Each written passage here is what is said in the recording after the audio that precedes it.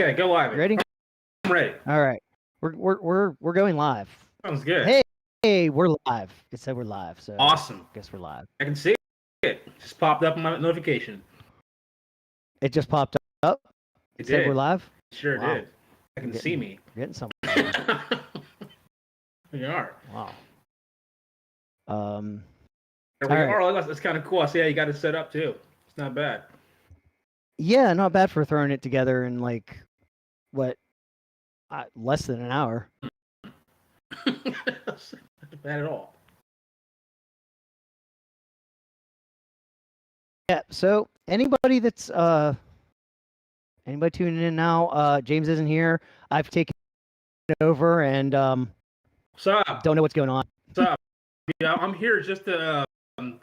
I'm Jimmy. You can call me Jimmy today. Yeah, like I don't know if James goes by Jimmy, but we can call me Jimmy for the time being. Jimmy. Jimmy with a Y. Airtime Jimmy. Airtime Jimmy. I like it. Now I guess I can go and wait. I don't wait. Oh, there's a link. Okay. Post to Twitter and say, hey, by the way, we're live now. Don't know how we ended up going live, but we're live. It worked out and it happened. That's all that matters. It happened, and we just went with it. Said you go live. You want to go live? I said sure. Yep. And he said, set it up. We're all set to go. This could be the end of Coaster Talk as we know it. This is the beginning of Coaster Talk. This is the beginning of Coaster Talk. We're also going to talk about a lot of things too. It's going to be a very, very patient night. It's going to be awesome. This live chat is going to be something I'm looking forward to today. Like getting called out for everything. You're blurry. I can't hear you. The sound's off. What are you guys doing? Why is the Coaster Talk podcast logo like that? Meanwhile, James is like watching this right now, thinking like, "What did I do?" He's like, "You know what? I should have just shut it down and just waited." Should have done and waited.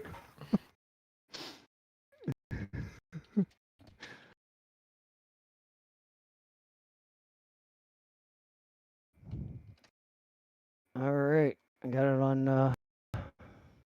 Posted to Twitter. Oh, that should be fun. All right.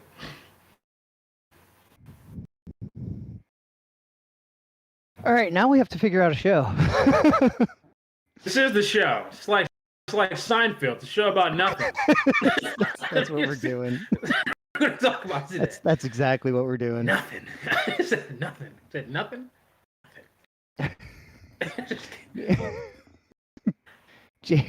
James definitely is watching right now going, oh, God. We should probably do a topic like, what do we think James is going to do tonight? Like, as he's trying to edit this thing and put it together. Like, am I going to cut this out? Am I going to take this out? He goes, what's happening to my show? I'm just like, I worked so hard for this. It's like, can't even put the right logo in the YouTube framing. He's like, what's going on? What's going on? No, it's just two coaching enthusiasts here on a Friday night, just enjoying ourselves. And we are all of age in this edition of the podcast today. Cheers to that. What was I? There was something I was. Oh yeah, I remember now. I think. All right, we need to start finding news stories because we have one so far. Actually, I wonder if I can even share this with you. I mean, I guess I can. I don't know what's going on. Oh look, there's a share button. I actually can share. Wait, can I?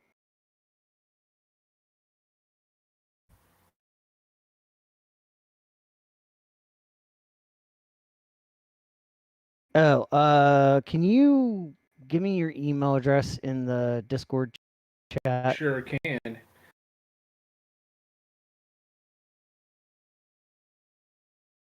Well, you don't want me to say it for everybody else so they can know this. I mean, sure, if you want.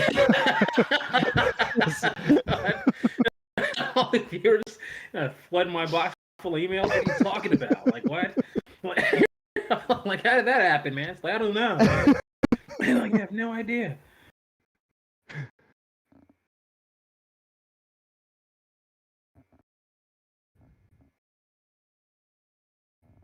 There we go.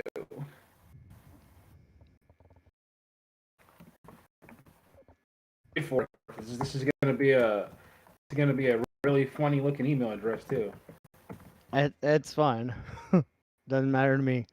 It's just you might laugh when you see it. It's just kind of bracing you for it. There you go. let me know what you think.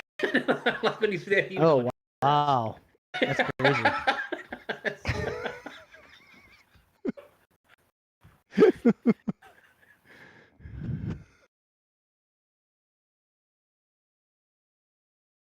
All right. What do you mean notify people? I don't want.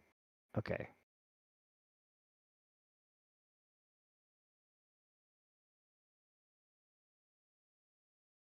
Okay. I think I just sent you an invite to the document. Awesome. Check it out. You did. Sweet. I did something else right. We're figuring things out. If you don't know, this is like a James's first time not on here, and because I'm here representing in place of you, Jimmy. By the way, if you weren't on here, my name is Jimmy today. Jimmy today, representing James today. It's Jimmy, and we're figuring things out, man, as we go. Me and Bob are just working extra here on a Friday night after getting off work, overtime with no money involved. Just loyal dedication today. Oh, nice topics here. It's cool. Okay. Hey, James is actually he's here. He's in chat. Is he really? Yeah, he's asking if it's skipping, which I was a little bit worried. I'm hoping. I had this issue with that virtual machine at one point where like the audio would just kind of skip a little bit. Okay. But I'm hoping that it's tolerable. Because that was actually why I was trying to install it in a virtual machine in my house.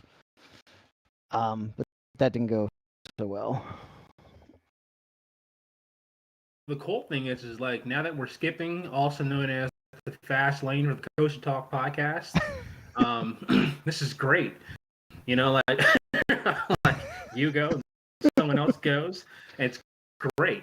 There's like and this is exactly how the park is. Like the operations are staggered because all the skip the lines go first, and you gotta wait and then listen and record. So we're just doing what parks do anyway as we skip along here, which is awesome. I've yet to figure that out. We play Jackbox games sometimes, and I use that virtual machine. And the last couple times we played it, that virtual machine would just do this like, I don't know, it would just like stutter. Like do a quick stutter for some reason, and I still have yet to figure out why it does that. But hopefully it's tolerable and people can still make out what we're saying. All right, so you got that document. You're able to edit it as well, right? Let me see here. It looks like I should be able to edit actually. That's fair. Well, I think I'm able just to view it. I'm not pretty sure of the editing. Look at it from this. I'm looking from a different viewpoint, actually, right on the computer. Let's see if that changed anything better. Are you signed into Google with that account? Not on this top, but I'm about to right now.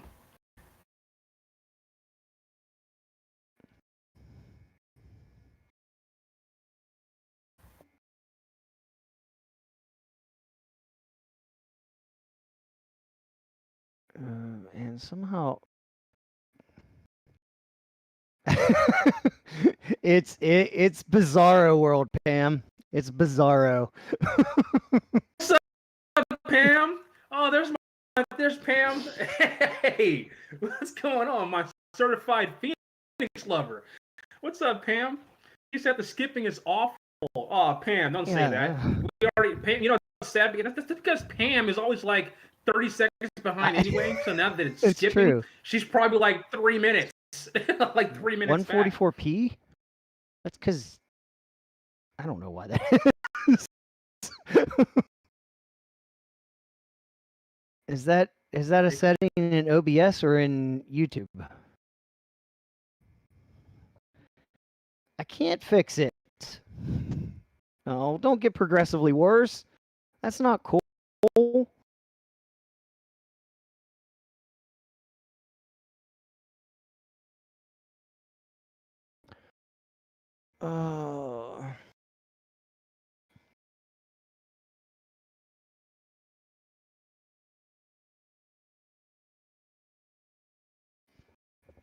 I don't know if skipping. It is. We're working through the opportunities that we can get through.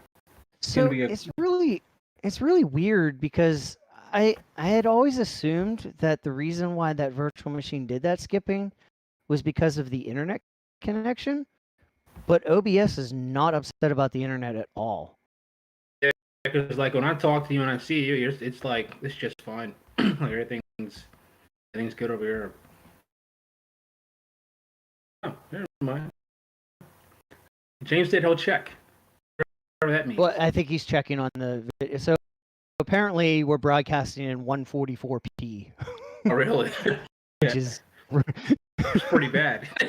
That's real bad. Pretty bad, man. It's like dial-up again here, man. It's exactly what it is. Wait, no, I have 720.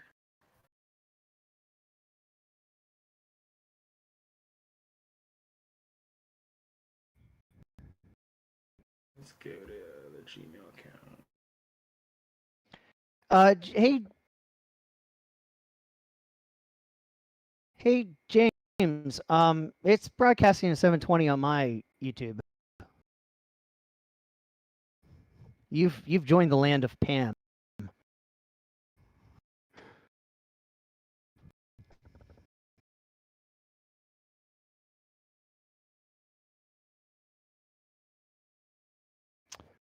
What can I'm not sure what I can do here. Maybe if I turn my. So, you guys are gonna see weird stuff pop up on the screen. Ignore it.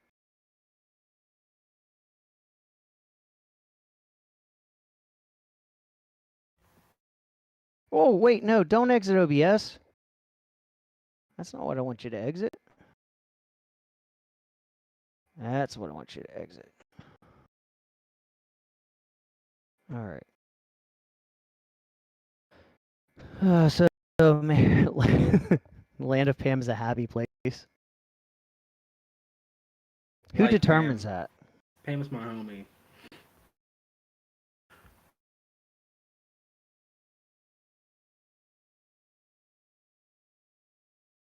I'm still on that. Pam is still on that skip delay, unfortunately. Yeah, yeah. So is it still skipping? I don't know if that would have made any difference or not.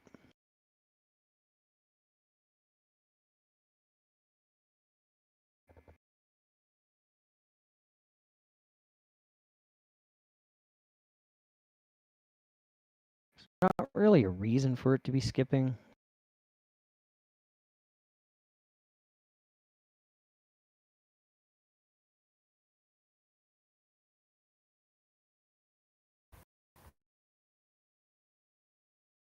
All right. Well, yeah, I don't know. Unless He said not. He said it's not as bad. Yeah, I see that. I wonder if it has He to do with said, "Then Kat says we think we're good." Wait, who said that? Katarina. She said, "I think you are good." Oh, okay, there it is. It popped up now. All right, I think we're gonna run with that. I mean, the other thing I could try to do is disconnect my display from it. I don't know if that me. I might make it.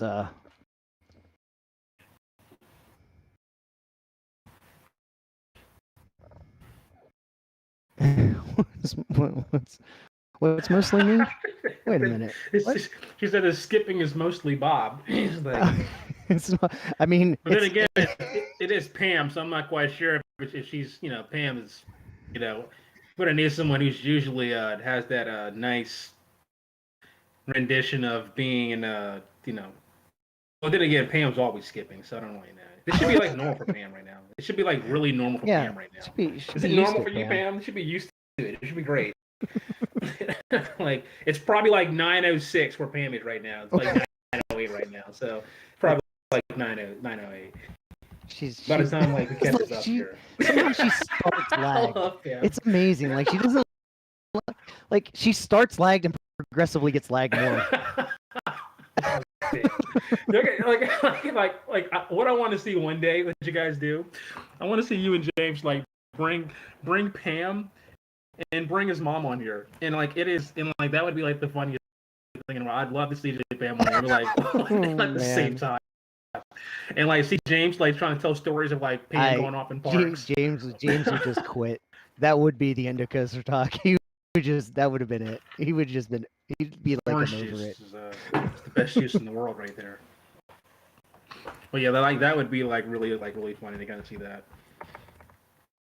Looks like I do have the ability to edit this document. All right, cool. All right, so yeah, find some news. Here we go.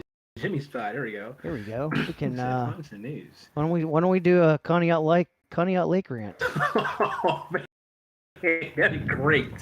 That's gonna be awesome. There's not a lot to rant about, but no, I don't want to skip. Pam's lying. I'm not skipping. I refuse to believe what Pam's saying. Yeah, the skipping is happening on my virtual machine that's in the data center. So it's both of us. It's like it's not the quality of either of our systems. It's the system that is actually broadcasting it. It's the same. Yeah, why am I even explaining? You're not going to get it. You're not going to understand any of this. The machine that's broadcasting it is the machine that we play Jackbox games on. That's awesome. But you know what I'm going to do? I'm actually going to wait, what did I just do? All right.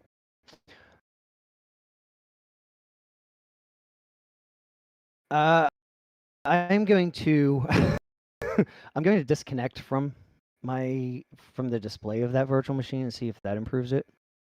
Oh, just gonna be me? Just me? No. It's just the display of that fine. machine. Yeah, that's fine. Okay. But here's the thing. I don't know if I have a screensaver set on this, so if at some point some weird stuff pops up on our faces that looks like a screensaver, tell me so I can log back in and turn the screensaver off. Because I no longer can see it. But you guys, we're still there, right? I hope. I think at this point, I don't know if that improved it at all, but hopefully it'll be. All right, so everything looks okay. All right, so just yell if a screensaver starts or something. Let me know, and I'll clear it. Right, James just said yes, whatever that means. I think he was answering. I said we're still there, so I think that's. Cool. I think he was answering that.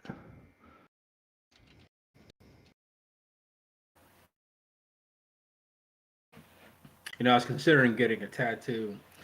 I said Kosher Talk Podcast. I'm gonna put it like right here in my neck. And then I'm gonna have like the cording from like the earphones like blend into like the like the T. I don't know. Just trying to. I want to see what it looks like. Did you watch Chocolate Meltdown? I didn't watch Chocolate Meltdown. It was actually more fun than I thought it was going to be. It was actually pretty neat. I think they made a wise decision of doing the 4 episodes of it, because as fun as it was, I think it would get old really quick. Oh, really? No neck tattoos. I said no neck tattoos. Like right there, like neck poster. I'd love to see like a coaching enthusiast with like a neck tattoo, and like like has like a he puts his like neck down, it's like just like coaster track, and then like when you lift it up, it's like a dive coaster. It's like as he like brings his chin down and like dives down. That'd be pretty cool. Uh, most coaster enthusiasts are not that brave of people to get things like that done. So, Mike, you want to talk about the seatbelt thing at Glenwood Caverns? I don't think we Sure. talked about that last week. I think that came out right after we recorded, if I remember right. Sure can. Is there anything you want to add? Oh, wait. Stories? Oh, that was Jamie. No, I'm putting it up here.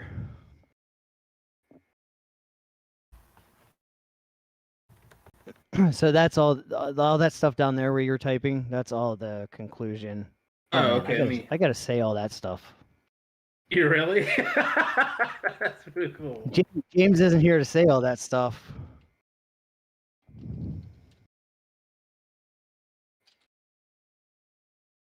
Get that out.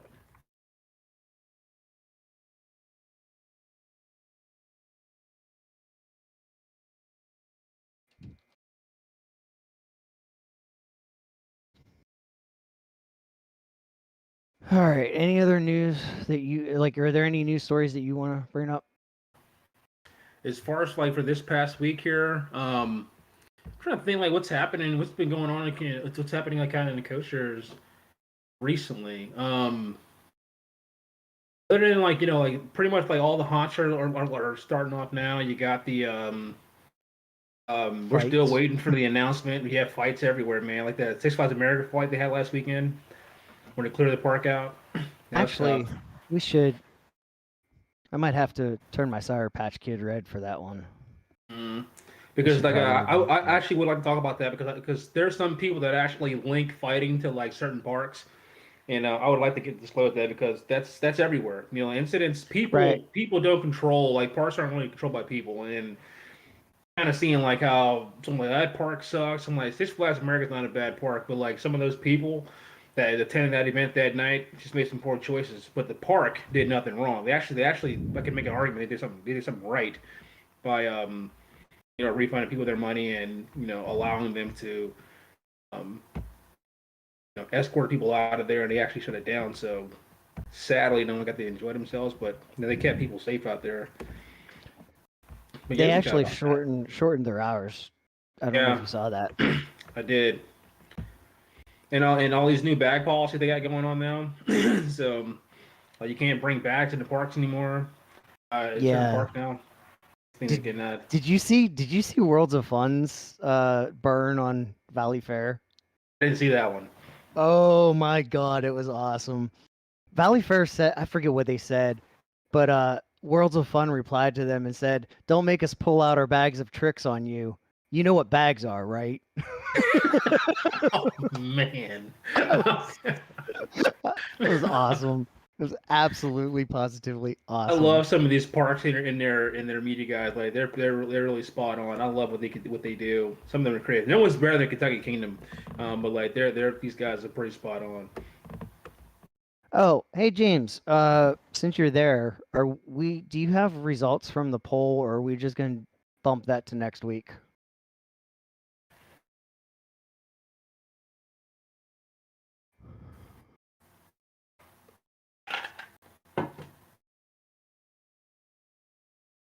He may have fallen asleep.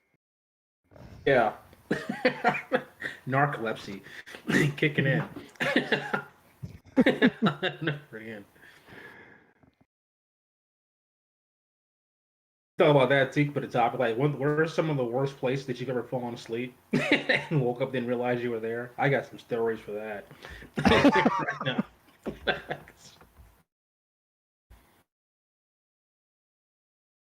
Let's see. Announcements. I don't think there were any announcements.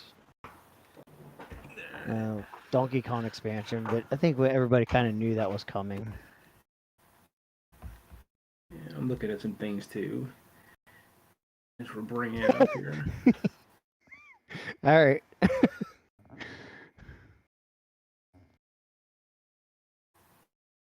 He said bump it.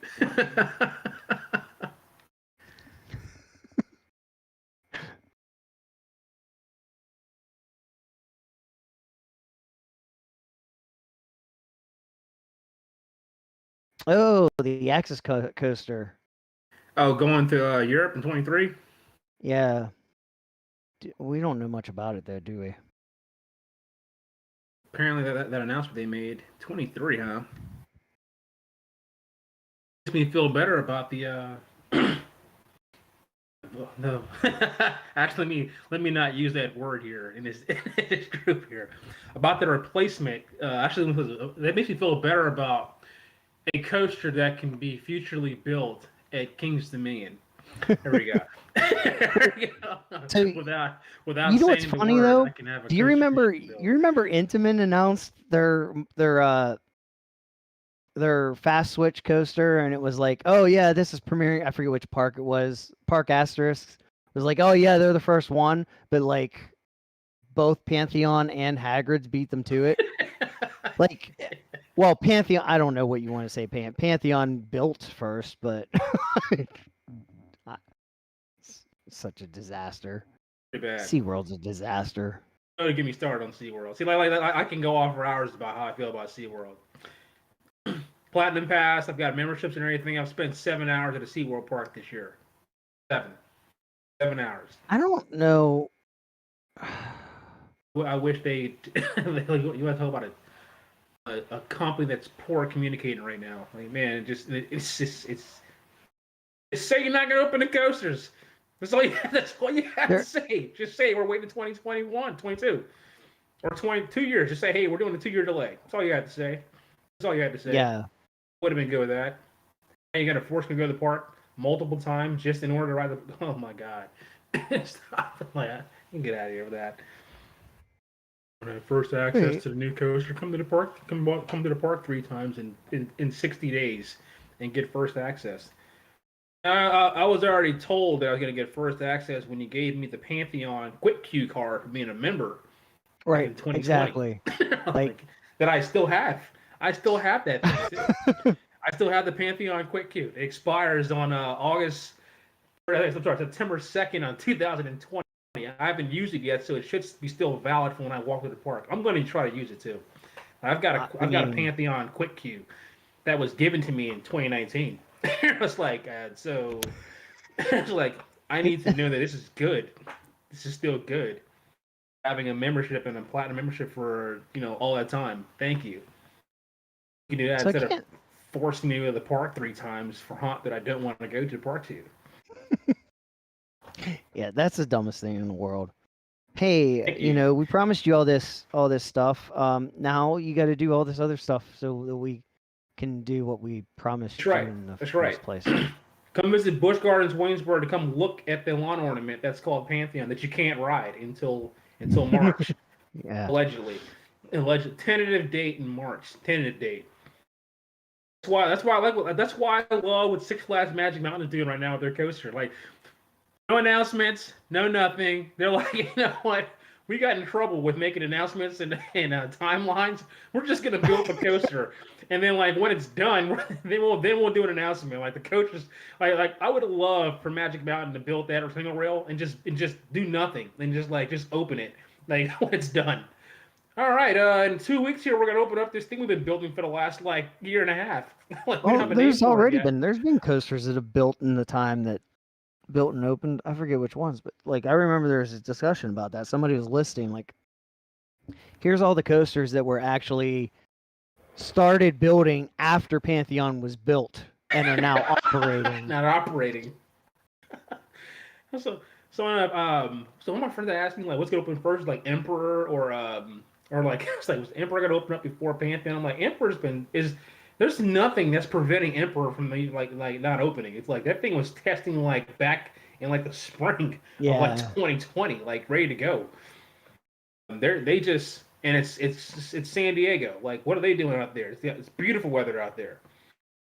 You need people to come to that park because like I've never been to SeaWorld San Diego, but I'm not sure if dive coaster is gonna jump me there real quickly. But like you can't have a dive coaster in Texas that gets more publicity than your current coaster that nobody knows about at a competition chain.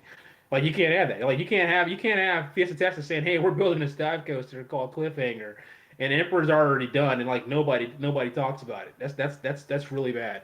That's why SeaWorld is SeaWorld right now because that's really bad. Yeah. Yeah. It's irritating. People It's are gonna irritating. flock to Like, Texas before they go to San Diego for a coach that's gonna be built a year and a half after that one's been completed. That's terrible. That's so terrible. I'm really confused about this. So all there is this tweet in a foreign language You're looking at it too. that at the SNS stand, they have confirmed that the Model Axis, we will see it in a European park around 2023. Around 20. But like that could easily be somebody that just made that up. Because there's a picture of the Axis, but it doesn't say, it's just an advertisement for the Axis coaster. Yeah, it's not really breaking down exactly like no real detail. I'm gonna there's no real details on it. Yeah, like nobody, I mean, like I could say, you know what, I confirmed that it's going to be somewhere in the West Coast.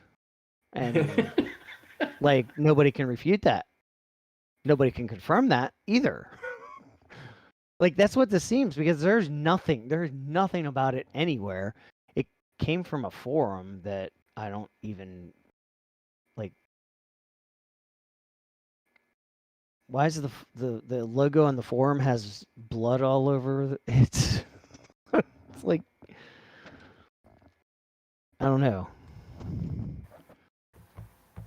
There's the link I sent you. But like I don't know, it doesn't say anything. I mean, even like there's I don't I don't know. Kind of worried about talking about it. Well, I guess we could mention it.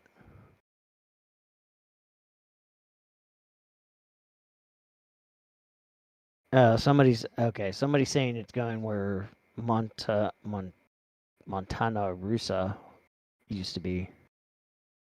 But like nothing, there's nothing that's really really confirms it. I guess we'll mention it,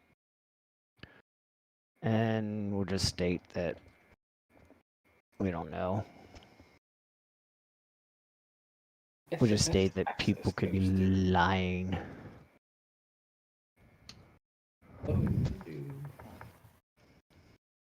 Have the new Access prototype.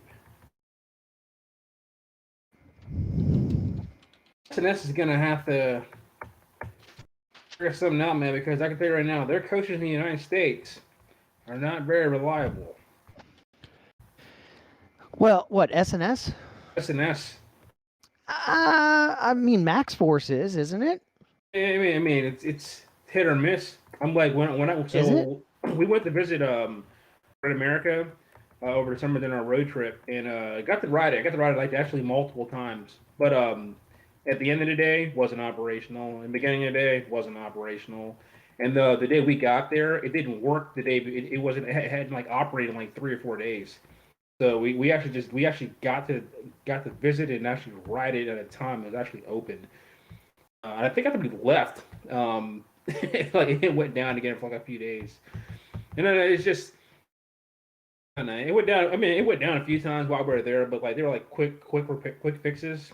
Down like maybe like 15, 20 minutes, and then like it go, it run for about an hour, then it go down again for like 20, 30 minutes.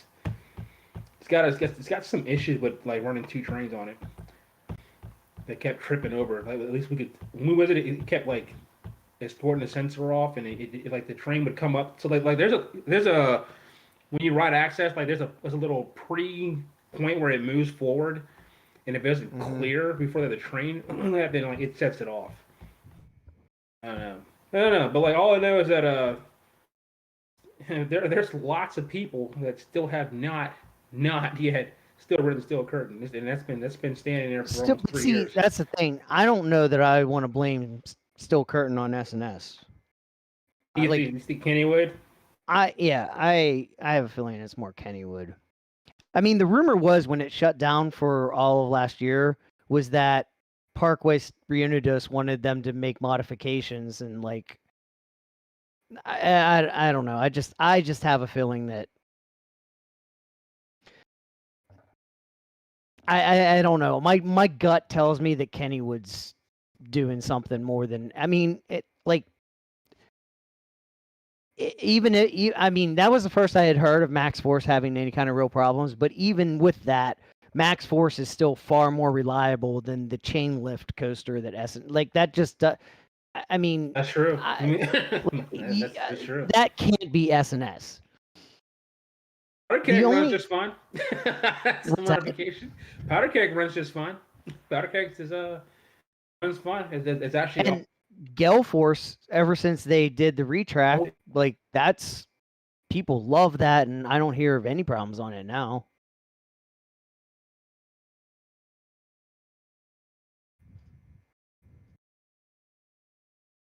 does anybody know what Pam's favorite coaster is? I-305. Really? No. She probably. Dude, I was gonna be like, like when I met Pam, and like when I first started telling me, like, we were like standing in front of the I-305 Plaza, and I'm like, hey, and I think it was either her son, grandson, or nephew, or family member that was like their first time riding on it. And I'm like, oh, Fury's her favorite ride. That's actually a good. Fury's is fun. Fun's a roller coaster. Fury's good. Good. Fury's a good ride. Not better than I-305, but it's a good ride. Fury's a fun ride. At least for me, it's not better than I-305. For me, it's not.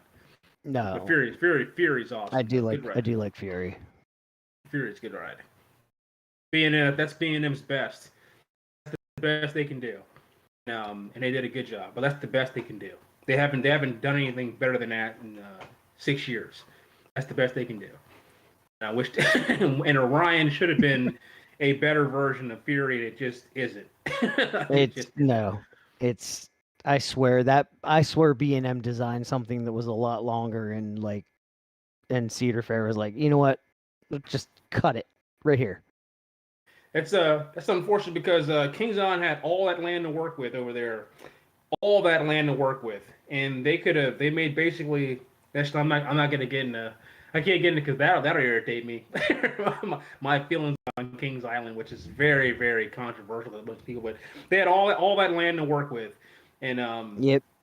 that's your Giga shouldn't be in competition for the Hyper. Let's just put it that way.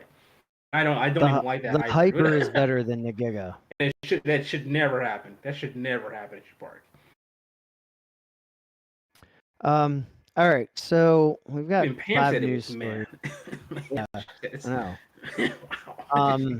What do you want to do for the second half of the show? Second half of the show. We can do whatever. James isn't here. We can do whatever. Oh man, you can like break protocol and start doing things that we don't normally do. We're- It's really nice. It's like we're gonna have 3 halves. Free half and take like live questions like from the people in the chat. That can do the second part of the show. You like tell us your thought process on certain things and like what do you want to hear? Like what kind of questions do you guys have? We're take it from the audience in the second half. That'd be great. I would love to do that. The problem is we don't generally have enough people to keep that going. Wow. I've always thought, I've always in the back of my mind, I've always kind of like thought like, oh, how can we do that? But like it never like, I don't know. It's tough because there just generally isn't enough. You get some, but like it just wouldn't be enough to really do much. Right. How many of you are going to stick around for the whole show? Because I'd love to hear some controversial questions to ask for me and Bob. That's true. Like James is right. Like you have to promote that one before going. I agree with that. Yeah. Enough people in the live stream. That'd be nice. could post some of that. Come ask your controversial questions in the live stream to Bob and Mike. Yeah, we Like should. doing James. I We could should do post that that. right now. I could post that right now, James. I could do that right now. Let's see. Well, do you think? I mean, you're more popular than us, so maybe you might actually. Let me see. I can actually.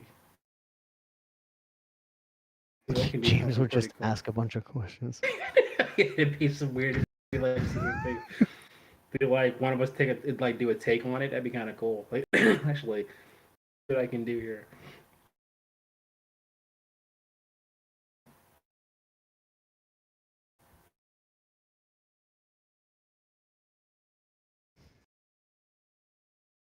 I'm gonna put. I'm gonna. So I'm on my. I'm on my Instagram right now, and I'm gonna post a little thing here that says. It's gonna say questions. It's gonna say. Your question on the live chat. Let's see here.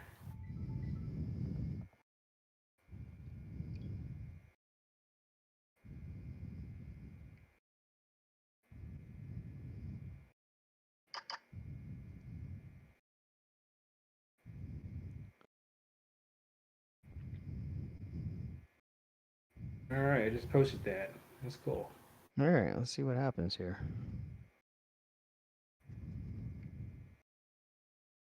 And what I'll do is I'll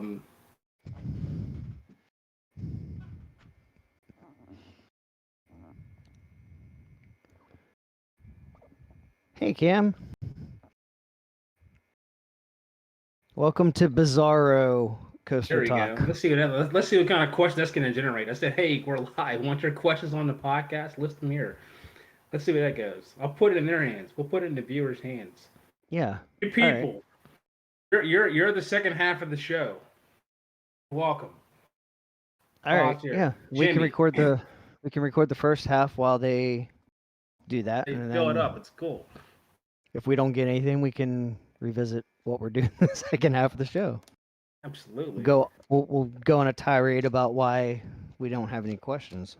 Or I'm just gonna hear me go on a tirade about Diamondback at Kings Island. That'd be great to talk for hours about that. That wonderful hyper that people have, which is I actually made a B&M hyper list recently. Anybody guess where I put Diamondback? I just realized something. I just heard the Discord message. I just realized I bet that anything that's being received on that machine is actually being broadcast to them. I don't know that for sure, but Oh, that's cool. so if you guys hear random Discord noises on the live stream, just disregard those. This is a work in progress, man. I'm new to this. I'm very new to this, so I'm just filling in for James. That's all I'm here for today. He looks a little different, man. He's a little darker, a little taller, a lot more smiling. He's got shades and headphones on. Now, my name is Jimmy today. Call me Jimmy. Here's today. I'm just trying to do my best to fill in for James today, as we miss you. We should have you in this. One day we're gonna have like a trifecta, like Coach Talk podcast. We'll have like James and Bob and like myself, and then we'll probably bring in like somebody else as well too, because bringing like OK Coasters, right? I love Brad. He's great. While he's down there enjoying himself where he's currently. I'm not gonna tell people where you're at right now because I'm still loyal. Right? I don't discuss information, but you're having a great time. I would love to be where you're at right now. But he's a big viewer of you guys' stuff here, and so I told him like, hey, I'm gonna be on. He's like, well, I would chime in, but I'm gonna be at this location. I'm like, oh, very nice. He's like, you don't have to worry about that. You can listen to this podcast in your car on the way back. So he'll hear this, and all I'm gonna say is I'm gonna put a little pressure on him. Get your videos out. You know which one we're talking about? That KD video, the clips. People must see this video. It's gonna be great. But he's great. He's one of the best YouTubers out there. His content is like extreme. I love his stuff. He's a great person to conversate with too. I don't venture onto YouTube much. Huh? I hate being tied to my computer. Oh, okay. I'm more tied to my That's the phone problem. than anything. See, I can't, and I can't watch stuff on my phone. My phone Dude. is my phone is like the ADD medicine for when I'm watching TV. It's like no, um, yeah, it's I don't know. I haven't made that adaptation to the whole YouTube thing. Like I'll watch. There's some times where I'll like watch a couple videos, but like it's like I can't just like sit down and just go forever. I've noticed that I like sit at my computer less and less now. Like I just don't like sitting at my computer much. Even that's all I used to do. Now I just sit in front of the TV.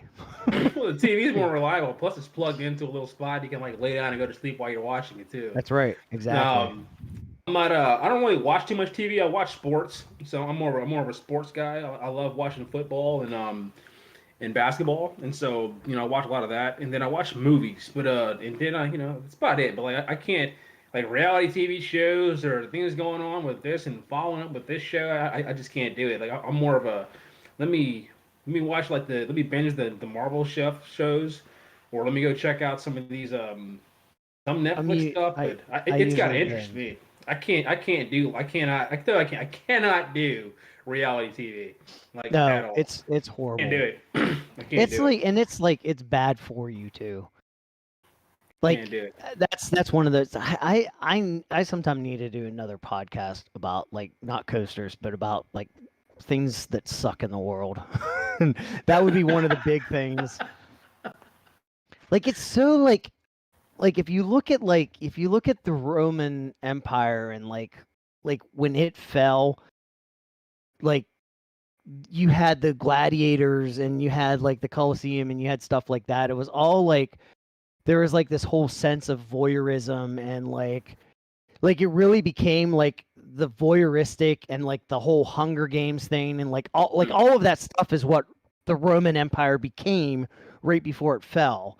And it's like you look at all this stuff and it's like, yeah, this doesn't seem right. I don't know if we should be going this way. Somewhere there's somebody watching this going, who are these two old guys that are complaining about reality TV? And I'm like, that's me. I'm complaining about reality TV. I really am. There's no creativity in it. I like creativity. I like people to take time to like write and do things. I'm more about like skill and knowledge. It's very easy to go on TV and just do anything. But I'm all about no TV show. I like TV shows that make you think, like Succession on HBO. Oh man, that's great. Like I can watch that all day. Like that's just Succession? Succession. It's about this powerful like family, and they own like networks of billionaires, and like it's just smart TV. Like no, it's not meant for the like that's good stuff. Chernobyl, like HBO. If you have HBO or HBO Max, Chernobyl was Chernobyl was amazing. great. That was great. Like those kind of shows are like for me. I'm so sad that that Ozark is coming to an end. Like I love that show too. Like Ozark's coming to an end. But someone asked me like, "Hey, do you watch it was something about something like the Bachelor or something like that?" I was like, I can't tell you anything about Yeah, the no. Bachelor, like No. at all. You watch Dancing with the Stars? I'm like, I couldn't even if you gave me $1 million, if they offered me $1 million to name one judge on Dancing with the Stars, and I had like 10 guesses, I'd walk home with no money. Like I had, Yeah, like I got sadly, you. I'd have no money, like nothing to take with me. James is not. I'm Cam. Come on, Cam. Jimmy. My name is Jimmy today. I'm filling in for James. Okay. James had a little problem. He can't hang with Bob. Like some of these topics were a little tough, and he was like they needed someone a little stronger to compete with Bob. And like I don't back down from people and things like that. And so he called me up and was like, "Hey, what you doing on Friday?" I was like, "What do you need me to do?"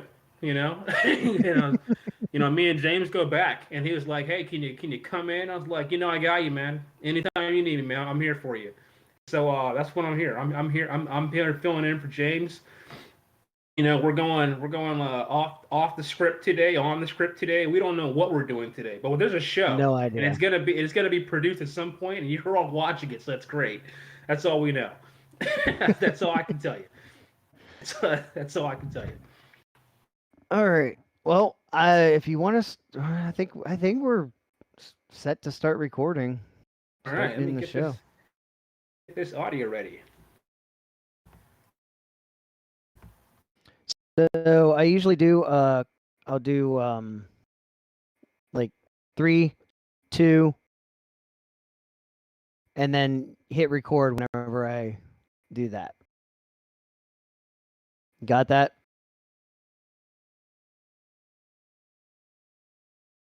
Is that a yes or no? Or did you disappear?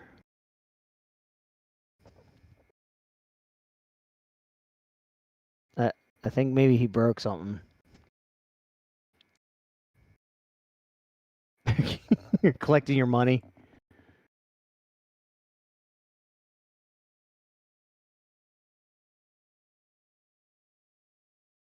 All right. I think we lost Mike. right as we're about to start, I think we actually lost him.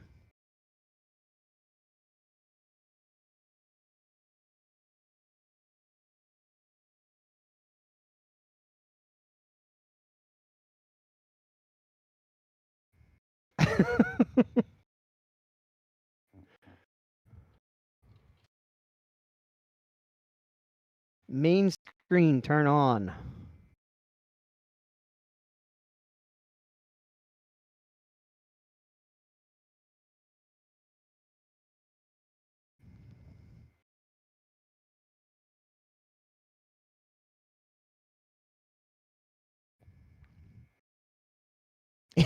He's just really focused. Oh, nope, there he goes.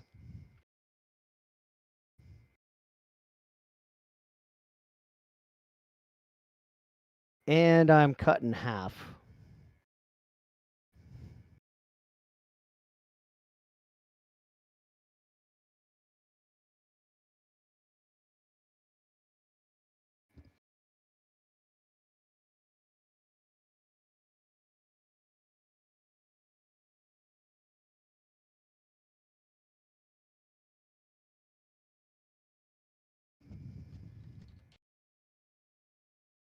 All right, well, hopefully he calls back here shortly.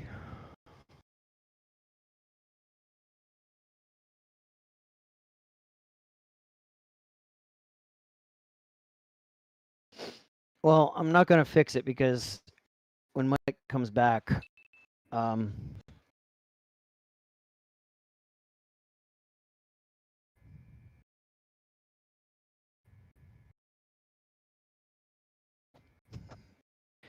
Mike was like, "Oh no, we got to start recording." He bailed out. He was like, "Nope."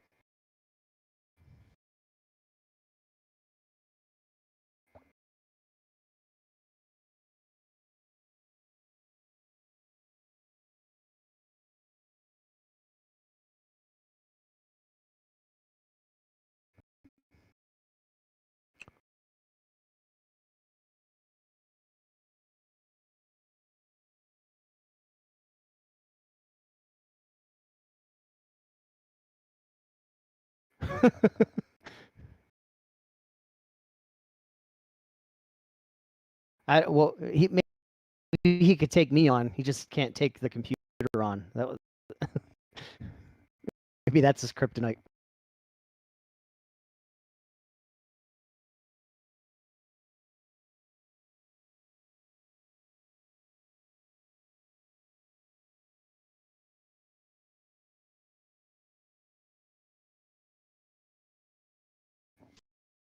Yeah, I got no idea where you went.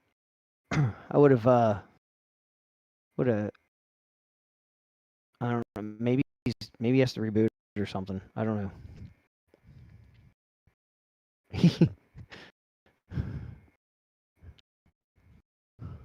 Now I want pizza. Thanks, Pam.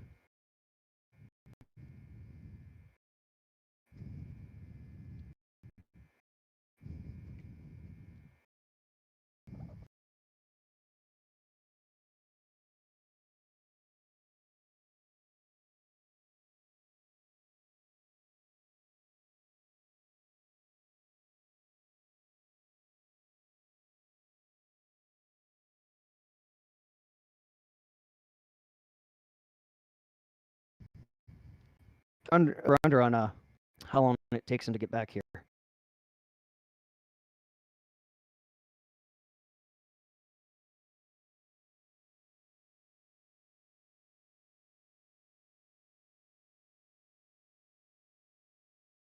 Yep.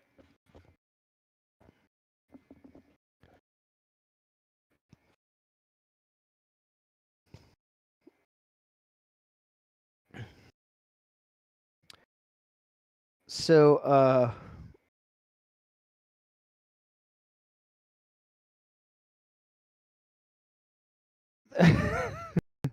yeah. Um,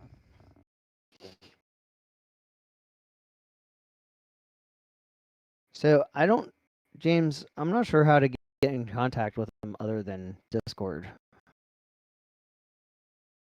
And he's clearly not on Discord right now.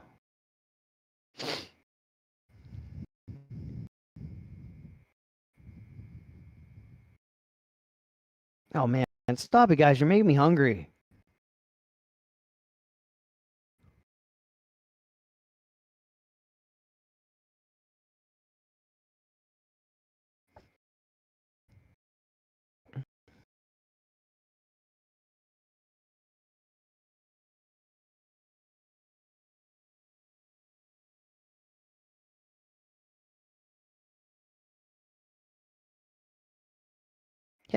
Hey.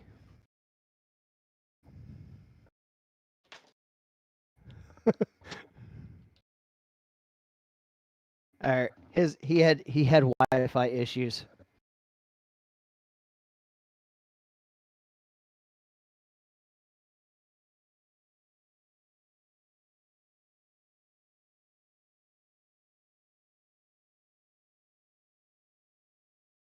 He's working on the Wi-Fi connection now, and then he'll be back. He said.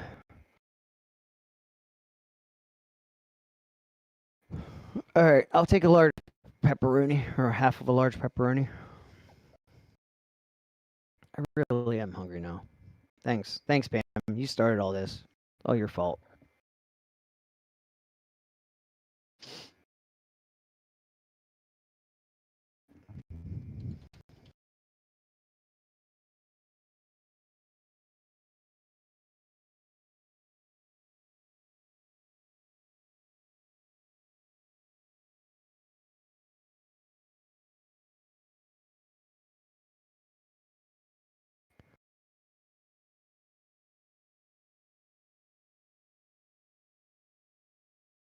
Yeah, he messaged me, James. He said he was having Wi-Fi issues. Yes, I know I'm cut in half. I'm going to remain that way until Mike is back there.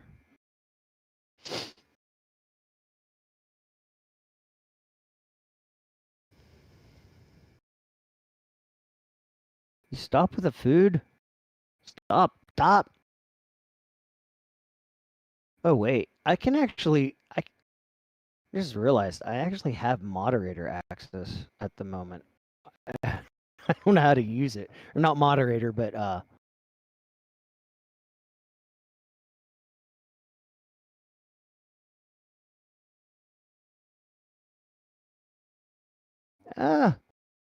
YouTube is not receiving enough video to maintain smooth streaming.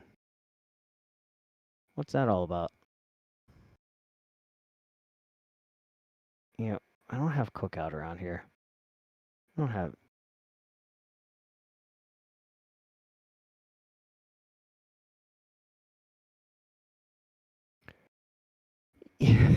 I so the funny thing, Clint, is I actually made James buy a really long Ethernet cable.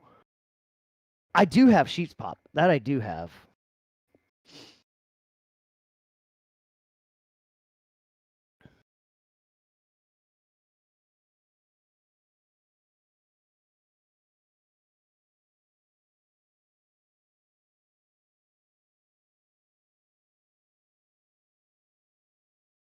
Ah, I love Sheets.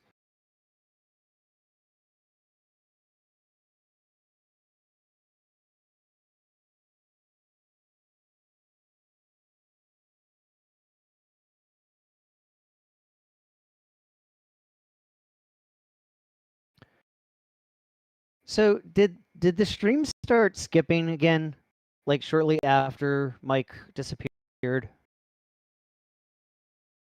I think I have peach in the fridge.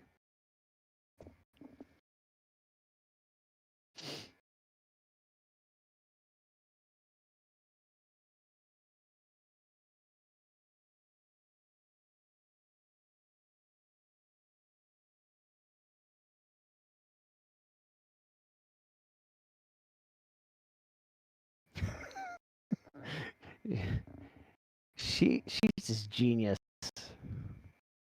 I love Sheets.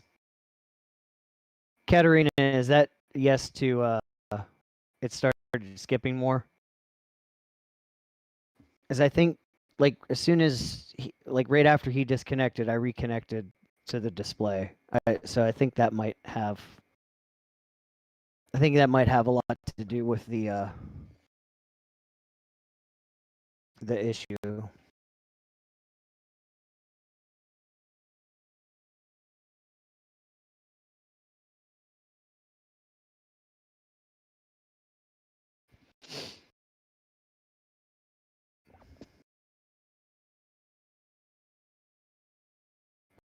Okay. Yeah, that's what it is. So once Mike gets reconnected and I get the stream settled again, I'll disconnect from the display and it should get better, hopefully.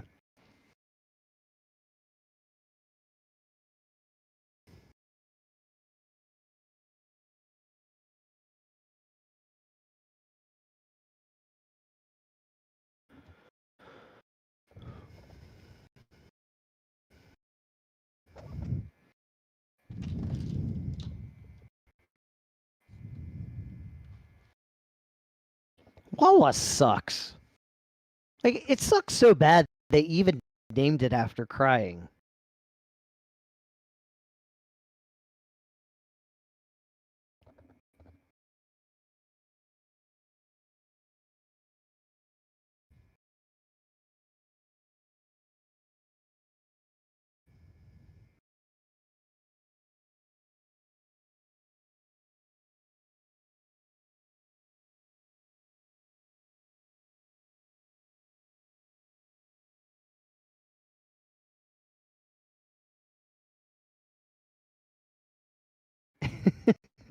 Not an awful take. Wawa's horrible.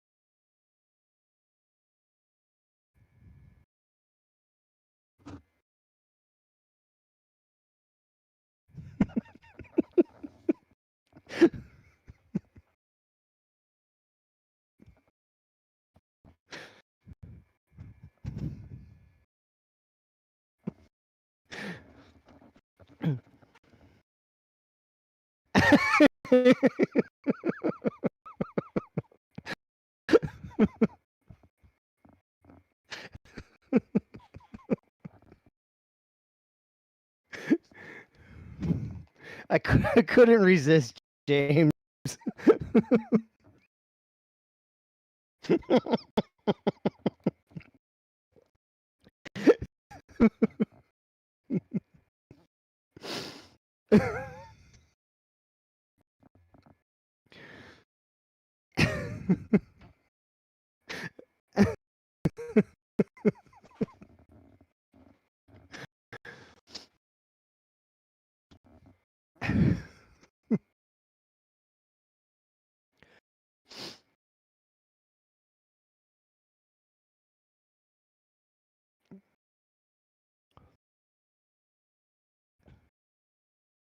My stream status is poor.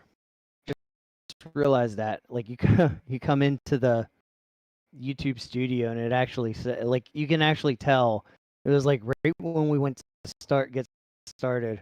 All of a sudden, like it was like right when I reconnected to my display, it started giving errors.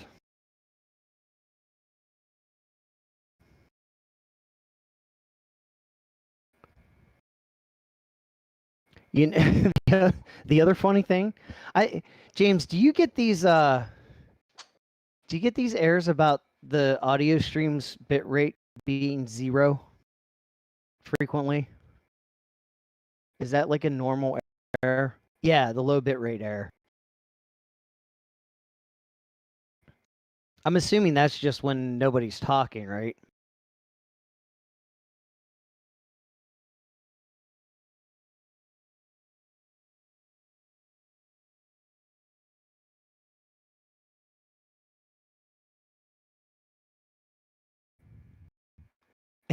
The funny thing is since Mike's using the his laptop microphone, those errors those errors didn't start until he disappeared.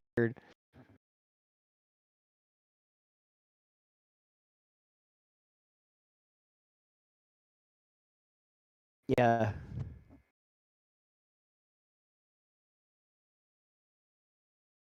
Hey, the stream's excellent now. So weird.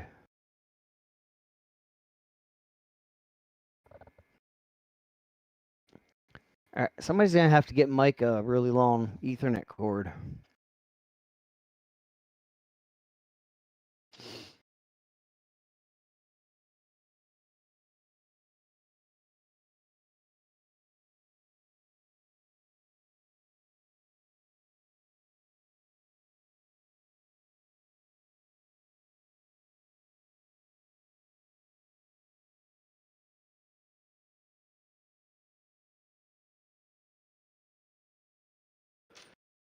I also just realized whenever Mike comes back, his Windows, his Discord window is going to be in a different location, huh? Yeah. Well, it's so funny because like everything was fine. Like it was absolutely fine for him until yeah, until like we went to start and then all of a sudden it was like nope. And it wasn't even like a stutter, it was just like gone. It was there and gone.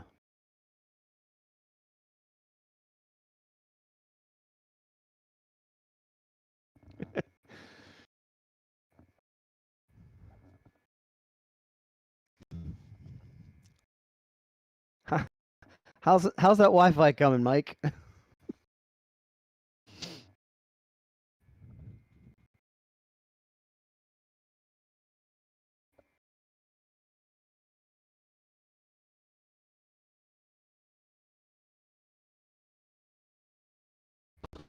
Yeah, James knows all about that.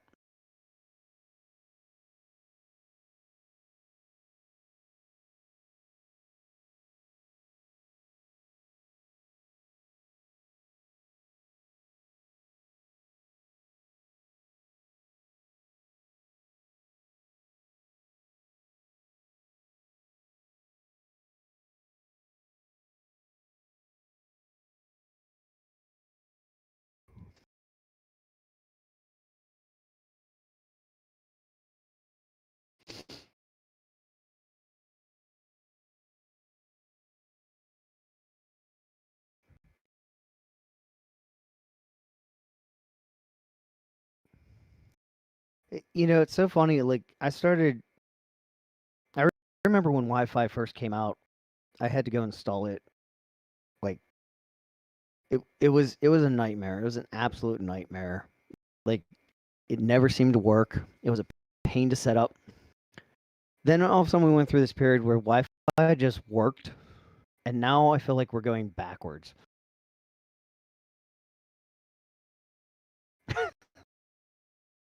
The TV in your room.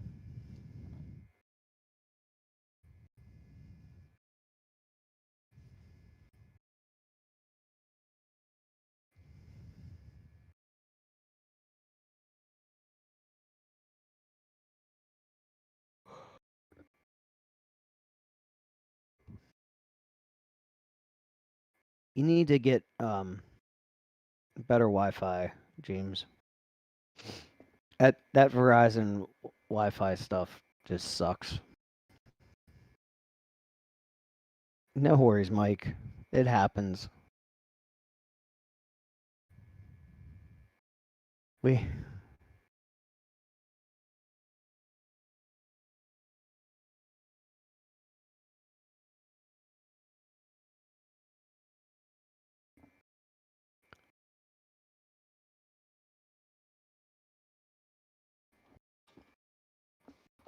Ugh.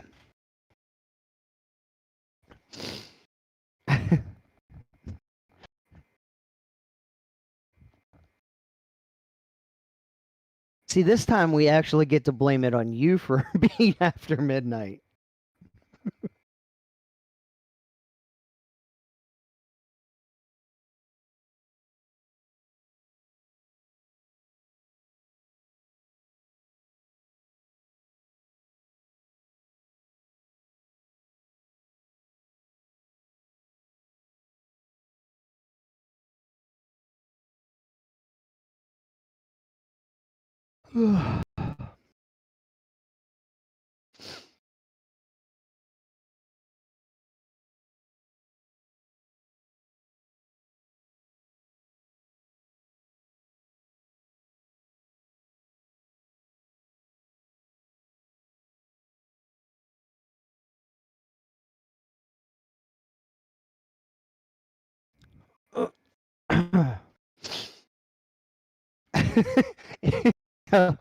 Mike really is filling in for James.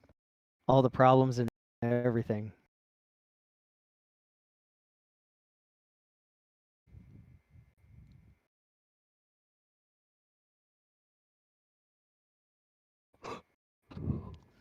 I don't know. Maybe it's your Wi-Fi. That's kind of interesting, though.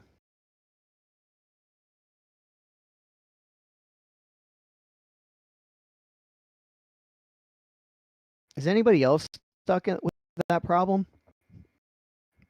Hey, everybody else has like 720p as an option, right?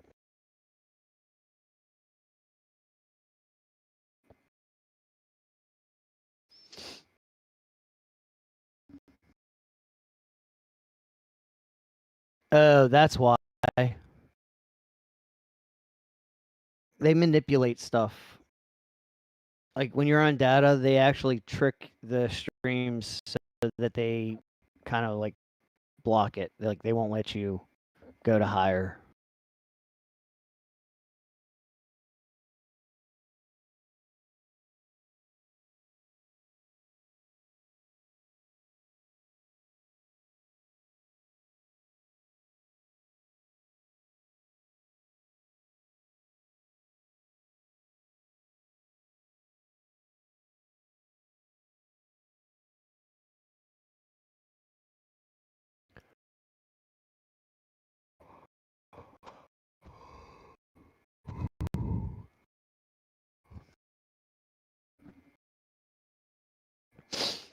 Yeah, but they'll like they manipulate over different times. So like right now they might be under heavy load and they're trying to conserve the data on the towers, so they're forcing it.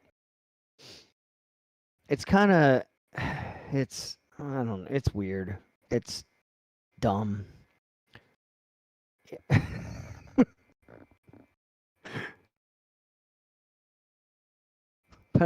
I think I look good split in two.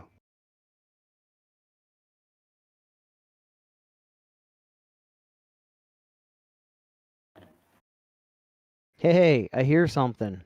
Hey. Anybody else with that problem? Everybody else has like 720p as an option, right? All right.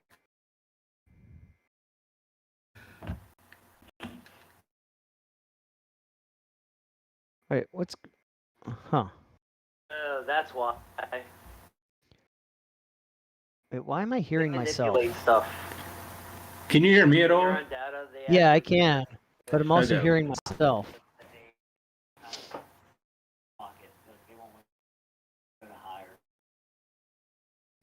Oh, it's so fun. I'm like, why is that happening? Because it's on a lag. Can you hear me at all? Yeah, I can, but I'm also hearing myself.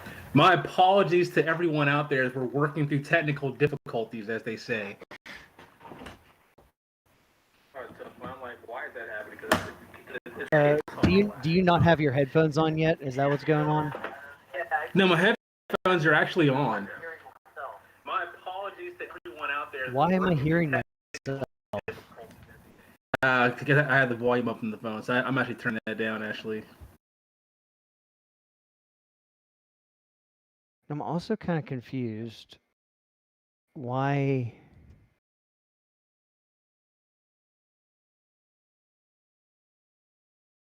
So your show, am I still split on the stream? No, my video is still actually is the video linked?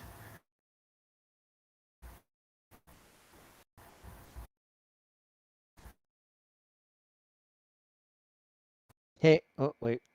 Yeah, the preview. I need to.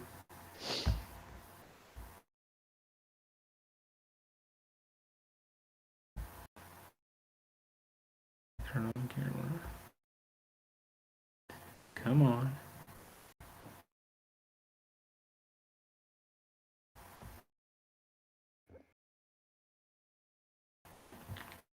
Wait, I'm really confused. Okay, there it is.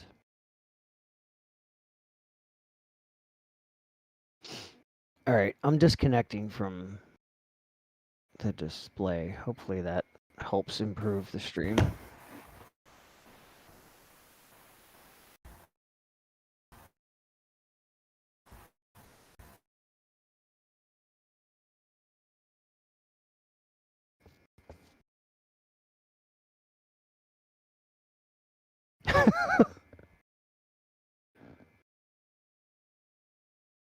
That's weird.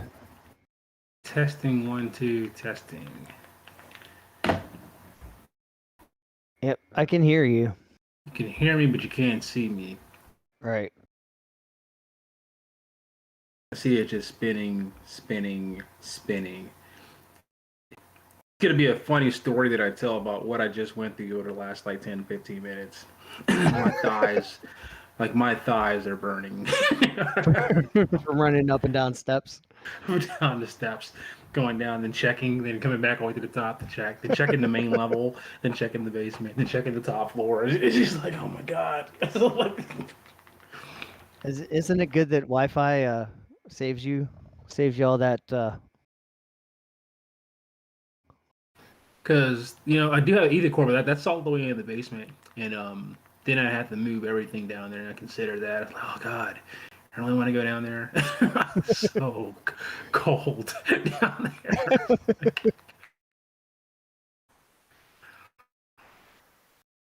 And I have to make sure to adjust the whole lighting thing down there. I don't want to do all that. I may have to. Let's see.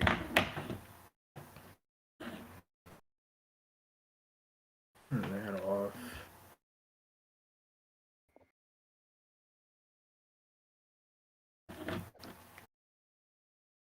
Is the stream still skipping at this point for people?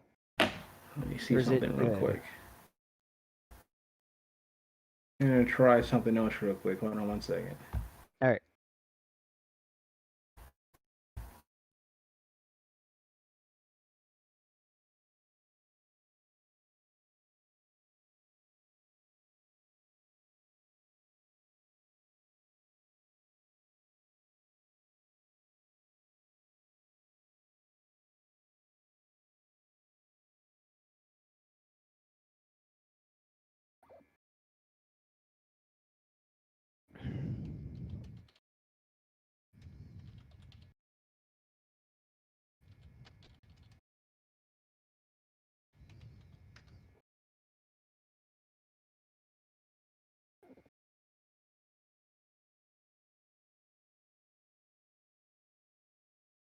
Okay, cool.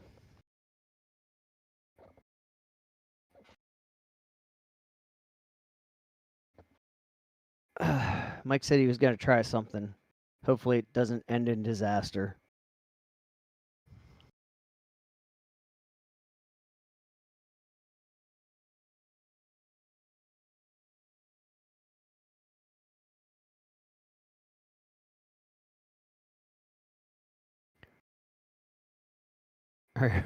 Are you there, Mike?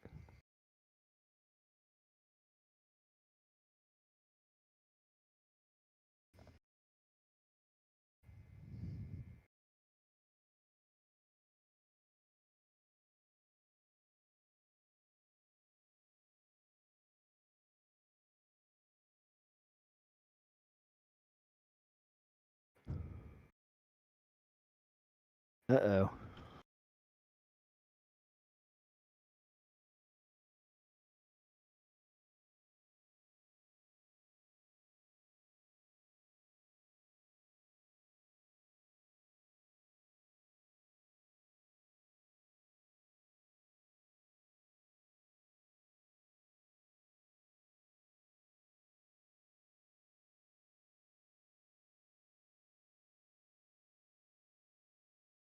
I think now I'm running out of memory on my. I'm gonna jump out at live chat real quick. I'll be back in.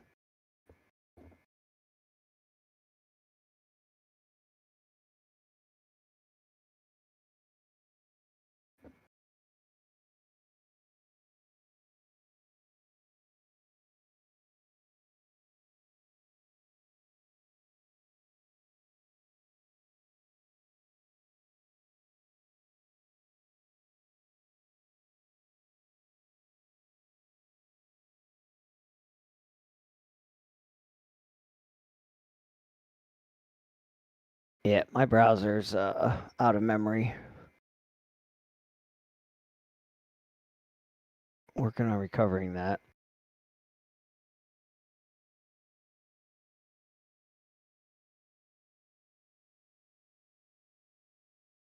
Maybe.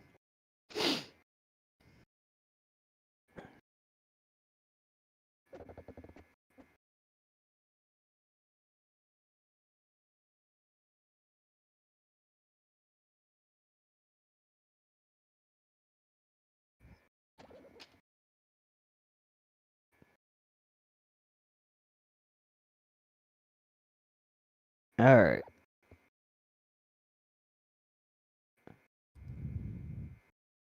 I see Mike is typing to me.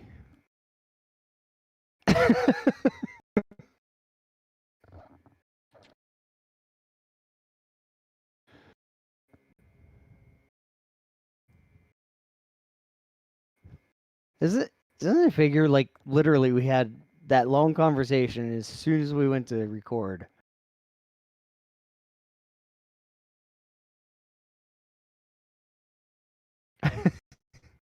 Might have to talk amongst ourselves.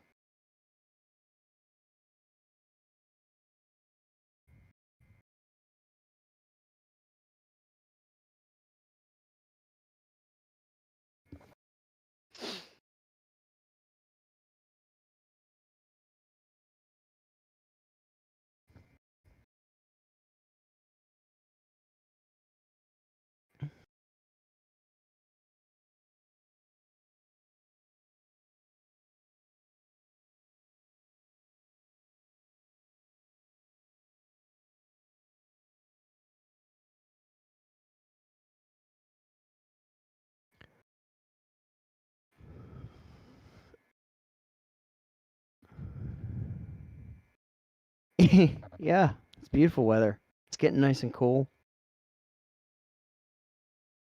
It's almost like Phoenix Fall Fun Fest weather.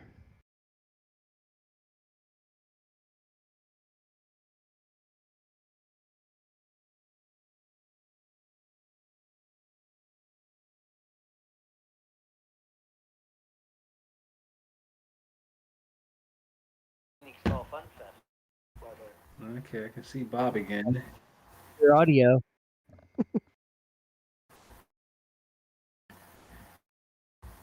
I kind of hear Mike. Yeah. I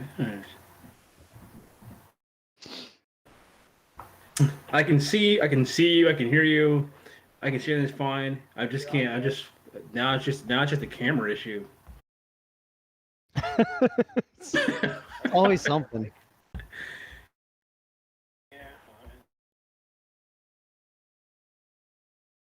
Why? For some reason, I still keep I hearing. can see you. I can hear you. I can hear this fine. I just can't. Like I keep hearing the delay from the stream. Do you still That's have the from my stream? that's from my phone. I'm actually turning that off. Actually, ignore it. Oh, okay. That Okay. makes sense then. That's what was going on. Can't start your camera. Let me see here. It's the error.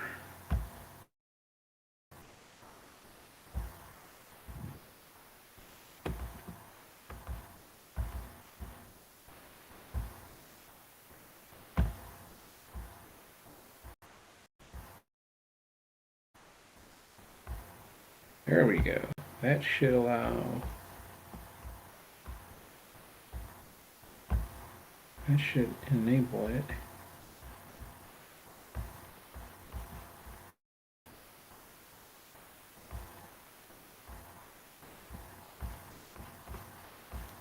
Okay.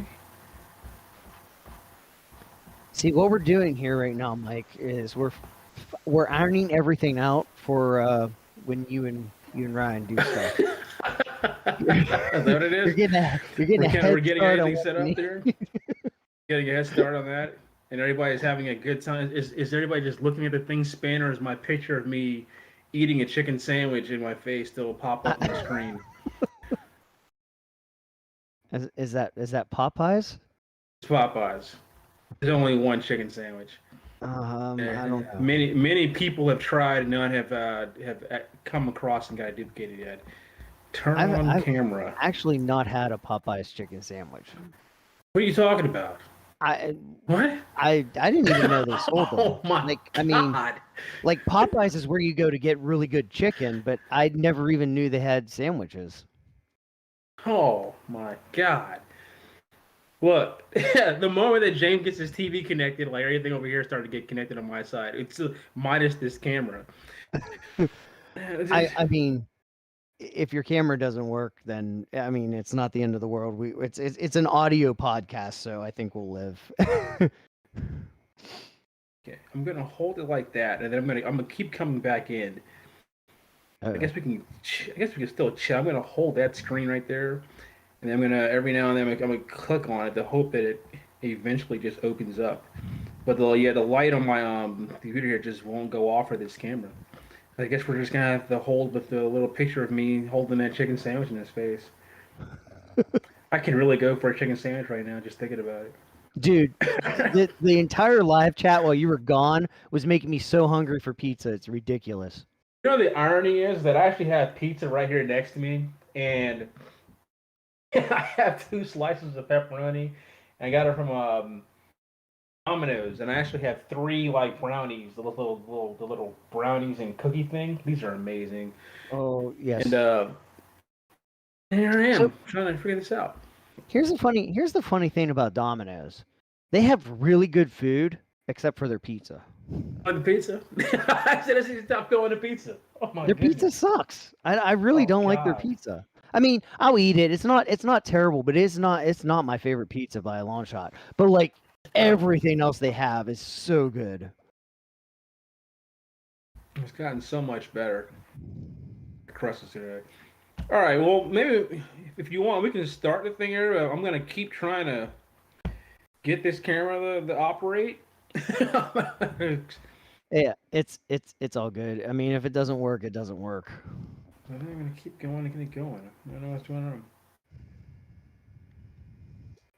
Yeah, that's right. Pam did say you were getting pizza.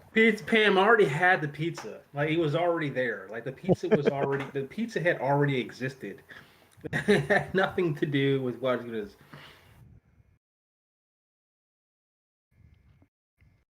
Are you going to Phoenix Fall Fun Fest? Phoenix Fall Fun Fest is supposed to be a green light. I think we're good to go. I have to chat with Kat, but I think we're good to go. Got to check the schedules. I think we're good to go. Today's the last day to get registration. Oh, well, I should probably get that done here at some point soon. or I'm not going to be at Phoenix Fall Fun Festival. Might want to do that. Yeah, should probably get on that before the internet goes out again. It's crazy. I have three internet connections in this house because I'm so Wi-Fi dependent. I have 3, and I always stay on the strongest one. Then I have a backup. Then I have a backup for the backup. And so, and so like when I was going through, I'm like, what is going on here? And then I was like, okay, well, I also have, yeah. Oh, wait. Did you do something, camera? It flashed. Oh. Dancing squares, dancing squares. And then I was like, well, I also have. Hey, look who's in the live chat. Who's We in the live haven't discussed Volcano yet. Oh man. It's okay Is coasters. that okay, coasters? Oh, okay, what's up, coasters. Brad?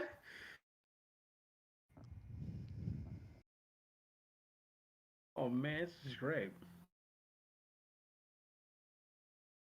Yeah, So I don't know so what I it went is. to the other internet channel. So actually, like I also have. I can also do like sorry, the mobile hotspot from my phone because I have like 80 gigs if I wanted to use it. I was like, okay, what? Like I have so many options, and now I'm here, but I can't see anything except for me smelling that Popeye chicken sandwich, like in the in the thing here. So people are gonna be looking at this, looking at me like smelling a Popeye. It's spicy, by the way, spicy chicken sandwich.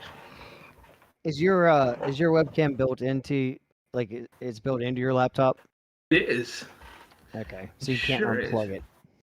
And I can't unplug it. And I've actually like gone through like the function itself to actually enable and disable. And That's what I was gonna see if you could do that, but I guess. and it just I don't know what it is, man. So because I can't even just turn. Let me try something else. Let me try one more thing here. Actually, Uh-oh. I don't hear you. Oh, there you are. It gets scary, Mike, when you say, "Let me try one more thing," and then all of a sudden the background noise goes away. I'm like, no, crap, not again.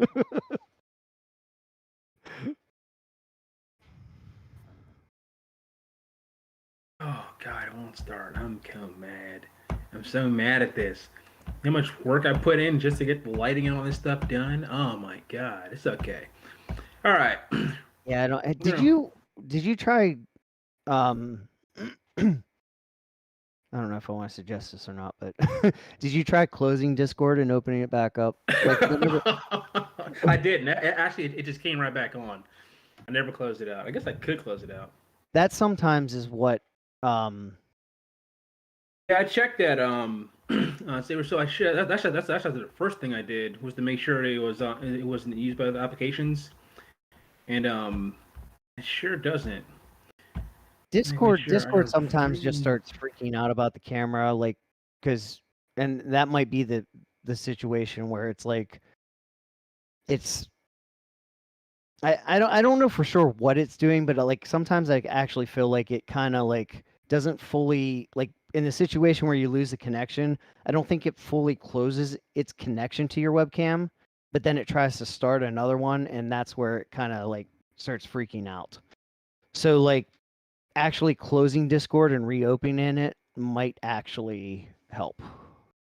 All right. Give me a second here. It's gonna get silent here for Bob. Cross our fingers. Okay. Big money, no whammies, no whammies. I just want y'all to know that Bob suggested it. Yes, of course. All right, here we goes. Nothing. And if it goes quiet for a minute here, then I'm gone. Then that's because and it's gonna split my head in two. Pam will like that.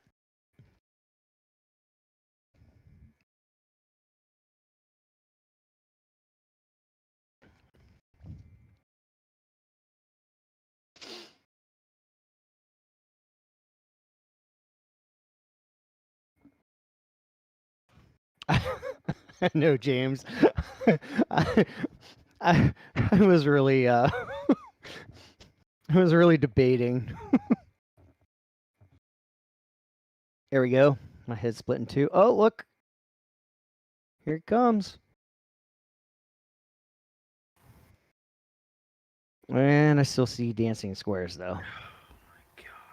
Oh my God. Hold on one second. Let me get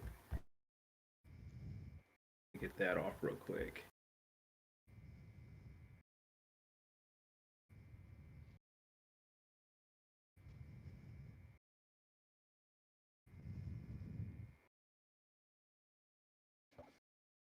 At some point, we'll have a podcast, maybe.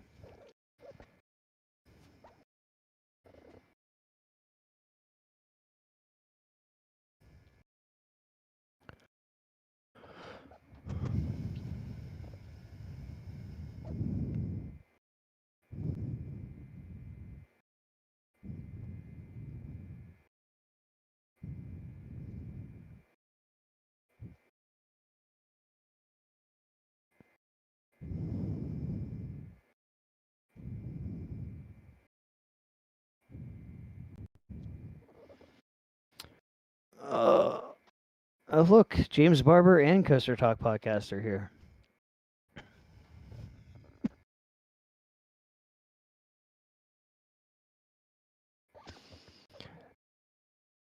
Yeah, it probably does, James.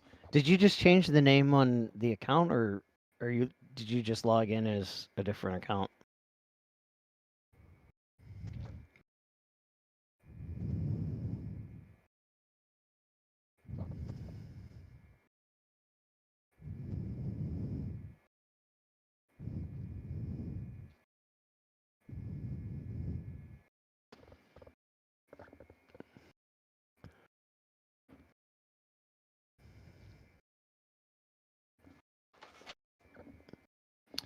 Uh-oh.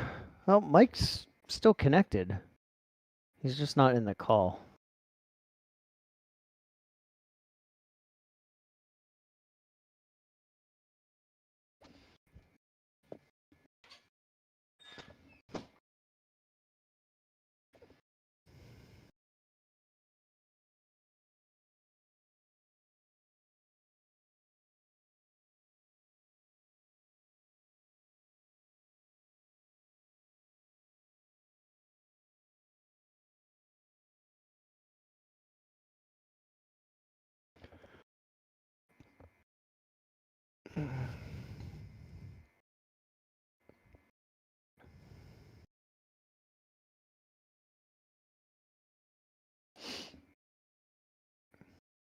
Maybe I did doom us all.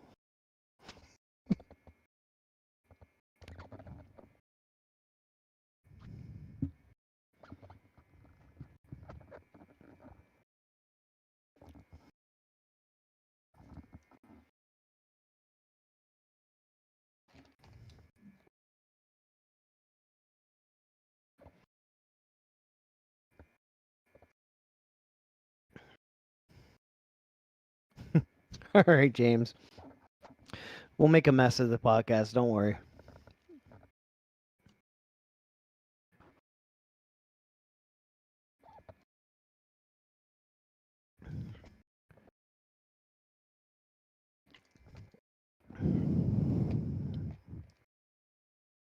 I just finished a whole liter of Pedialyte and we haven't even started recording. I don't think that's ever happened.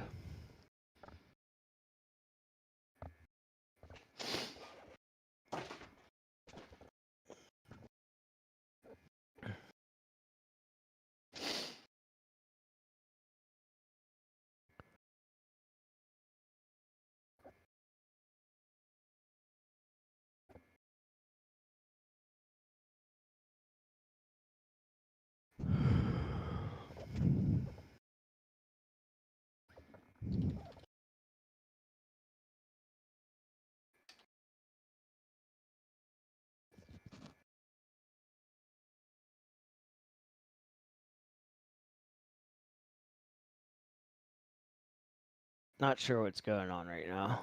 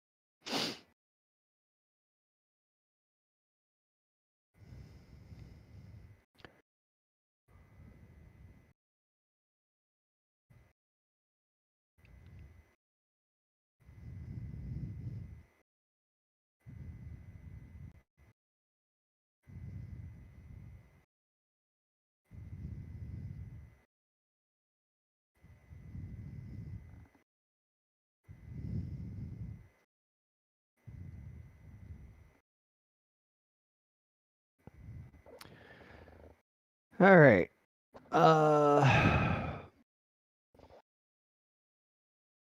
He disconnected again, so I'm not sure what's going on. Well, James might be over COVID by time we get this podcast recorded. Anybody that's wondering, that's what actually happened.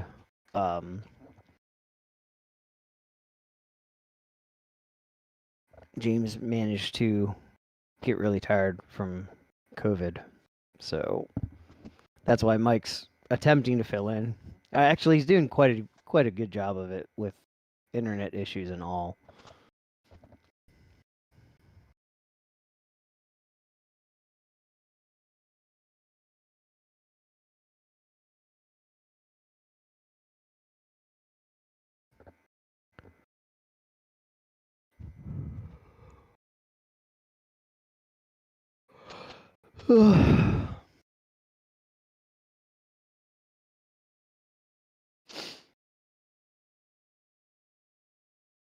Hey, Mark. We're having some technical issues. Mike's having some technical issues. So we haven't got started on the podcast yet. Hopefully he'll be back here shortly.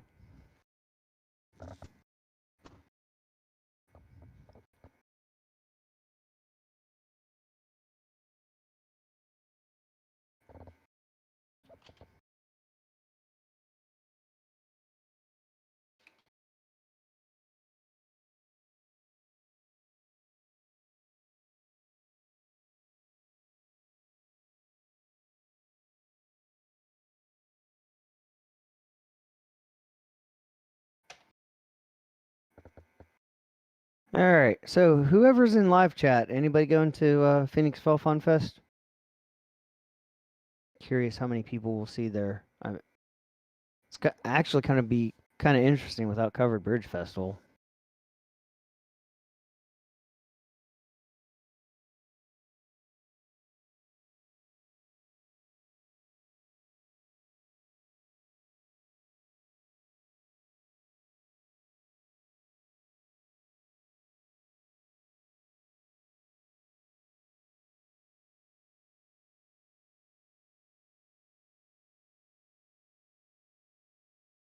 You're not going, Cam? I think Pam was, right? Yeah, Pam's going. I thought you were going, Cam. I guess apparently I was wrong.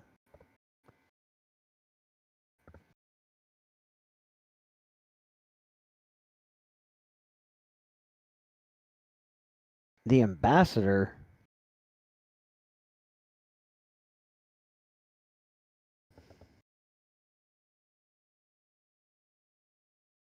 Wait, Pam, you're not going either?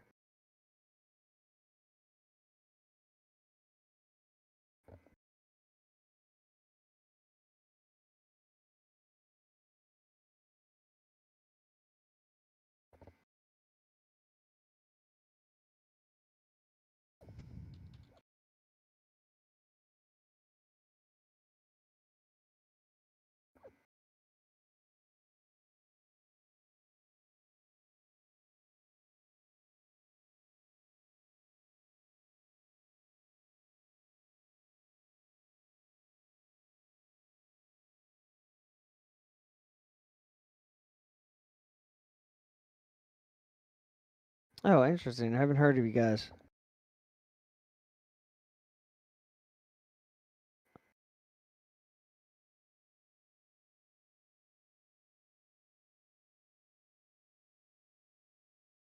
What?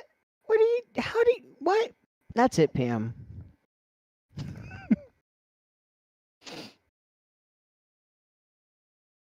I'm not talking to you, Pam, anymore. It's next Saturday.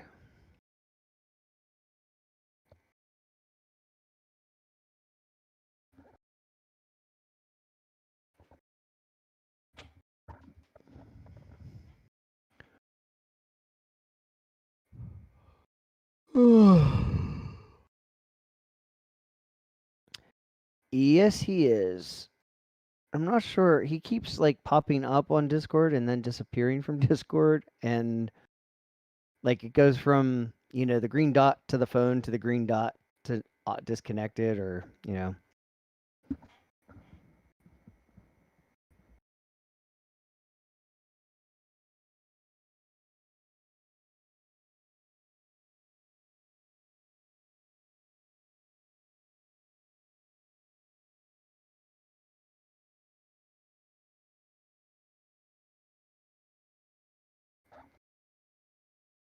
Well, as great as Fury 325 is,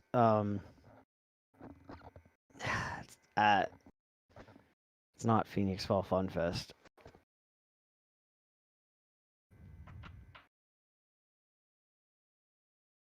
Problem solving? What problems? Which problem are you solving right now, Mike?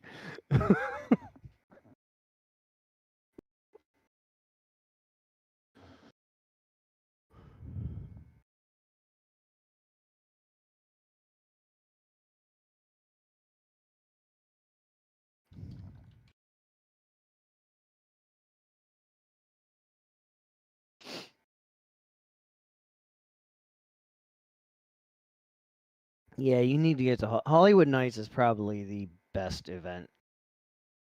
And then Phoenix Fall Fun Fest is close behind it.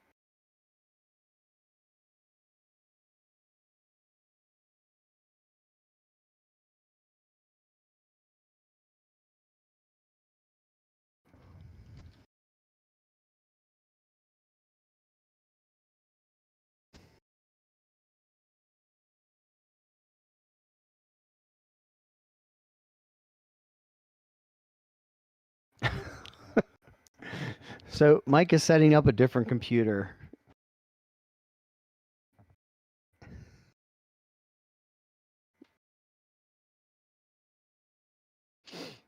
Well, sell the football ticket.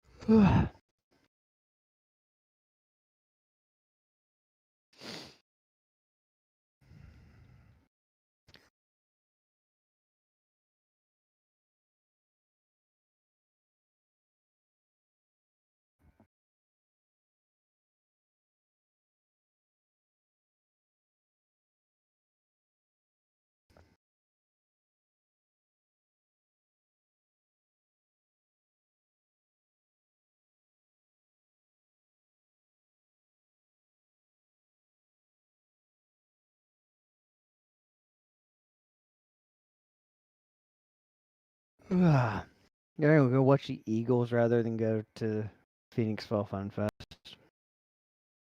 That's so depressing.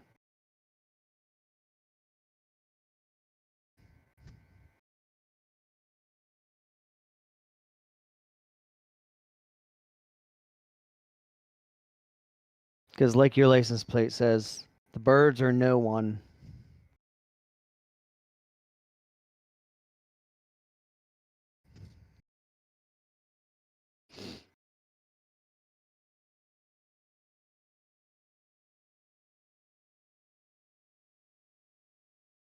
Yeah, did they even announce an itinerary for Fall Thrill Fest?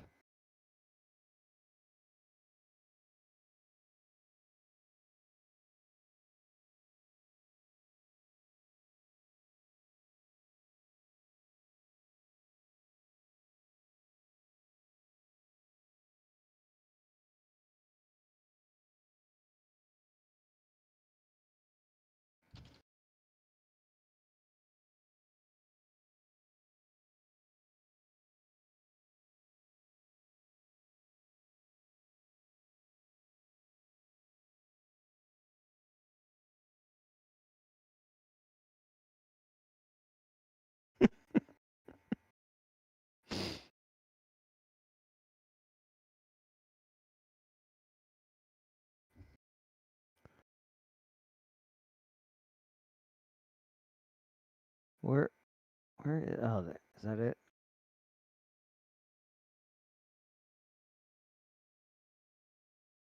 No, there's the one from 2019.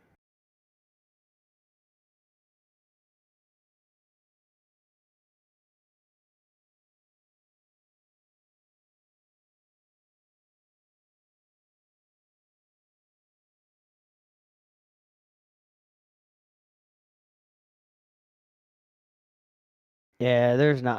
I'm not going to that. There's nothing that's really.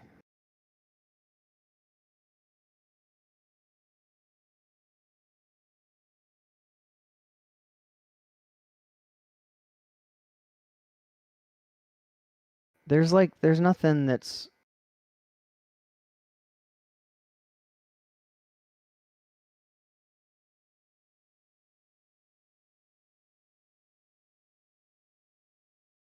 Yeah, there's nothing that's coaster related other than an hour of ERT. Everything's all haunt stuff. That's.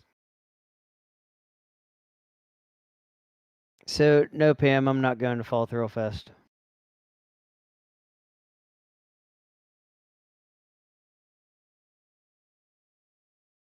I might.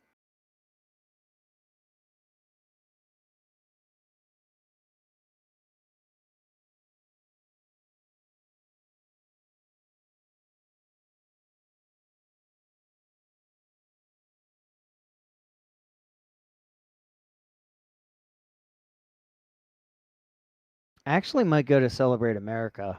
Anybody going to that? Good lord.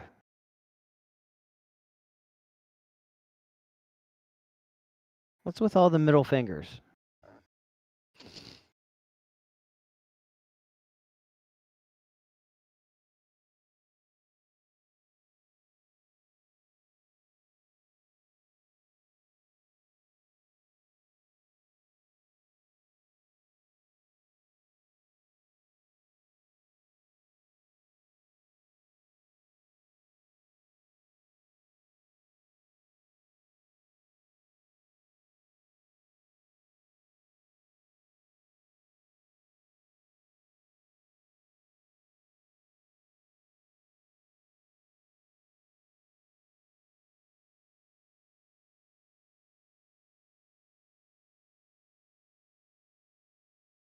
No, I'm not going to throw. There's nothing.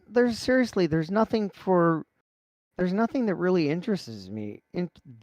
Interests me at Thrill Fest. There's like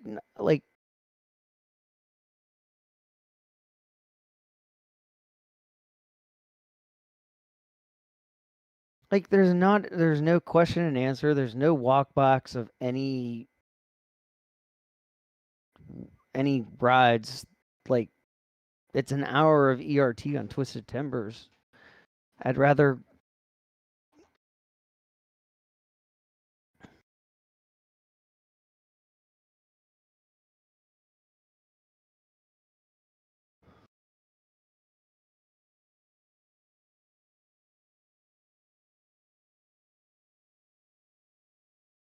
But Celebrate America, there's ERT on Superman.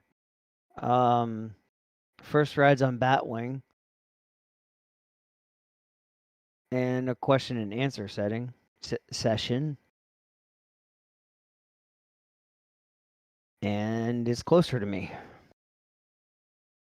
I know. I don't really like it's KD. I mean, I don't know.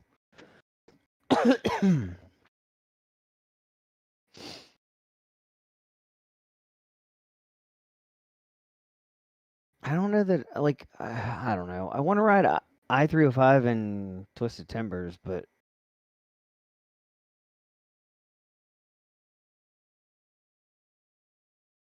I'll go for I'll be are they doing New Year's Eve again?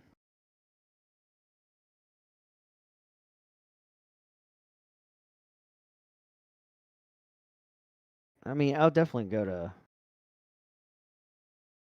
I mean, yeah, well, I don't know. I just there's more to do at Six Flags America.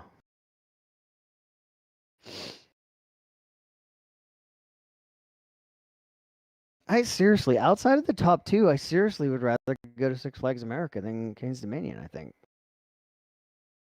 Yeah, I like Grizzly, but I also really like Roar a lot. And yeah, I like Racer 75, but I really like Wild One a lot. And I like Batwing and Superman and Joker's Jinx.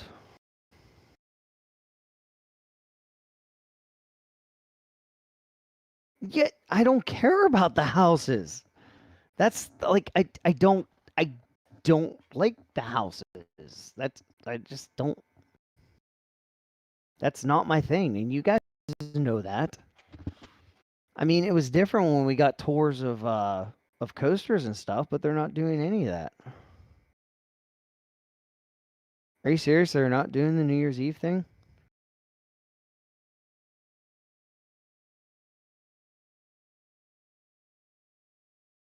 That really sucks.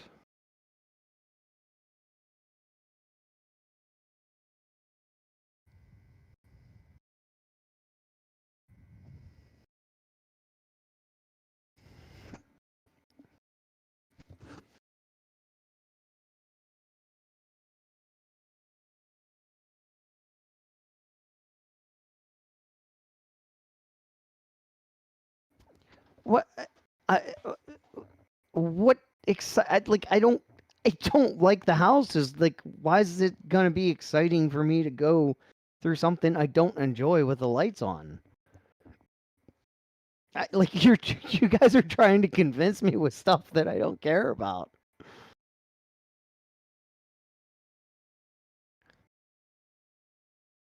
That come on, King's Dominion. Hey, coming to New Year's Eve, we close at 10. They gonna have fireworks at 7 or 5?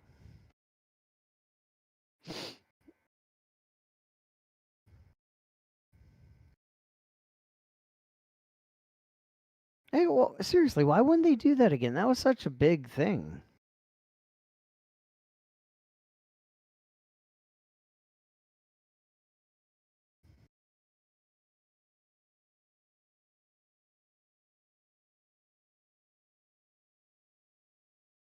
I'm not going to thrill for like that's too early.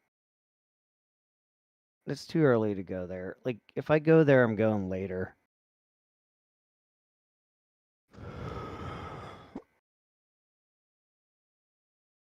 I'm not paying an extra $23 or 20 what is it, 25 or whatever it is to like literally not do anything. I mean, maybe I'll is that next week? Maybe I'll just go to King's Dominion later. I don't know. But I'm not doing a thrill like it's just not worth it to me. To actually like wake up and that I'd have to leave it. I'd have to leave by like 7 or a little bit before 7.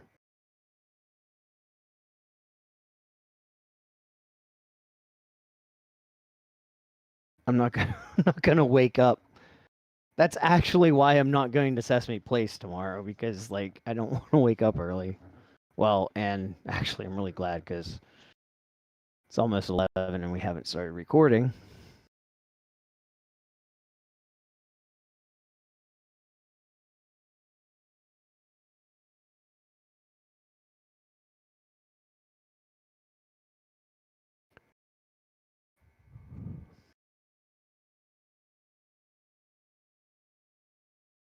Oh yeah, yeah. How are you trying to convince me to go and ride Grizzly when Grizzly's not open, James?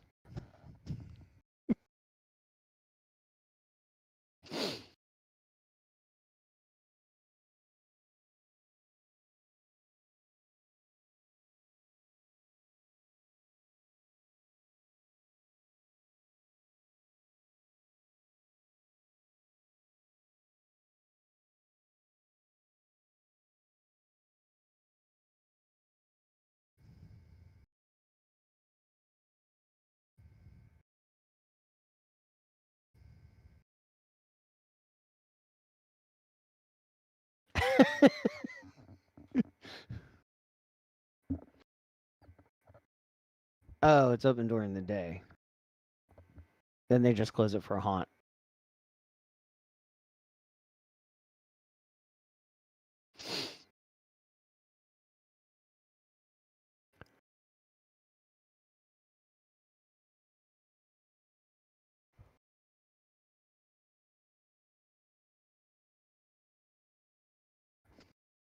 I mean, that's kind of like what Grizzly's thing is, night rides.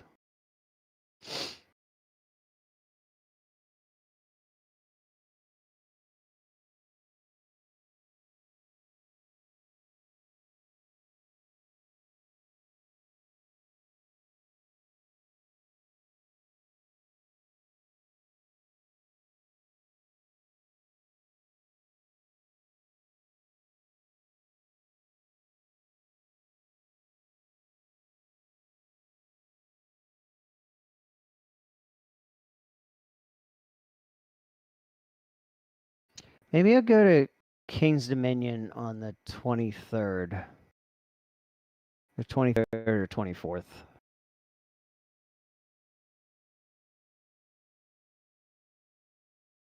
Because I'm actually really am thinking of going to Celebrate America.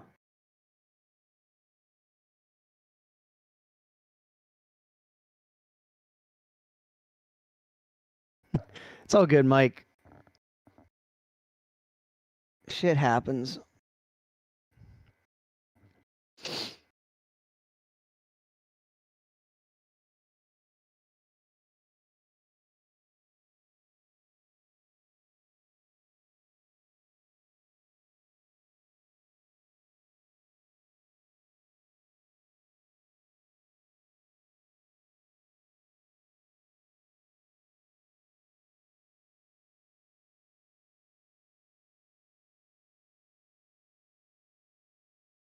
Maybe that's what I'll do. Maybe I'll run. Maybe.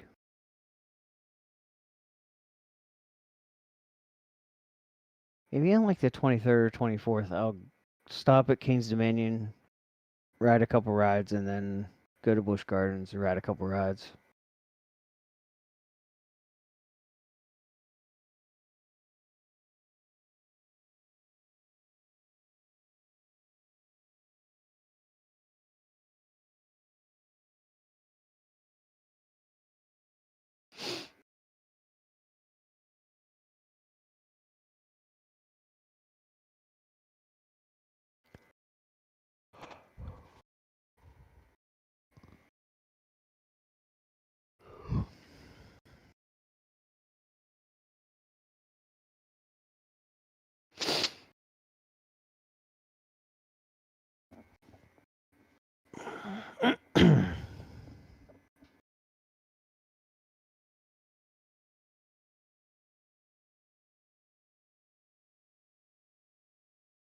Yeah, C's is ridiculous.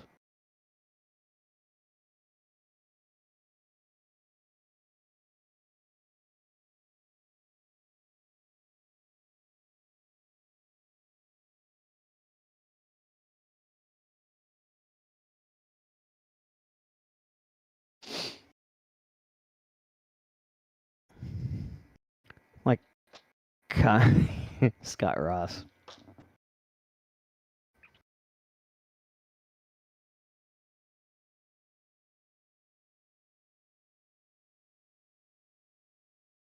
No, I'll yawn if I want to yawn, Mike.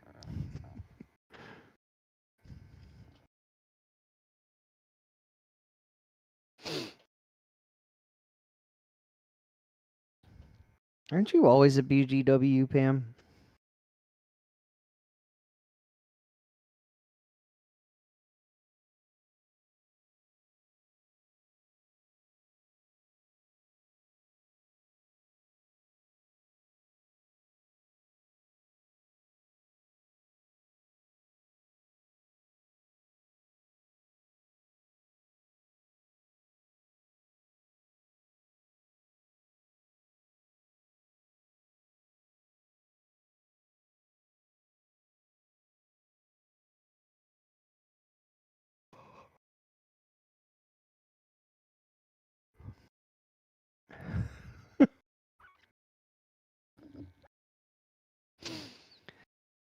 Scott Ross, Bob Chapek, and Don Helberg?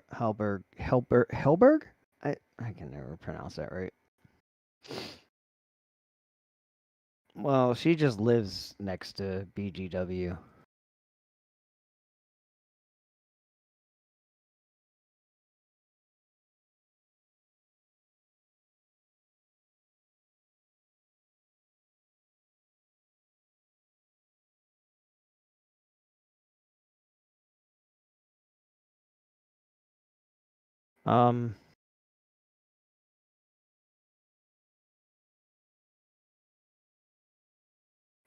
I think Six Flags website got hacked.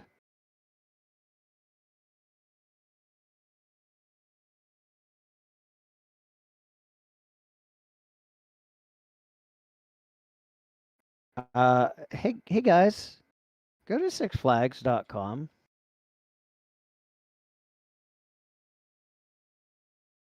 Or sixflags.com/America.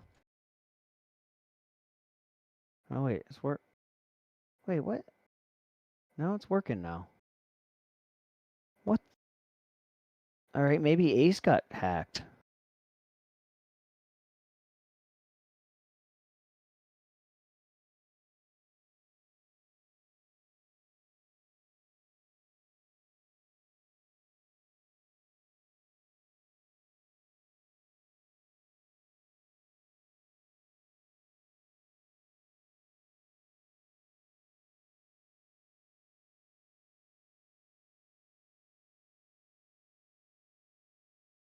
Oh my god. Ace really seriously screwed up badly, and all of their links are being redirected to spam sites.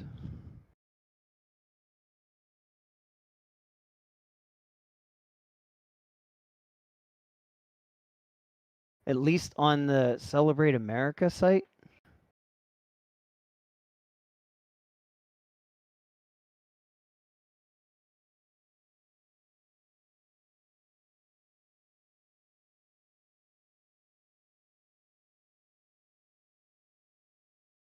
Nope. On the Haunt site too.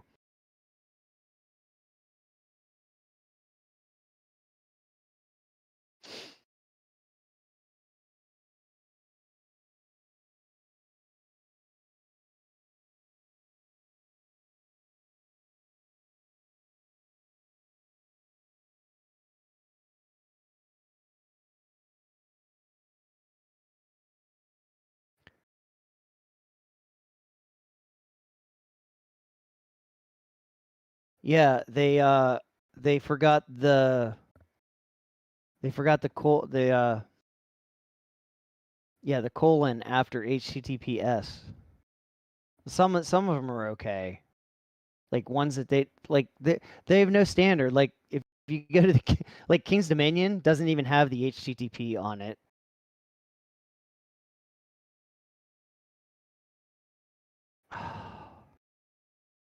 That's unreal.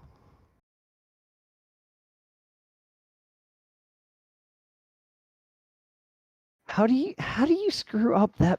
Oh, I never see they like that. Ace is so technology challenged. It's ridiculous.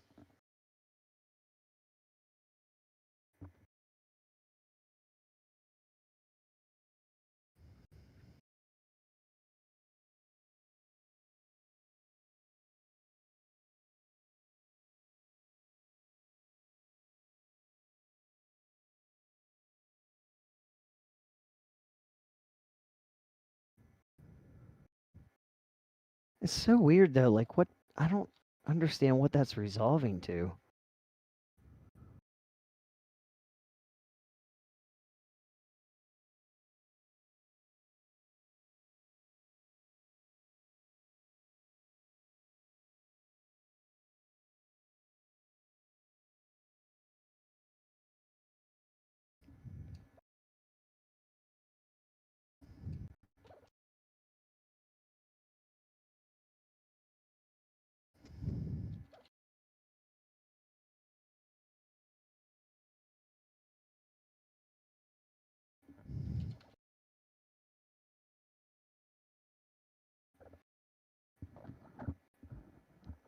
Oh, ace.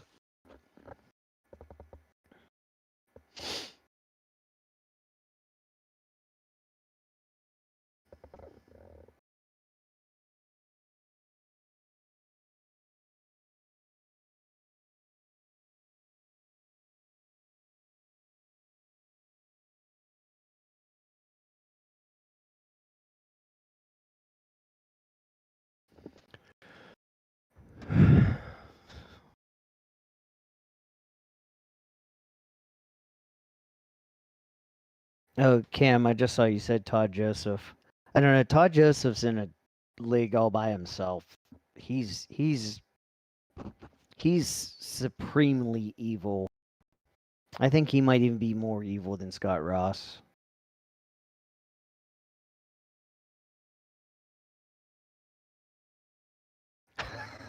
I'm really curious what exactly he's doing. Like, is he actually building a new computer? I'm kind of confused.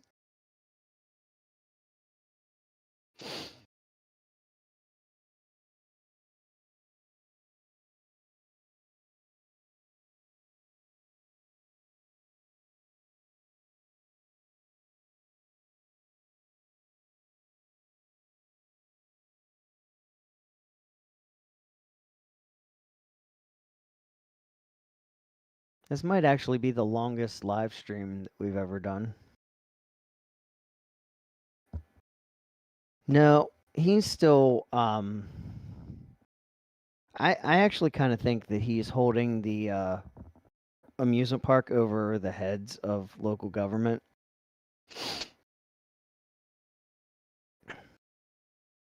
Yeah, there's some news on that, but not a lot.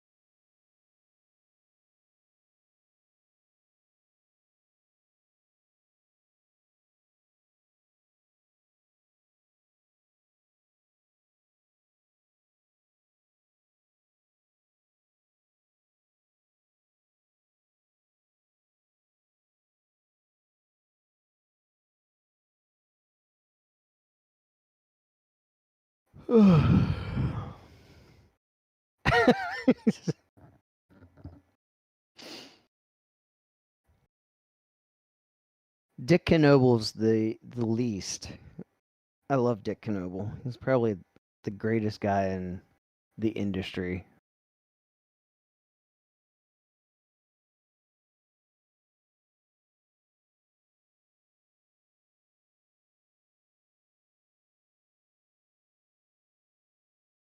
You know who I miss a lot is Henny Henninger.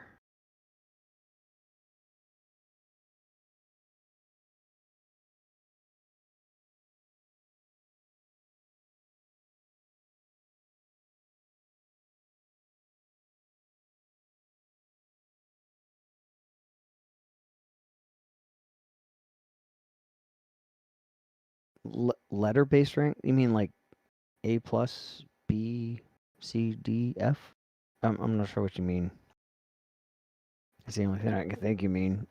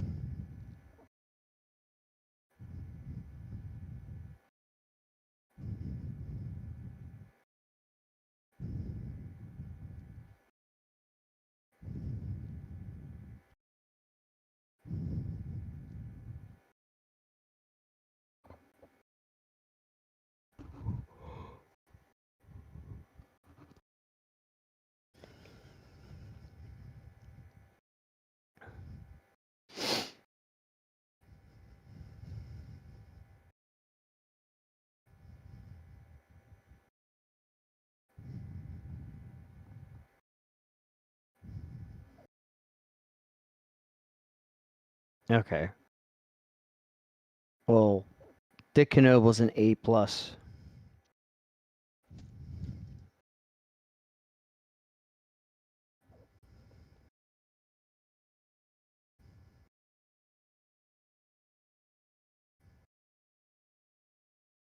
Hey.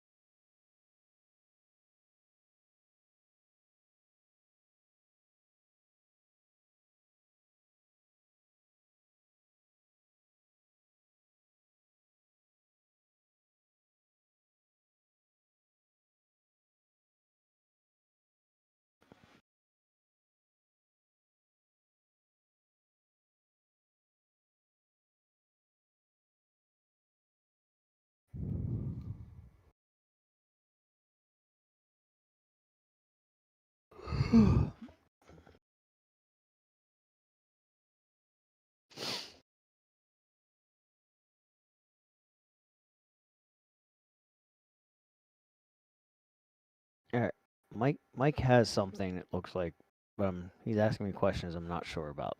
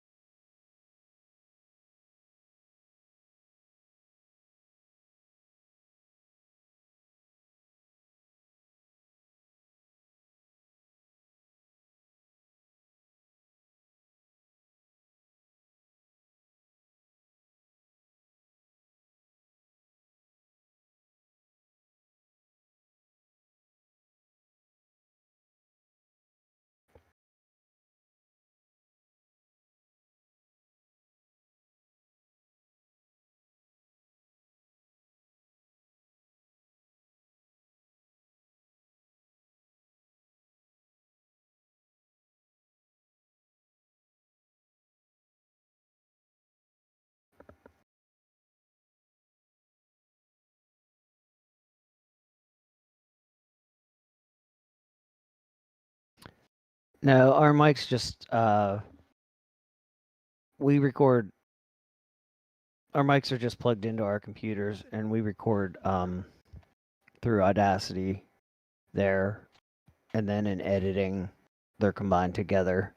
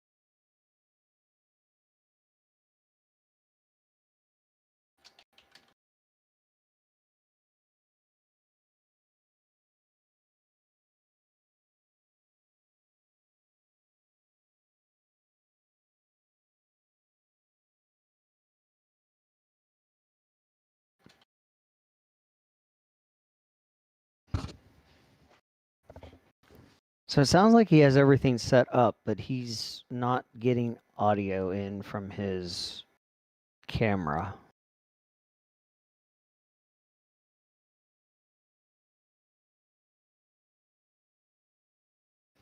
Yeah, it actually has a lot of different plugins you can use.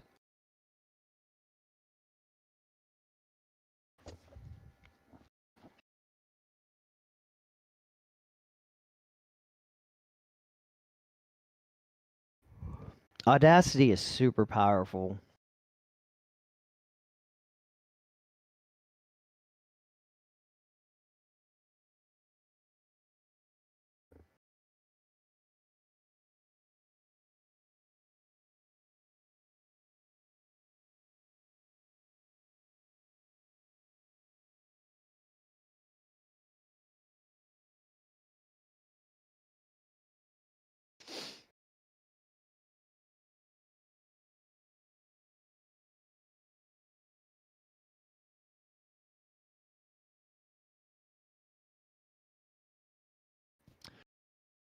So on my audio, when James records he doesn't really need it, but on mine, I actually do a noise gate process afterwards.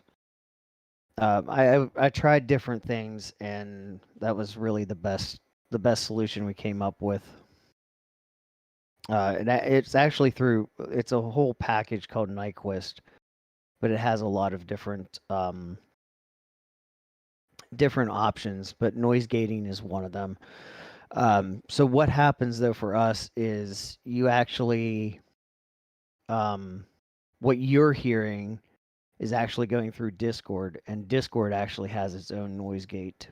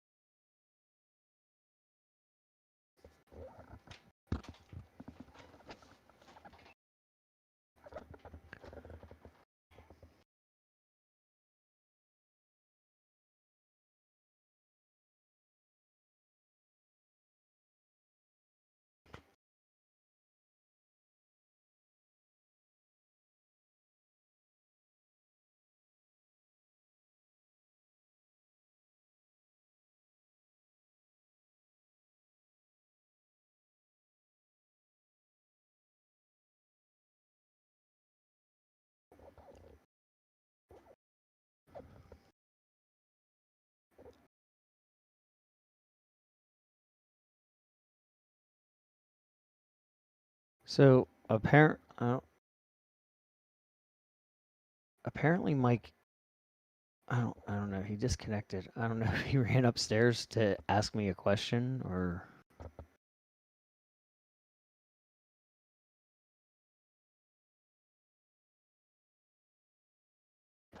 He's having trouble picking up audio on his other computer, and it apparently he doesn't have.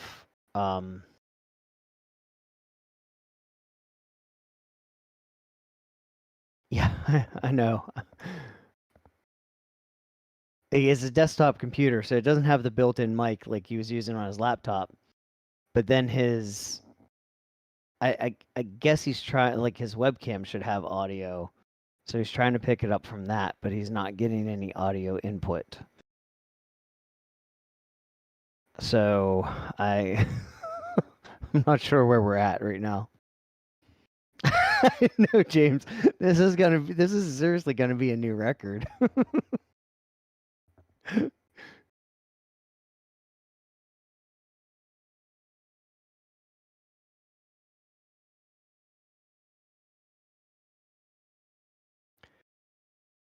I have some serious respect for him though, because this is kind of the way that I would respond if my computer is not working. Like I would, this is this is kind of exactly what I would be doing.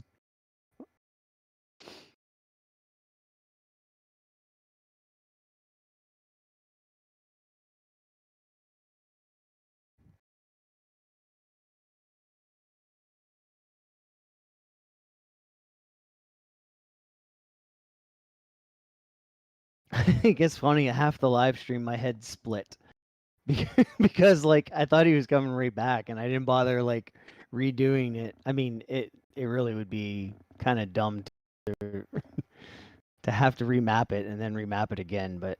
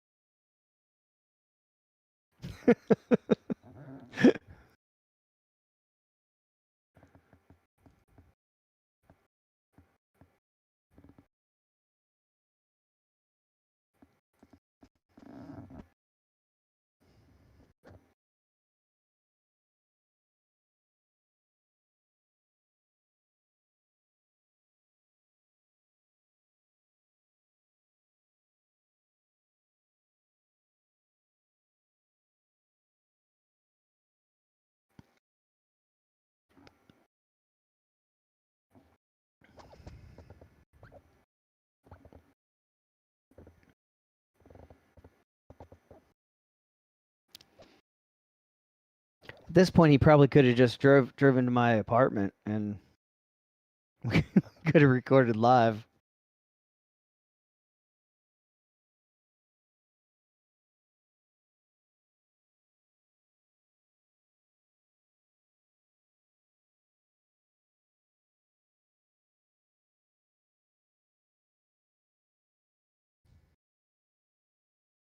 I don't think he doesn't he live he lives somewhere in the DC area, doesn't he?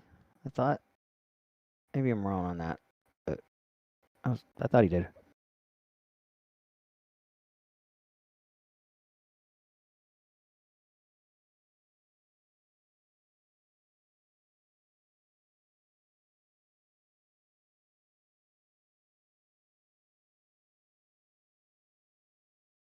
This is about how my day's gone though. This is all afternoon I was dealing with an issue. Well, issue after issue after issue with work. All on the same ticket.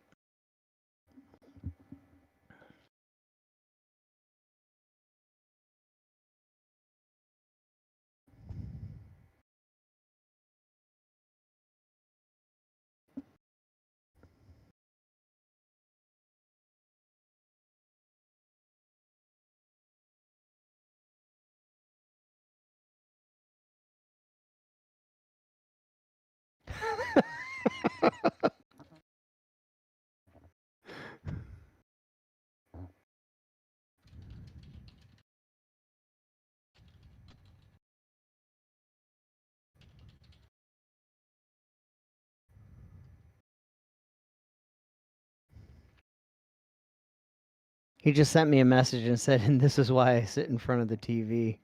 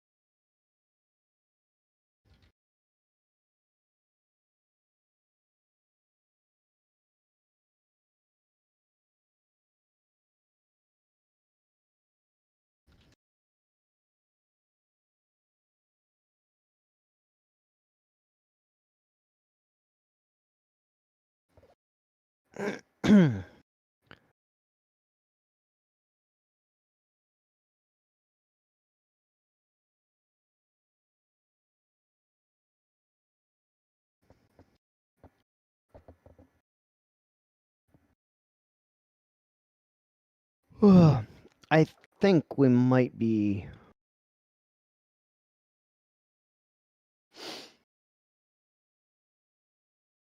I think we might be starting soon. Thinking.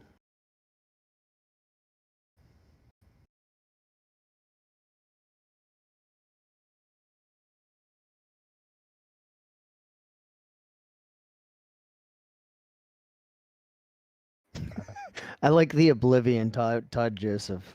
I like that.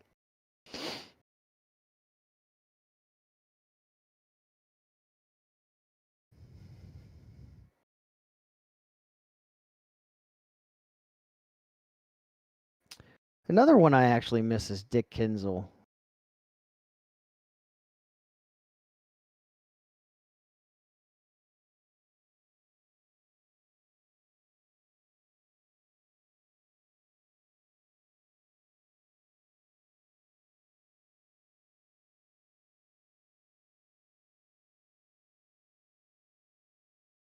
Oh, you know who else?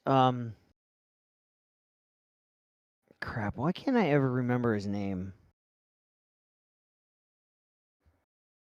The guy at now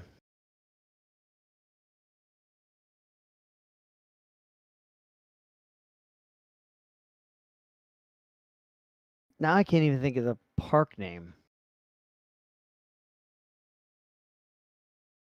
The place in Maryland.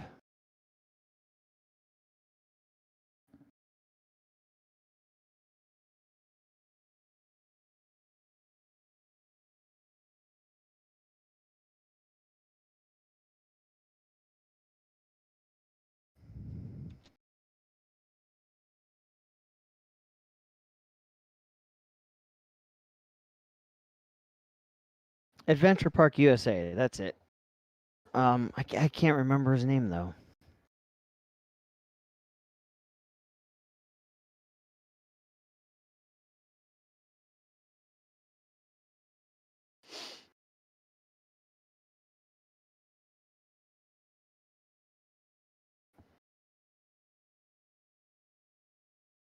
Eric Stottlemyre. I think that's his name.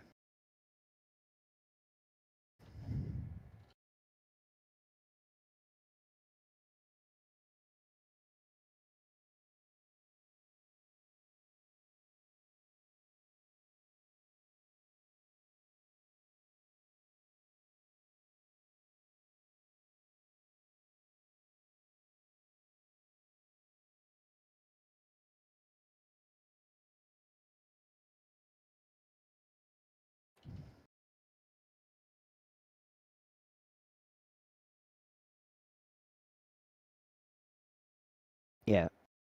Eric Stottlemyre.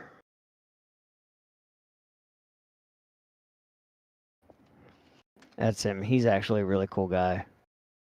I think he's kind of like a younger Dick Knoebel in a way, I think.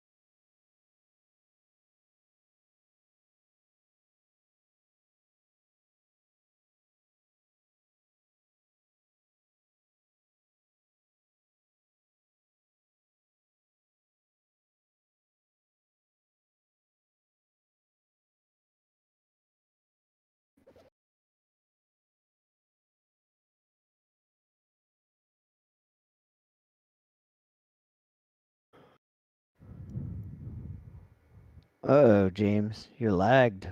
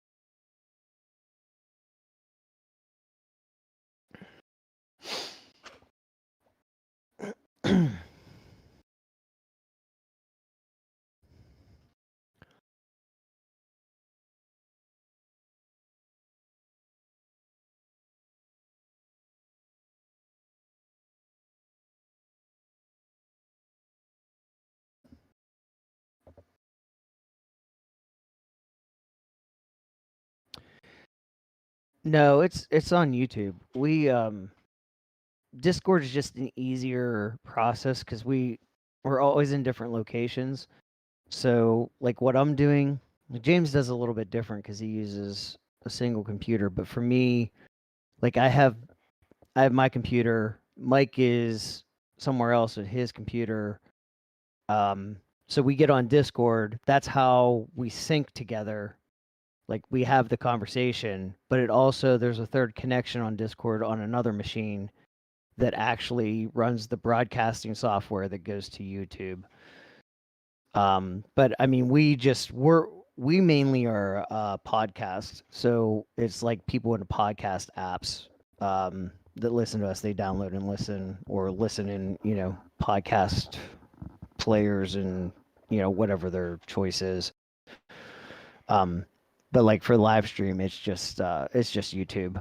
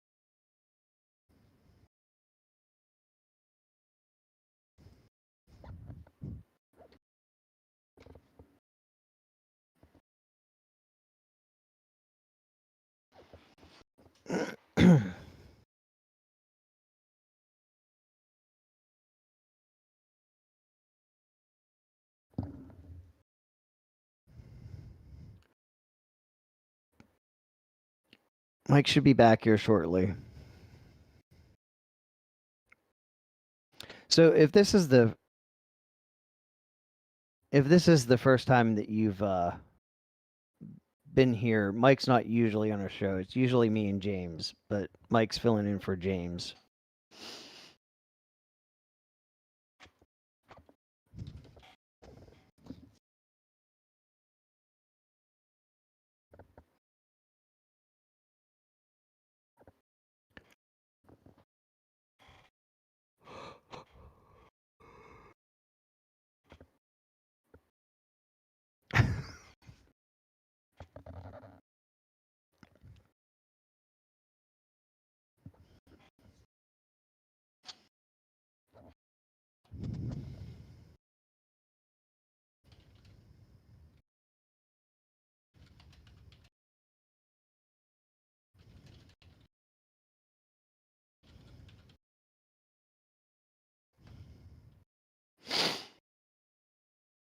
Ah, gotcha.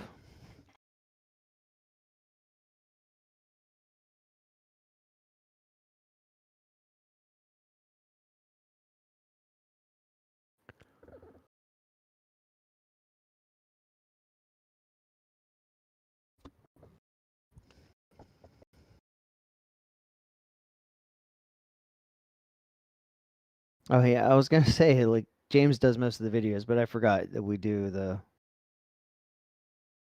videos that are actually kind of snippets from our podcast.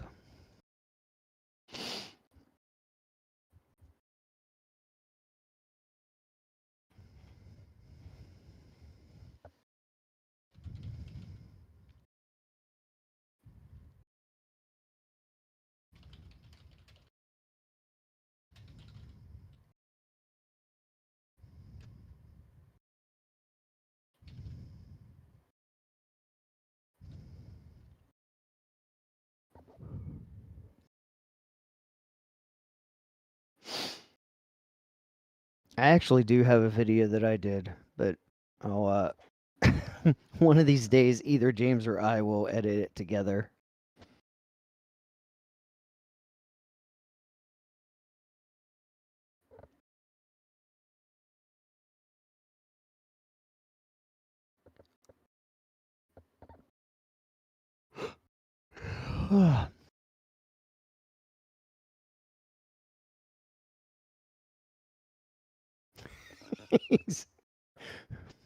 Well, actually, so this is the funny thing about this. He was on and we were having conversations like for a long while, like while we came up with the show plan and everything was fine.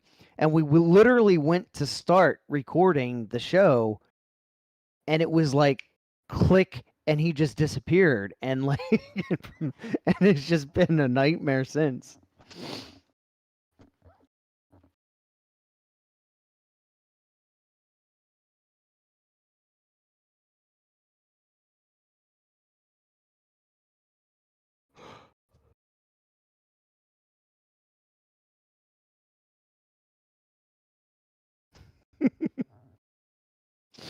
Actually, funny story is Timmy was saying in one of our chats, he's like, I can't join because I'm at King's Dominion, but he might be home.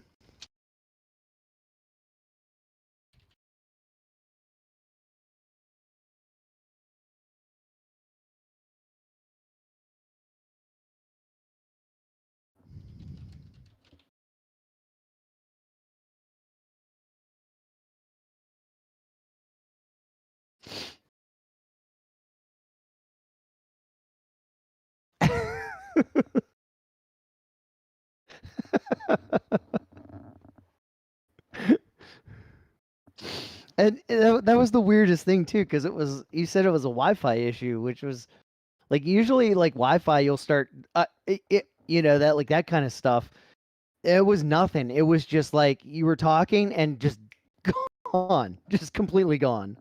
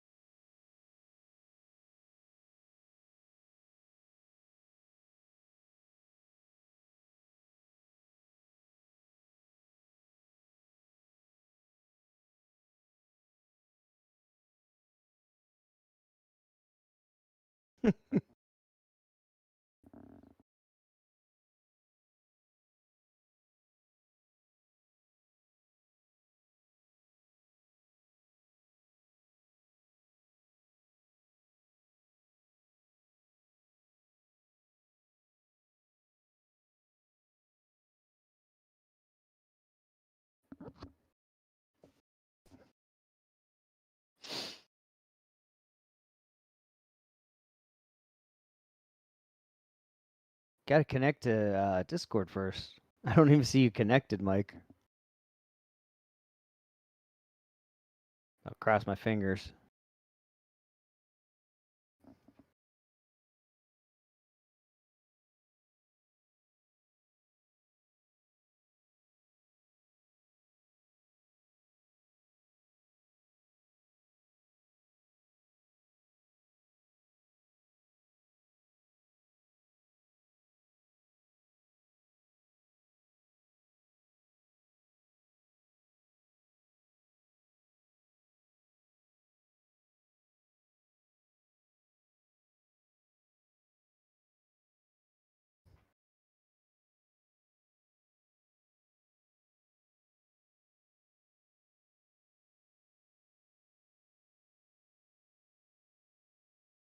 Oh. It's probably better just to do it in Discord, though. That way nothing else can grab the...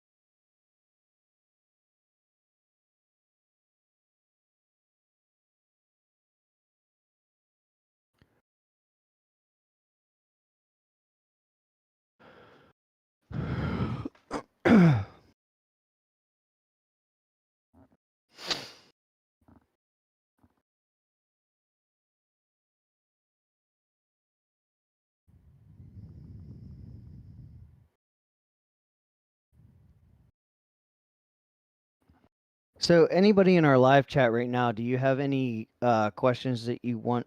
The second half of the show, we're just going to do just general questions. You can ask any question you want of me and Mike within reason.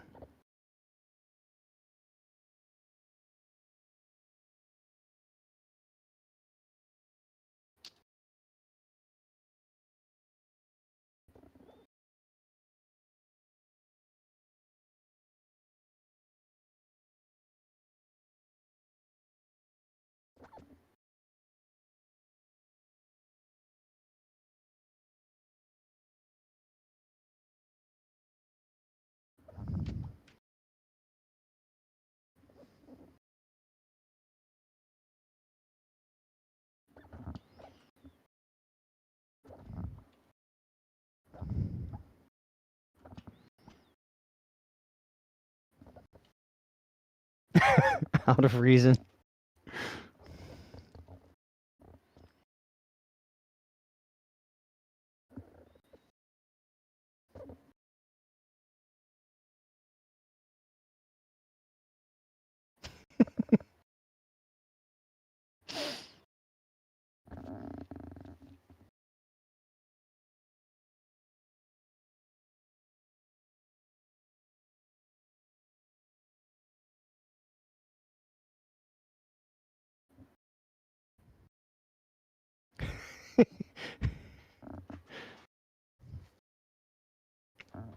Oh, Mike needs a red Sour Patch Kid.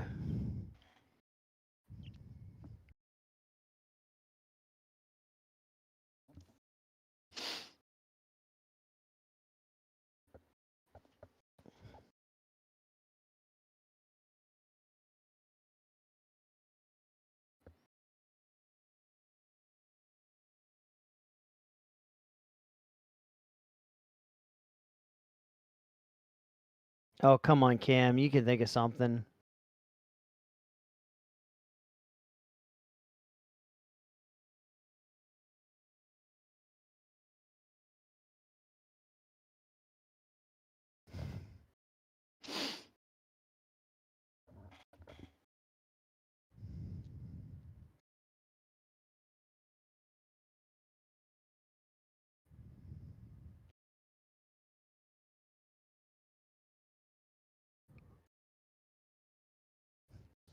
Just think of the most random question you can think of.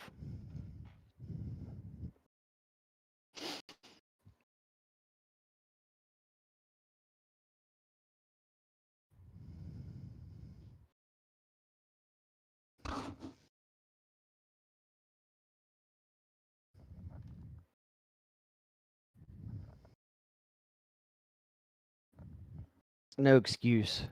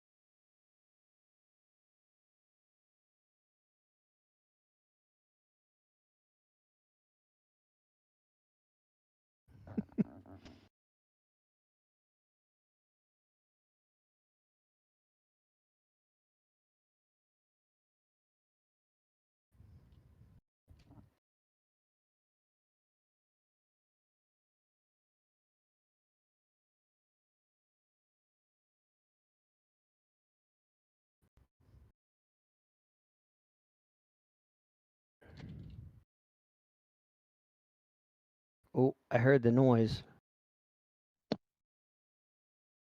Hey. Wait, are you on your phone?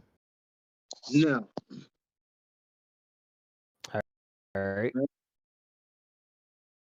So wait, are you gonna Discord from your phone and then record audio on your computer? I think so. I'm gonna give that a shot. All right. Wouldn't it be easier to just use Discord on your computer too? Can you hear me? You can hear me, right? Yeah, I can hear you. Okay. It's not as clear as on your laptop, but well, I don't know. It's not as clear, but there's less. Okay, yeah. We'll just stay on a laptop then. Yeah, I think the laptop's better. I think that was working better. I mean, even if the webcam doesn't work.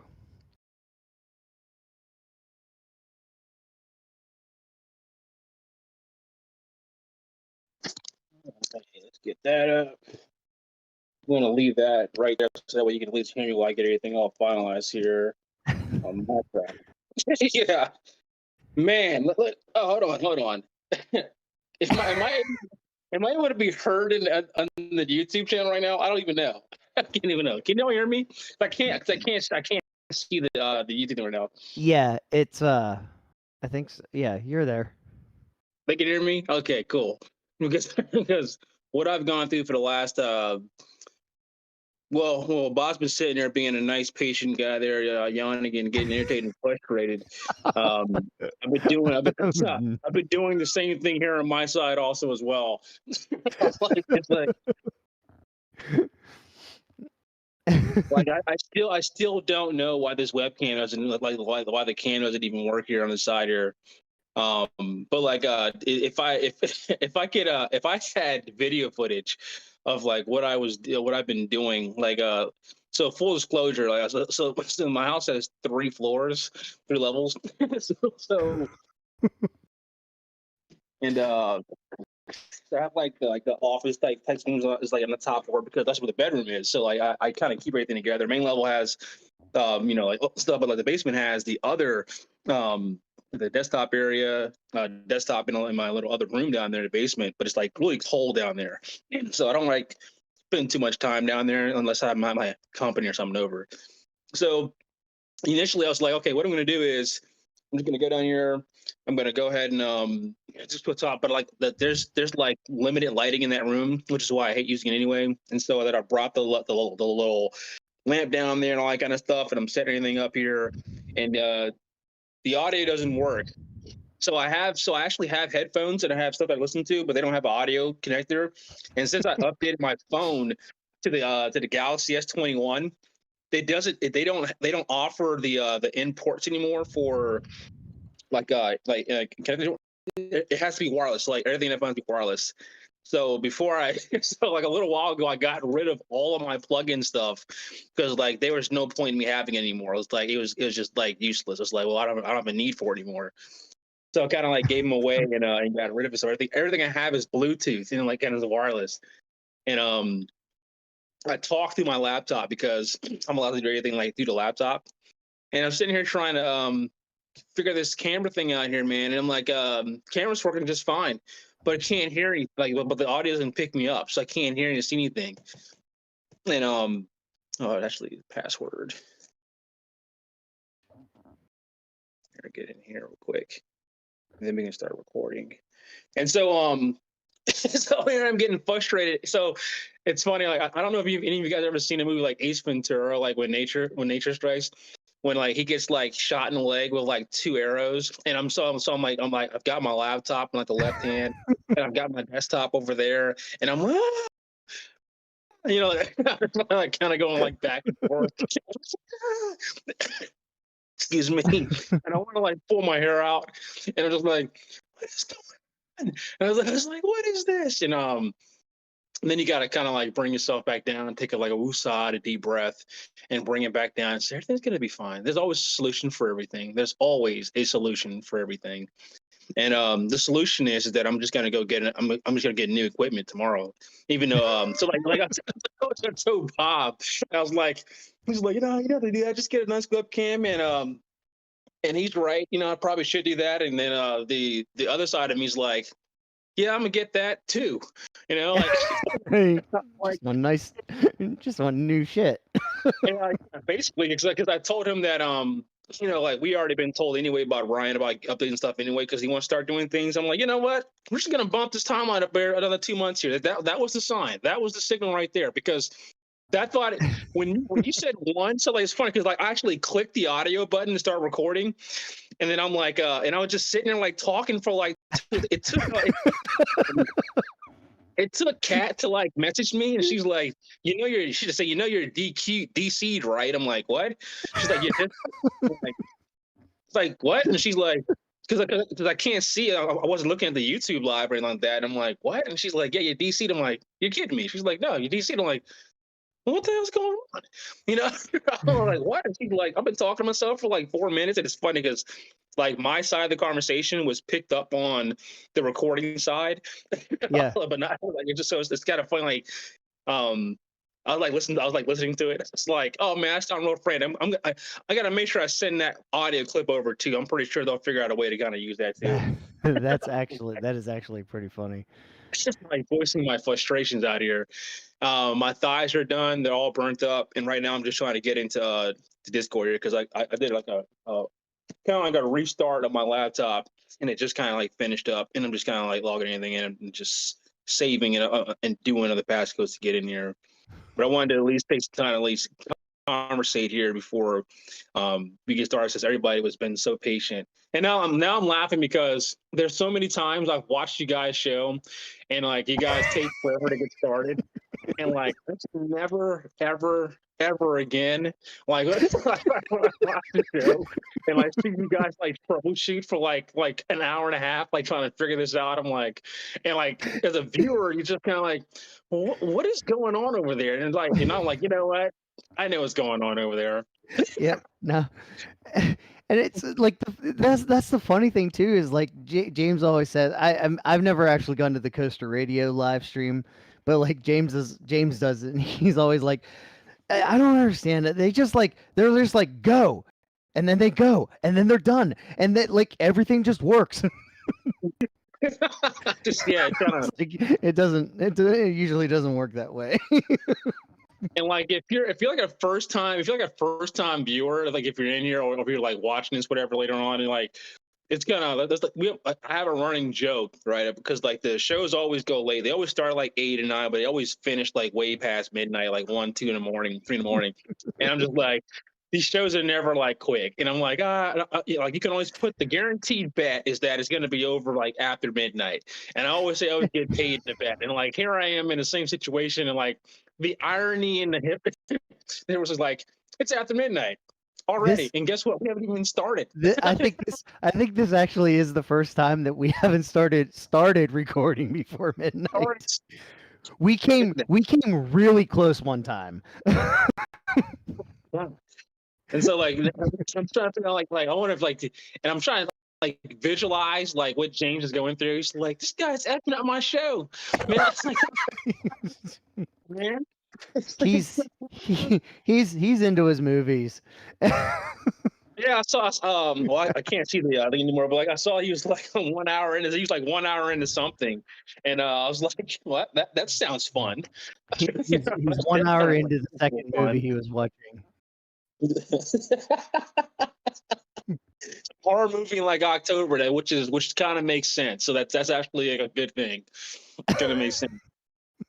Come on, computer. So like this kind of makes sense. But yeah, I'll be going shopping at some point tomorrow. I'm kind of like a produceless person like that. So like if something like I don't hold on to anything. So like if something like goes down or something like doesn't, I'm not one of the people that like holds on to it. I don't hoard anything. I'm like, oh, the mint doesn't have flavor anymore. It's in the trash. Or like, oh. The lens came out of the glasses, and like people are like, "Well, you can always just replace the lens." I'm like, "I can replace the glasses. You can keep that in there. I'm gonna replace the entire thing." So like, that's me, right? That's the mood right now. I'm like, this is probably the last day I'm gonna have this laptop. Well, I'm gonna be using this laptop and my desktop. There's technically nothing wrong with it. There's technically nothing wrong with it. I can probably just go buy an external microphone and be okay, and just plug it up and be good to go. And I'm just, and like the part of me is like, well, I want the whole thing. I need it to function like it's supposed to function, and it does actually function when it's functioning. So like the camera works just fine. Actually, the camera was real cool. It's like real clear, like real good, like clear quality while you're down there. But I had a problem adjusting that light, and now I've got this thing back upstairs here trying to fix this light to get it back the way it was. I've been waiting for this thing here to finish doing its update, and then we're all set to go here. But I got pretty much everything. Everything's on the side here, all set to go. Once this does this thing here, then we're all set here. Looking at this 98%, and then once that gets to 2%, we're locked in and good. It's good. What is updating? It's the software for whatever the software is for whatever the software is. I'm not sure it is. Instead of the software is at 90%. That's it. I'm just looking at it like ready to go. But I've got everything already up. So like did a test sound on the audio looks good. That thing didn't change anything, and the camera's still out. Screw you. So we'll just have a picture of me eating that sandwich. It didn't start. The camera didn't start.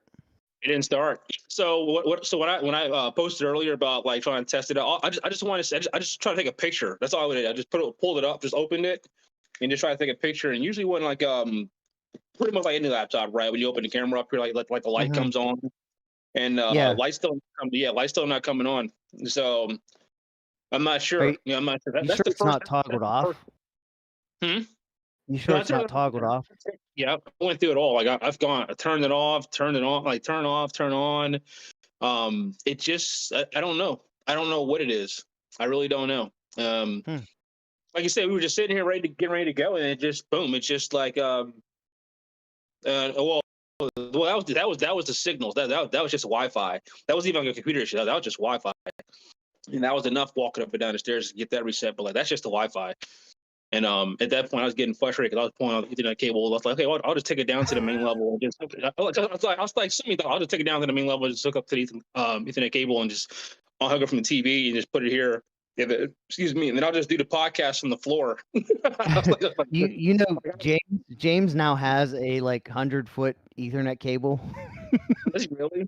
Yes. Oh, God. He's like, well, he was having issues one night, and I'm like, I sent him a link to it. I'm like, order this. He's like, well, we might be able to. I'm like, I don't care. Just order it. So he ordered it.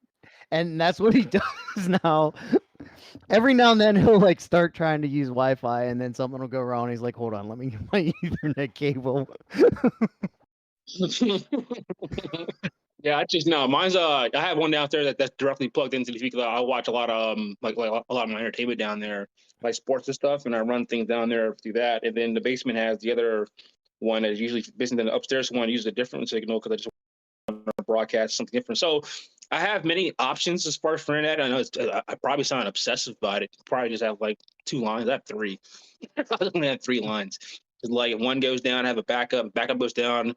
One generates fast, and the other with Ethernet cable. So I have options like when it comes to like internet. I'm all about the internet.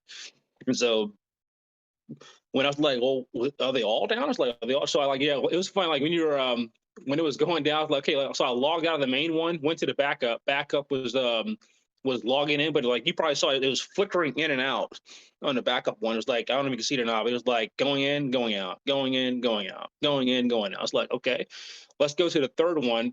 Third one wasn't responding at all. And then I actually just did a after like striking out all three of those, like, okay, I'm not sure what it is. I was like, okay, I'll just do a mobile hotspot from my phone, which I got a lot of gigs on that anyway. And then actually, that actually was just fine until they came back on, and then the camera wasn't working. Then the Wi-Fi came back on, it started working again on the main line again. So I was like, I don't know.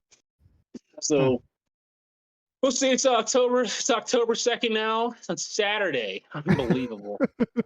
It's unbelievable that it's Saturday right now. I can't see the chat. What's the chat say? I can't even see the chat. Like, I can't imagine like what the chat says right now. We were talking mainly about.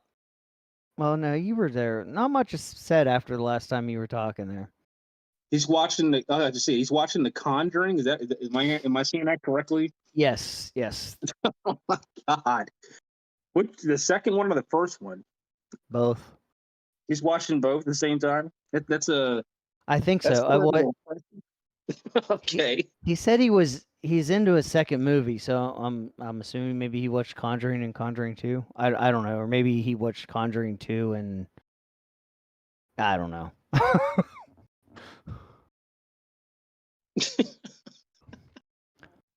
Scary. I didn't take him for a horror movie kind of guy, actually. Oh yeah, he's always trying to convince me to watch horror movies and stuff, and I'm like, no, I'm the one that's not a horror movie guy. Me and him talked about what was it? Oh God, the Maleficent. What's the name of that movie? It begins with an M. It was on like HBO, something like that. I forgot. I saw it on HBO Max. God, not I really want to name that movie because like I watched that movie and I was conflicted on like what Malignant, and I watched that and like it had if anyone here has or has not seen it, oh cool, I just saw your thing for the mic. Okay, that's actually pretty cool.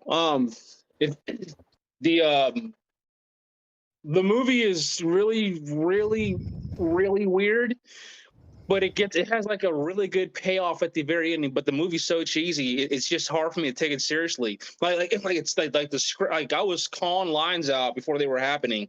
That's how bad it is. And the acting is poor. It's terrible. It's like a B-list movie. But the ending is so cool. Like the jail scene's awesome. The reveal is pretty cool. I don't know if it's worth a second watch. Because I just don't know if like if they're watching, like you already know what's gonna happen, so the reveal doesn't kind of like that's a surprise. But like the movie's so cheesy, but that ending scene is, but the prison scene and how the movie kind of ends is really cool. There's so many plot holes in this movie. It's not an intelligent movie like at all. So many plot holes, but the way the movie like sets up is like I was like I'm okay with horror, but like I like The Conjuring is a good one. The second one's good too. The first It was good. The second It was way too long.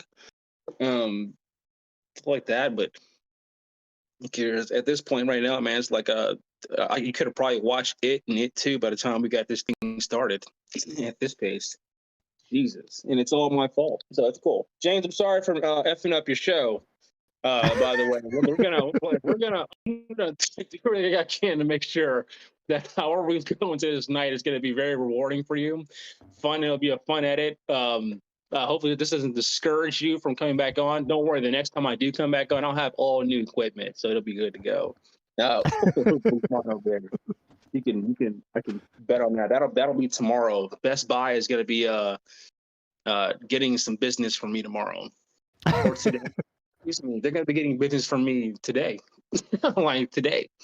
A lot of business. They're going to get thousands from me. Well, now, yeah, they'll be getting business from me very, very soon, as in hours from now. Whatever. If you buy a new laptop, get an AMD based laptop. AMD base. Yep. Why's that? They're kicking Intel's ass. Are they? Yeah. I'm kind of stuck. I might have to go Intel for another period, but I need a very specific machine. Okay. But for like somebody running Windows, like yes, AMD all the way. Like they're just crushing Intel's performance. It's not bad. That's okay. I mean, if you go there and the only AMD based one they have is like complete crap, well then go Intel. But like if you're deciding between them, go with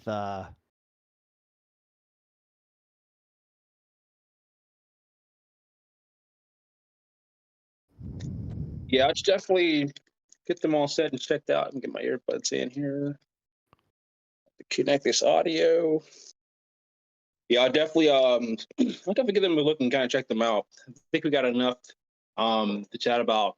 I think tonight we're just gonna be good and actually talk about roller coasters, which is something that I actually love to do. I know, and and it's kind of crazy. I know that I actually, well, I'm not gonna. It won't be a topic I'm gonna like want to discuss, but I'll just say it here quickly before we get started. Like, why I do hate phrase. Why I don't like free spins. Shouldn't say the word hate. Well, I don't like free spins. I will say the 106 model that KD bought, which is the same as Dragon Slayer, is the best model of the free spin. They flip you a lot faster. They're way more aggressive, and it's a smoother ride. And however they program it is like it's done in a way where you get way like you're never gonna get a stagnant like ride on. Like you're always gonna flip, which is for me is the worst part of the ride. But since KD bought that version, and because they also themed it like incredibly well, and it's presented in the colors and the bamboo and the supports, and they're gonna have a Jeep outside, it's gonna be talking to you, kind of like that car at Kings Island. They have a Jeep talking to you, and it's gonna, it's also bringing a new, name, the Safari Village with, Expedition Journeys, and getting a new restaurant. So I like what's coming. I like what they did with it. I just don't like the coaster, but everything else they did was 100% like acceptable and wonderful. From the color scheme, even the name, I like. Well, I even like the name, but I just it's unique, it's different. It kind of makes sense to what the ride is. With the monkey and all kind of stuff. So they did everything right for me, except for me. They did everything right for me, except the ride. But like that ride's not meant for me.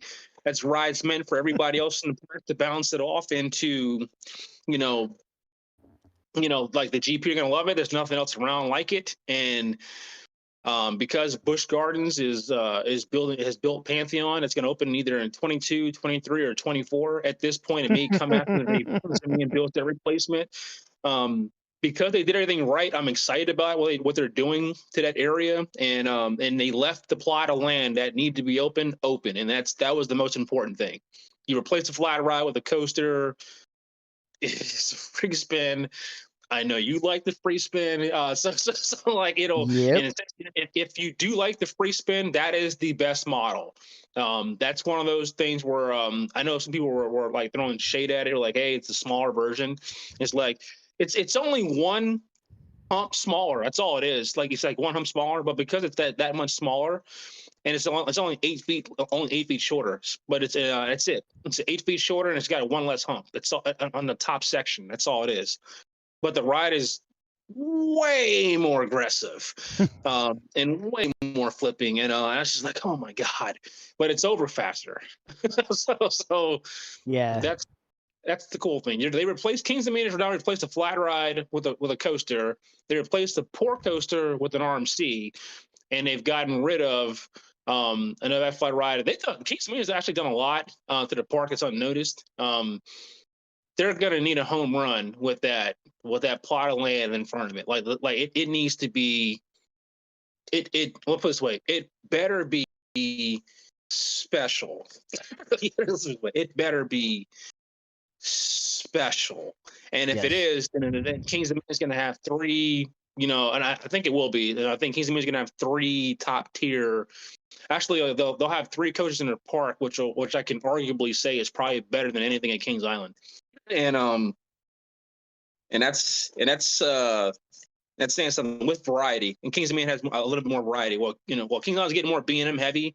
KD's got a lot of variety at the park, even though they just got a free spin and like no other. Now I don't think Cedar Fair Park has an SNS coaster. So now they've got that, an RMC, an Intamin, and there's no Intamins located at Carowinds or Kings Island. So they've got something in the works, and they can just get. That's another topic. I was talking about Anaconda. I was getting ready to go to Anaconda. I was like, it's like, Yeah. I don't hate Anaconda. We can bring this up on the show if you want. We're not record. We need to record. We do need to record. That's what James and I do all the time. We like start talking about stuff, and we're like, man, we should record all that. Yeah, I know some people like because you guys talk about Kings Dominion a lot. I'm just trying to. Oh yeah, that's true. Because I know it's our home. It's pretty much like everyone's your home park except for you because you're out there and you can claim a lot of places to be your home park there, Bob. Kind of like depending on your day. Hershey's the closest park, and I that's my home park now.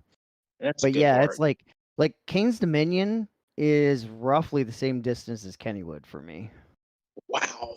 Kennywood's in the middle of nowhere. It's like if you haven't been to Kennywood, like doing it's like a journey. It's like a journey. Like I mean, Western Pennsylvania. Like it's like it's just like my first time going to Kennywood was. Oh man, I was coming back from what was I going? I was on a road trip somewhere. I forgot. New England, Six Flags New England, in like Lake Compounce, and like I didn't know that it was going to require me to drive across the entire great state of Pennsylvania, just to get just to get there. And then it was a decent day when I went, and then like when I came back to that park, and then stood in 4 hours and 15 minutes to ride steel curtain in the front row, with one train on opening day. That's another story. One train on opening day, and that seems to be what it is permanently now. One train on that ride because they don't let them run 2. That's been the case there at Kennywood, but they older coasters, but like that Kennywood is got a lot of charm. They got some good food there, and it's a good selection of flat rides. Yeah, they're losing a lot of flat rides. Oh my God! Yeah, you know what? I'm sorry. That's a sensitive topic to people, man. I forgot. Just like Kanye, they're removing all their wonderful, iconic stuff out there at Kennywood. I'm thankful that I actually got a chance to ride, so I can actually say that I rode that.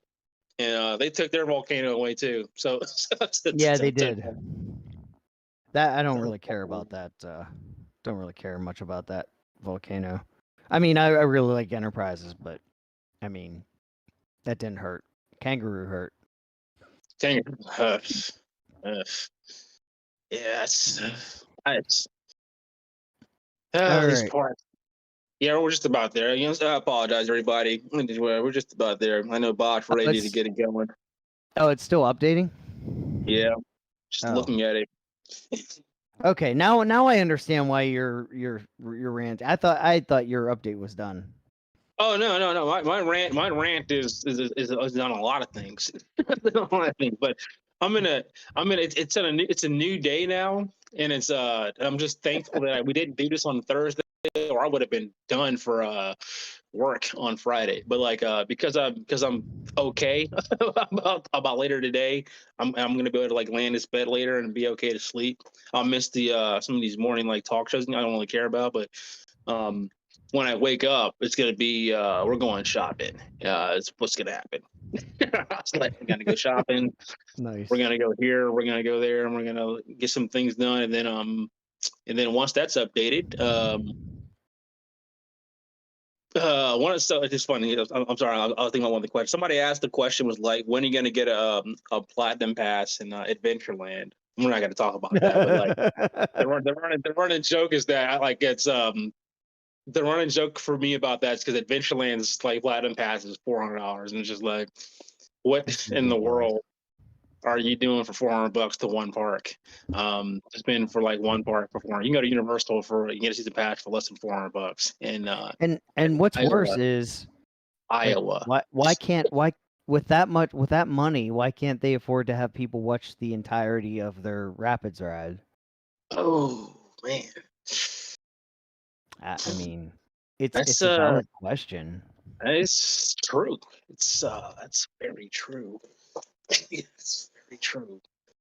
That's very true. I mean, like this. Sadly, it's very true. This has been a year of Yeah. This has definitely been a year. This has been a year. I've never seen anything like it before. No, and I hope we Never never seen see anything anything like it again. And I still don't understand why it's happening, but I've never seen anything like it. I mean, ever. And especially, actually, we'll talk about because we're going to talk about that topic, but I'll talk about something else. But like, especially in the United States, like accidents are extremely rare, like very, very, very rare. That kind of things happen, and because we're not going to talk about this one, but like all I'm going to say is that with Great Adventure, they got lucky with El Toro. I mean, just straight lucky. There's no other way to put that. They got lucky because that coach ran that track like that dip down for 75% of the ride, and the fact that no one got hurt with that coach return like that, that's a flat out miracle. That's a flat out miracle. Yeah, that's impressive. I like. I don't know. I mean, it's weird. You look at the way it happened, and you're like, oh yeah, it makes sense. But then you just think about what happened, and it's like, how did the train maintain that and like stay? That's that is a absolute crazy miracle. And for those of you that thought Toro was going to open for Halloween on, like, yeah.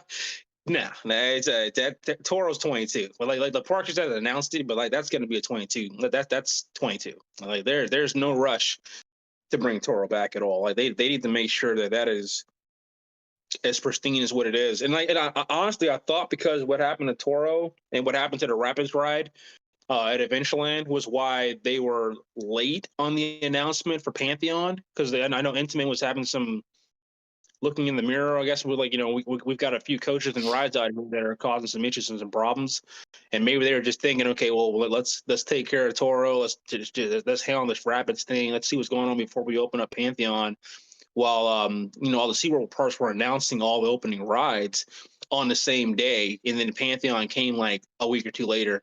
But if y'all saw the show, then you would have loved how James and Bob talked about one single enthusiast pretty much handicapping the park for no reason because he beat them to the announcement. Like, just chill out. And so with BJ, talking about with BGW enthusiasts, because he made the announcement. And like, if that's what they really did, is just like, we're gonna wait a week and we can have because this one guy leaked some information out like ahead of time, then that is the most ridiculous thing I've ever heard of. There's no doubt in my mind that's what they did. No doubt in my mind. ridiculous thing. And then and once y'all spoke on it too, because KD fans, he put out Tim Bailey's like look off of the video, everything out like 12 hours. I'm sorry, like 20, 16 hours before it even opened up. And KD went right on the next day, was like, here you go. Here it is. Yep. And it's exactly what it is. But like, yeah, if that's what they did, yeah, They then that's even, I mean, petty.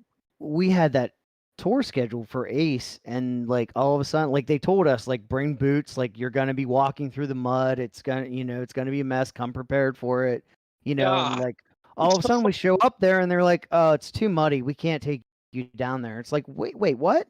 And then later we find out, well, BGW fans showed up, and that's it. Really, I mean, there's no other logical explanation than they just Hold on. decided, like, Wait a minute. Are you serious? Is that why we couldn't go back there? Yeah, I'm like 80% positive of that. Because we came prepared. Like they're like, "Oh, it's muddy." Well, you told us it was muddy. Like we came prepared for mud. That's what like you can't just say, "Hey, come prepared for mud," and then get there and say, "Oh, there's mud. We can't take you back." Like that. No, it was totally because right before that happened, they refused to let BGW fans into like the media tour. And like it was just kind of like one of this, like, they were kind of like, oh well crap, we didn't want him there, but now they're here, like now they're here with Ace, what do we do? Oh my god. Okay. I mean, nobody I flat out said that, but like it was pretty much a known thing. Like that's why that's what happened. Very interesting. I actually did not know about that actually. If you were, you were there. You probably, I don't know if you saw my reaction, but I was not happy about that at all. The main reason for me being is that I showed up and I drove because like I wasn't in Virginia the day before. Like so I had to come from I think I was in New York. So I drove like that. I left early, checked out the hotel and anything like that, and left. And then like a 7-hour drive like through the night, just so I can be there in that morning, prepped, ready to go, sat in that line, and if I remember correctly, it was like a sunny day like that morning. Like it rained the night before, but it was like nice and sunny. Oh Like the yeah, it next day. wasn't. Yeah, it wasn't bad. Like that. Yeah. Like bright and sunny. And then they try to show us pictures of like Pantheon. I was like, I can take my own pictures of Pantheon. I don't care Exactly. about. I was like, no, I paid and did all this stuff here so that way I can get here and get on site and get the up close tour to actually touch the track and get pictures on, like the people did the day before. Like the people did the day before. Right. After you guys finished it off here, and so if that. Man, I didn't know about. I actually didn't know he was there. So like that's the first time I've heard that actually. And if that's what they really did, if they're really going to handicap like over 100 people over the fact that one person showed up here who they don't like as far as part of the Munich Pass, and they're going to hold the punishment over everybody else here, then that just really irritates my frustration even more for that park. Mm-hmm. Yeah, they're bad. I was already upset about this year, and going back, I've been to that park for 7 hours this year, and that's when Katarina came in. It's her first time going to the park. We got all the credits, and that's it. Like, and we got to the park late because we went with the Kings of Maine the next day. We were supposed to do an all day at Busch Gardens on like that Sunday, and then it was supposed to be KD all day Saturday, and then we did KD all day Saturday, and then we did Busch Gardens part of the day on Sunday, because she had such a good time at Kings Dominion. So she wanted to ride more, I-305 and Timbers and Dominator. She really like Dominator too. And we had the BGW and park slammed. We still got the credits. Don't need fast lane at all. Just got to sit and just go through the lines. But like just. I was like, how was your park experience here? She's like, nothing was open. Couldn't get a drink, because we actually didn't eat at the park because we couldn't. Like some of the places we went to, like they did. I mean, staffing issues were really pretty poor there. But like, I can get beyond staffing issues. My problem was communication and service is probably my biggest issue with the park. Yeah. and still is to this day. But I Absolutely. can get past that. And she's like, I thought, okay, well, if you're not open, then what is open? You know, well, I'll go there. You know, so. And when they can't even answer those simple questions, like, well, I'm not quite sure. It's like, is this, you know, okay, well, is the Fest House open? It's like, it's open, but you can't eat in there. I'm like, okay, well, is the, okay, well, that's kind of pointless. Okay, well, what's, you know, like, what else is there to eat? Like, food options around here within, you know, I think we're in France. I'm like, what are the other options here? It's like, well, you can go back to the front of the park and little shops you can grab. I was like, okay, well, that's what you know. It's just like nobody knew anything, couldn't communicate anything, couldn't ride like you know, rides going down. We don't care about that, man. That's part of your park experience and that kind of stuff. But like we just didn't have an enjoyable experience there. And then like this is after, you know, the park had already stole people's money all year and baited people because these parks are destination parks that you go visit and then you just don't see anything about your rides opening up like the whole year. Not a little bit, like nothing. You didn't say nothing. Not, hey, we're pushing it back. No, it's anticipated open in 21 was a statement you made in March or April. I'm sorry, February. I think it was February they made that statement. Well, it's August. That's 6 months ago. Season's almost over. And your park's open all year. So how about you give me something here? Something. Nothing? You give me nothing. You got nothing. Nope. Still got nothing. No, I'm sorry. I rephrase that. We got something. We got come visit our park 3 times in a 6-week period so that you can have the opportunity, not gain access, keep paying for your pass. Gotcha. So I want you to come visit the park as much as 3 times. I didn't go to the park. I didn't go to the park more than one time all year. Come over 3 times during hot and the cold. Even if you don't like hunting and scary stuff, we want you to come to the park at least 3 times so you can have the opportunity to ride Pantheon, so that you can boost our numbers, so that way we can actually move forward on this. It's a headache, and that's why I choose not to support BGW. And I apologize to my friends. They kept, well, you come to BGW? Like, can't do it. I was like, man, is Pantheon open? It's like, no. So then I have no problem. I have no reason to go to Busch Gardens. It's like, I don't have reason to go to Busch Gardens. It's like, what? It's like, Busch Gardens just isn't. It's not. Just the park itself is kind of wearing out the fun. Like, it's just not as fun I mean, I love Verbolten and I love Apollo's, but it's just, I don't know. It's like, I just don't like. I don't know. I don't enjoy myself there the same way. Maybe it's just because of the frustrations, but yeah, I don't know. The last coaster I really enjoyed there. I mean, like really. I mean, Alpengeist is a fun ride. And Apollo's, you know, during its early years was like really fun too. Like as a hyper, like the first one was like really fun. But like the coaster I really enjoyed the most, and people won't agree or understand this, but like Dragonfire was the most enjoyable coaster I ever had at Busch Gardens, and I think it was just above its time. It was just too far ahead of its time for what they did. But I love Dragonfire it was just a great roller coaster. And it's just like I never got to ride it. Never got to ride it. It's basically it's pretty much 90% the exact same layout as Kumba, but like this one came first. It's like the same exact model, same exact layout as Kumba. Pretty much like no difference. It has a little bit more. The first drop's different, but like that first drop was like so cool. How you like went like halfway down and then you looped over.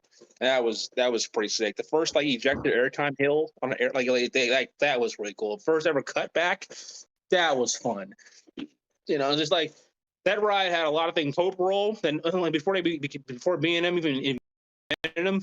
Yep, that was there. So like it's just.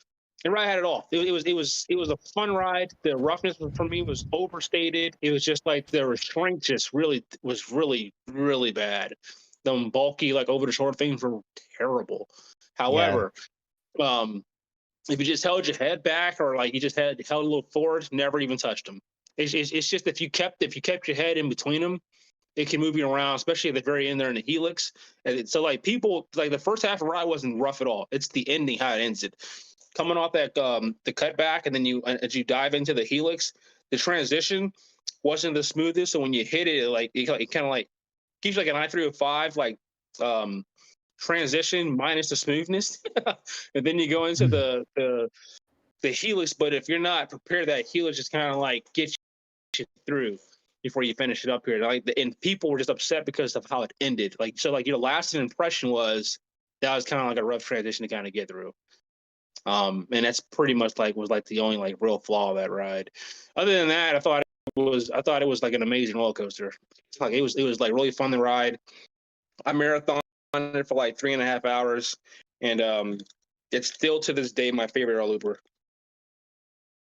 To this day, best one ever made. And Yeah, I wish I would have got to ride it. problem was you had 2 air loopers in the same park. That was kind of unprecedented. Yeah, it's true. Well, no, Cedar Point. Oh yeah. Is that update still going?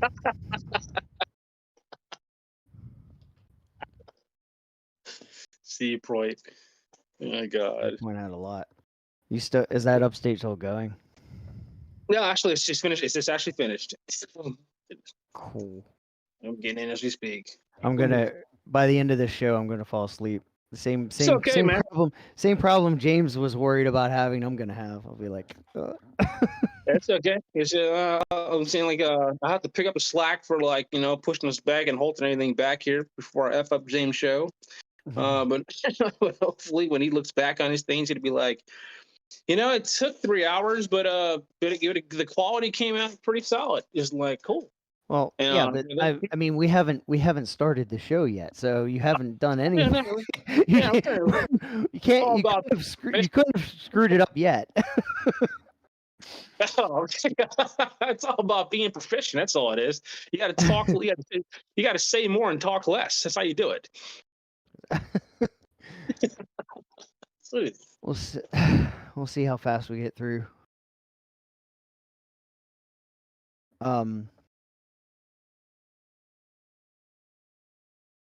Yeah. So yeah, if you're ready, we can start. Like, if you can switch over, it's a lot. I think. Are you're gonna switch over to your computer on Yeah, Discord? I'm not gonna use this. Okay. I gotta need to record.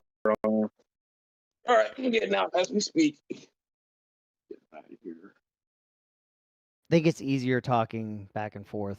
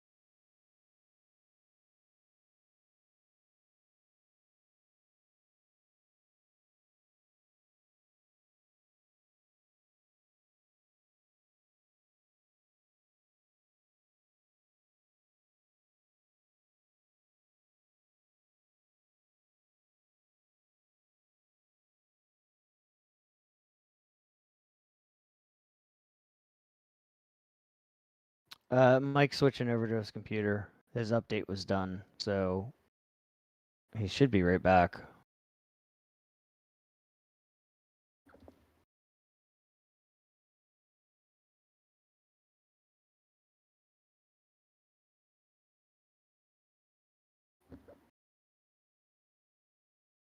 We weren't recording. We haven't recorded anything.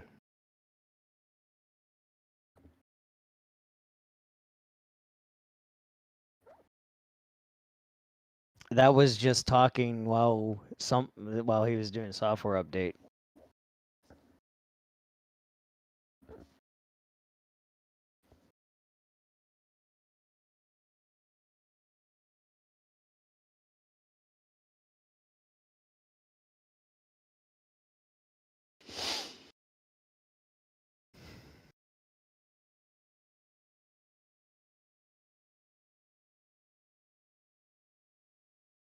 Nope.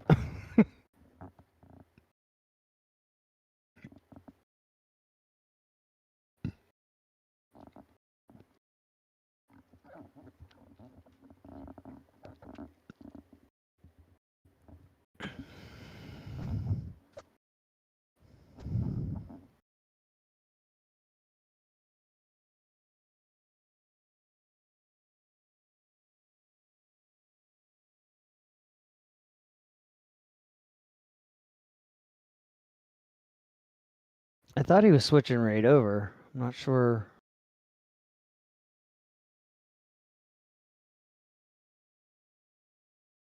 I'm confused.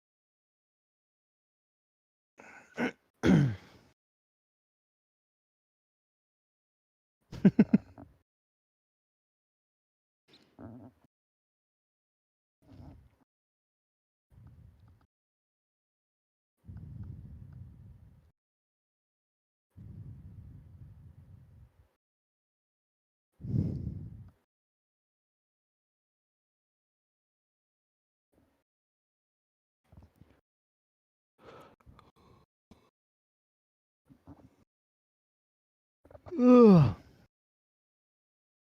I am starting to get tired. I know that.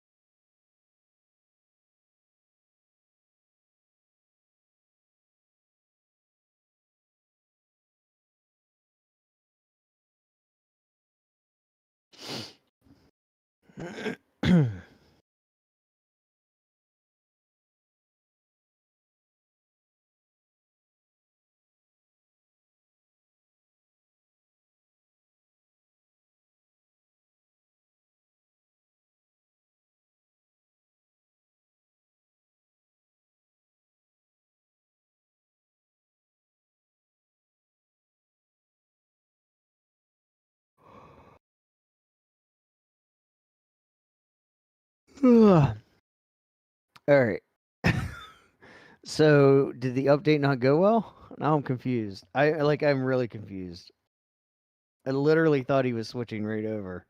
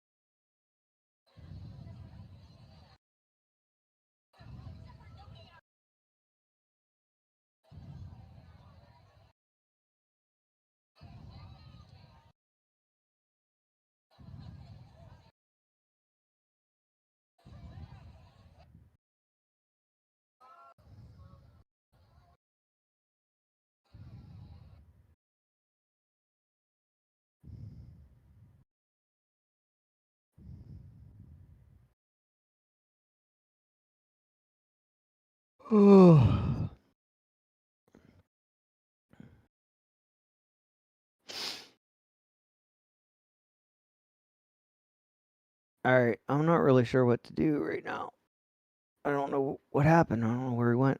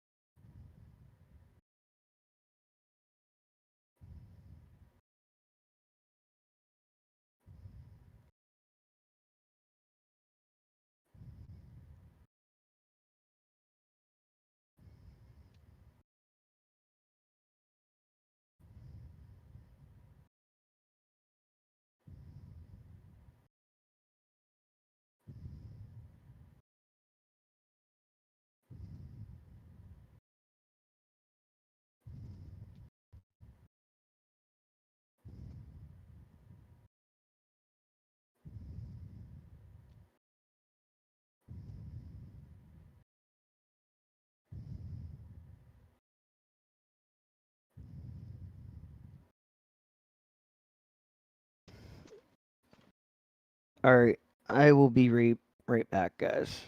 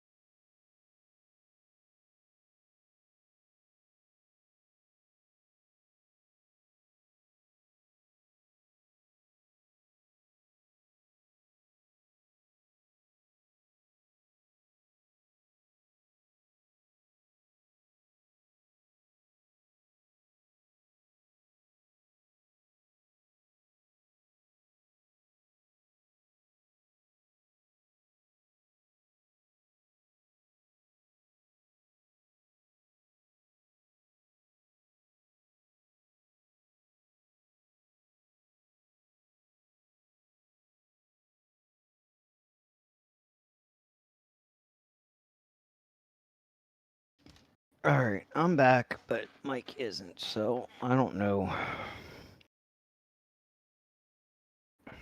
I don't know what's going on.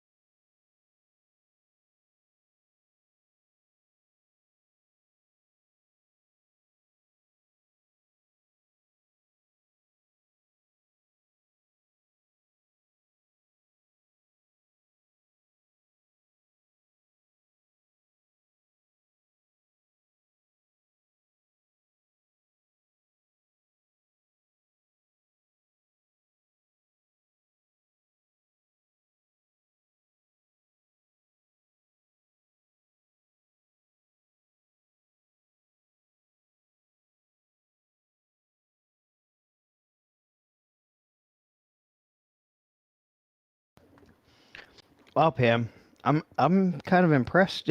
You're still up.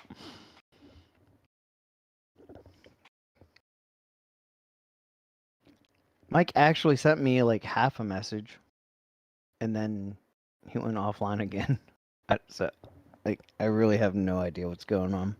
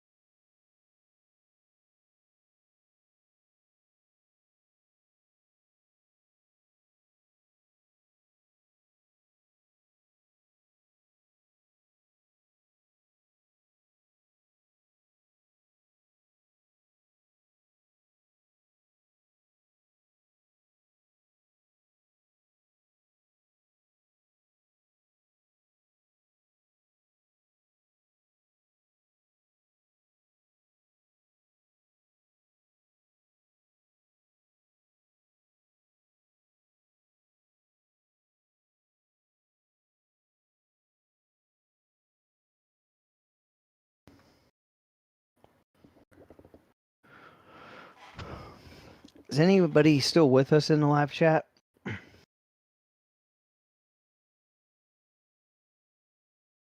feel like probably everybody has left by now. I'm surprised Pam lasted this long.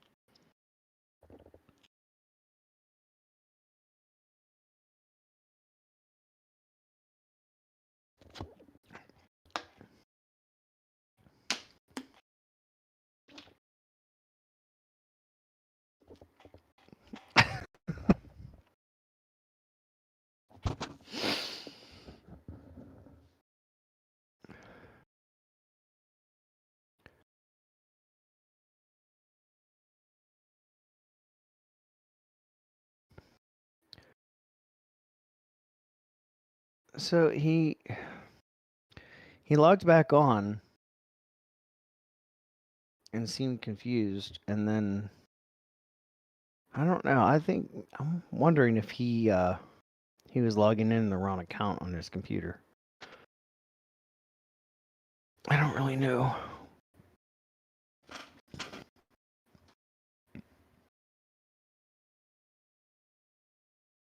Oh, I think that might be.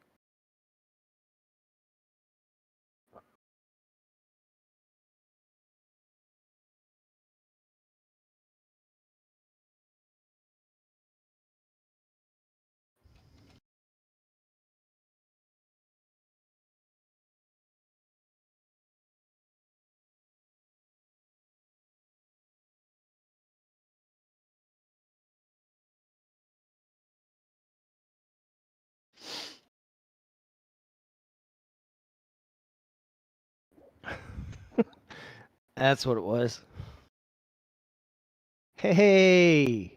Jesus fucking Christ. Okay, I'm good. I'm in a good place. I'm in a good place. I have only myself to blame. For that last, my apologies. The last team is 100% on me because I'm sitting here like, what's going on? I'm like, I can see you, and like I'm like looking for everything, and like nothing's happening, man. I'm like, what's going on here now? Like I was getting frustrated, and I was just like, what is it now? I'm like, internet's good. I'm like, audio's good. I'm like, everything's good. I'm in the account, man. Like, what is it now? I'm like, I was getting to lose my stuff, and then like then I thought about what you mentioned earlier. You said I had another account, and the one I was in was like 44223. And I'm mad because like I'm looking at the picture of me on because the profile picture had the picture of me on Lightning Rod, and I'm looking at it. I'm like, wasn't I eating a sandwich? I'm like, no, I'm eating a sandwich, man. I'm like, I didn't change the picture, man. And then that's when I asked you. Oh, Jesus Christ! Oh my god! Getting frustrated, like, man. I'm like, he said he was just switching over. Like, what? I Oh, don't man. I understand. was already Like, in. I was like, I'm in. I'm here. I'm like, I'm in. That's all it was. All it did was switch over, and I just sat there, man. I was like, okay. I for like, my first thought was, well, maybe he went to go get something to eat. I know he's been sitting a very long time. Like, maybe he went to go stretch out or get something to eat or something, man. It's cool. So I just chilled. I'm just like, okay, well, he's gonna come on, whenever. It's like, cool. Like he's waited a very long time all night. I was like, he's probably irritated and frustrated, but I was like, he has every right to be. I was like, so he can just do his thing. And I was just like. And then after a while, I'm just like, well, okay, well, nothing's really happened yet. I'm like, did he log off? I'm like, nah, it says he's still here. I was like, cool. Anyway. Oh, Okay. good. We need to hit this record button and get going. All right. and get going. All right. So, all right. So you have Audacity there, right? You're ready to go. Everything, with that? yeah. Audacity's all up. Everything's good. I'm just, I was just trying to calm these nerves here for a second. Okay. Yeah. Take your time. If you need a minute, I'm good. We're good. We're good. Let me get back to the Audacity here and hit the file new. Okay, cool. we're good. I'm gonna close that one out here. We don't care about that.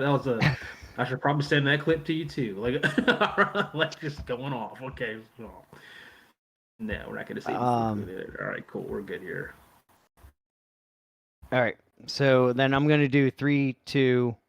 I won't say it, but I'll do 1 and 0. and then when I do 0, just hit record at that time, and I'll do the introduction, and then we'll just go from there. You still have the Perfect. rundown there, right? I do. All right, so that'll loosely be what we're talking about. All right, here goes nothing. Okay, hold on. We're good. We're good. We're good. All right, We're good. 3, 2. Hello, everybody, and welcome to another week of Coaster Talk Podcast. I am not James Barber. I am Bob Mertz, and with us tonight we have Airtime Mike, or are we calling you Airtime James, or Airtime Jimmy, or what are we calling you? We're gonna. You call me here. I'm ready to go. Okay, but yeah, this is Mike. Stepping in for James here. He reached out to me and said, "Hey, I'm gonna take a personal day and get you not have Bob by himself." And I love you guys' podcast. It's I listen to all of it, and you know I'm a participant, so I wasn't gonna pass up the opportunity. So I'm glad to be here. I'm ready to talk some controversial things, some nice topics, and have a great night here.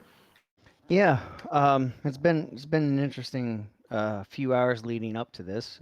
A lot of technical issues, but we got it all figured out. Yeah, it's October's off to just a lovely start. We'll just say that. It's October 2nd right now. Yes, to clarify yes, that, we made it the whole way into the second. This is actually the first time we've ever actually started recording after midnight. Actually, we're starting recording after 1 a.m. Right. And for everybody there that's probably still in the chat, if you're there, wow. You know, like kudos to you guys, man. Come see me at a park when you guys visit, man. I'll have something for you. I'm not sure what it is quite yet, but I'll definitely have something for you. Well, I actually just figured it out. So right before you got back on, Pam left. So that's what this was all about. You were just waiting for Pam to leave. This is true. I figured it out. Yeah, I can't have Pam in here, man, like taking the spotlight. You know, like she likes to get in here and talk about her stories, and you know, James always talks about how she likes to go off on kids and you know, little animals, and so you know, what we didn't need was the distraction here in the podcast. And I was like, you know, is she kept commenting in the chat, and I was like, you know, the longer she's here, the longer I'm going to delay this program, and then once she got tired and finally rolled out of here, you know, kudos to her because she really tested the time. Like I almost gave up. She did. I almost gave up, but like no, but I held on. She almost beat me, and I just want to say right now, Pam, if you're listening to you, I won. Okay, I win. I won.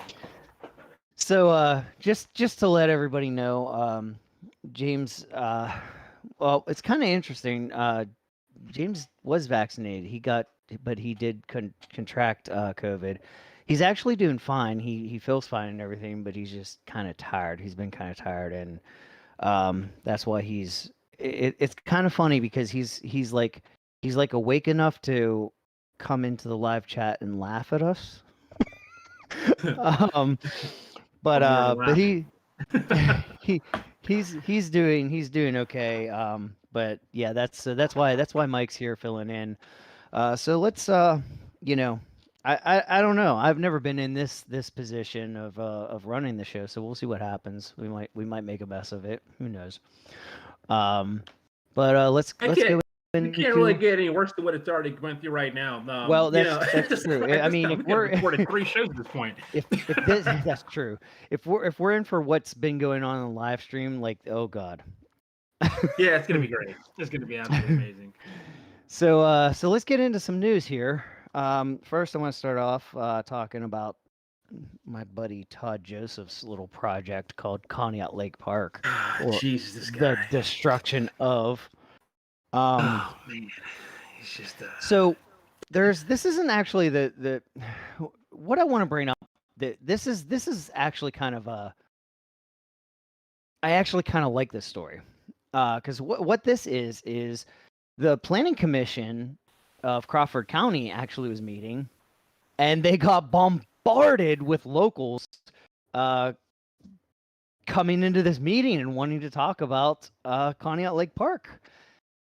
And I mean, nothing really came out of it, and they kind of said like there's nothing that they could really do. It seems like there's just a lot of red tape and everything, so like nothing really came out of this. But the thing that I really like is a lot of times you have these little parks and they just kind of disappear, and it's the enthusiasts that care. But like I just love to see that there's so many locals that are actually so behind this park, and they so want this. Like, nobody likes what this guy is doing. There's just nobody there that likes what this guy's doing. And just recently there was another article that I was reading, and like it was just it's more of the same, but Todd Joseph basically saying, well, I don't want to talk about the amusement park side of things. Like that we're kicking that can down the road. Like, well, it is an amusement park. I mean, how do you not discuss the amusement park operations of an amusement park? Yeah, it doesn't really make sense at all, does it? Right? I mean, you're the boss, and you can't really talk about your park. Like, what? I'm sorry. So, Yeah. what are we here? What are we here to talk about? Like, walking around the park? Are we trying to talk about sports? Are we here to talk about drinking and driving? Like, what exactly did he? What were the expectations when the person who owns the park and the people have risen against you, as you just mentioned here, especially in this article here? There is quotes here, Bob, that says there's a great tragedy happening over at Conneaut Lake, Yeah. and it has to do with the demise of the park. Something that's been in our lives for 120 years is being demolished, and it shouldn't be. I hope everybody hears this. 128 years, and they're just scrapping everything. And this guy says, "I don't know what we're talking about." Okay. Yeah. It's sickening. It's absolutely sickening what's going on up there. But I love to see that there are people standing up, and I really hope that the local government, I really hope that they step in somehow. They find a way to do something to save this. I mean, and here's the thing. That park right now is centered around Blue Streak. If anything happens to Blue Streak, that park's done. And we're that's what we're teetering on. They somehow they have to make sure that like I don't even think that I trust him to restore Blue Streak. Because like I'm afraid that he'll like he'll well, I mean, there's a park not too far away that was in a very different scenario, and I kind of understand a little more. But like, if you look at the Idlewild roller coaster, and what became of that, like, I don't want to see anything like that happen. And like I understand Idlewild was in a different situation, but like I don't want to see some crazy secure trains get put on this coaster, and like it needs to remain in the same function. But I don't trust this guy. I don't want him to touch that ride at all, even if it is allegedly for something good. But I don't think he has plans for it. Like at this point, and he's got plans for it, Bob. He's got plans for it. Yeah. We know he's got plans for it. And when it happens, because it's gonna happen, because I know it's gonna happen. I'm to the point now where like it's there's if you Blue Streak. Okay. Let me see if I can word this in a way and kind of keep the blood down here. Okay, cool. Okay, Blue Streak. We're not talking about Blue Streak at Cedar Point, by the way. Just so we're all clear here. Okay. Right. That Blue Streak there at Conneaut Lake, I feel is an absolute danger. Let's just put it out what it is. It's in absolute danger, and when it happens, that's going to be like the last straw is going to break the camel's back, and there might be some things that you may see for the first time ever in the coaster community, where there's going to be a serious uproar at a park when it happens. Because I'm not even saying if, I'm saying when it happens.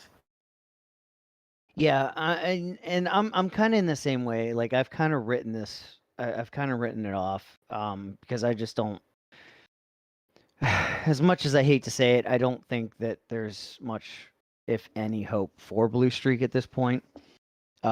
Which is really disappointing because that really was. Honestly, it was one. It was one of my top 5 coasters. And I understand a lot of people wouldn't have put it there, but I do because there were just things about that ride that I just enjoyed so much.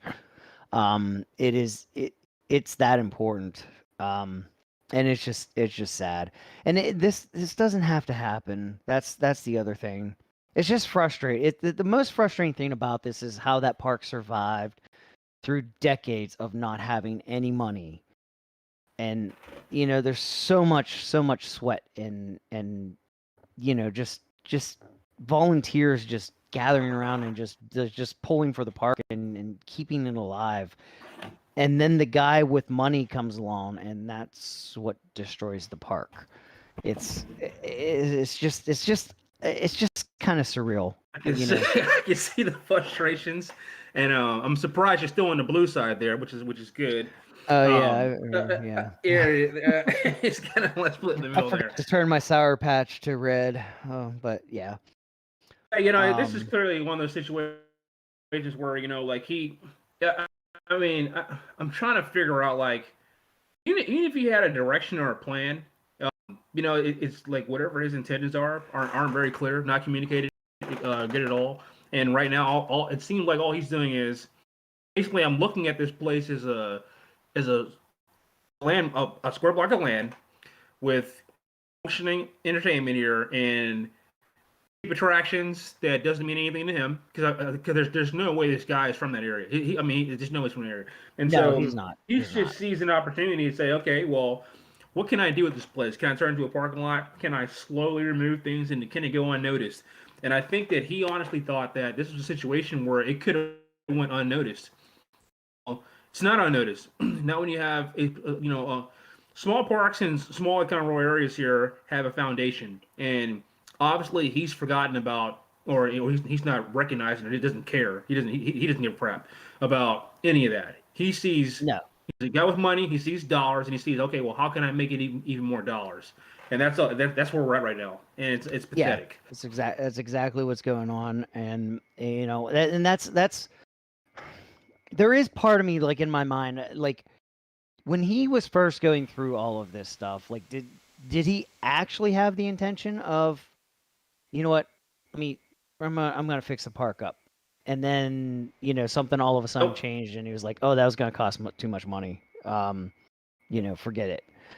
I don't really know. I know. Yeah, we do. We just yeah, we do. He. Well, like I don't think there's no way his motives were right. I just wonder what his thought process was.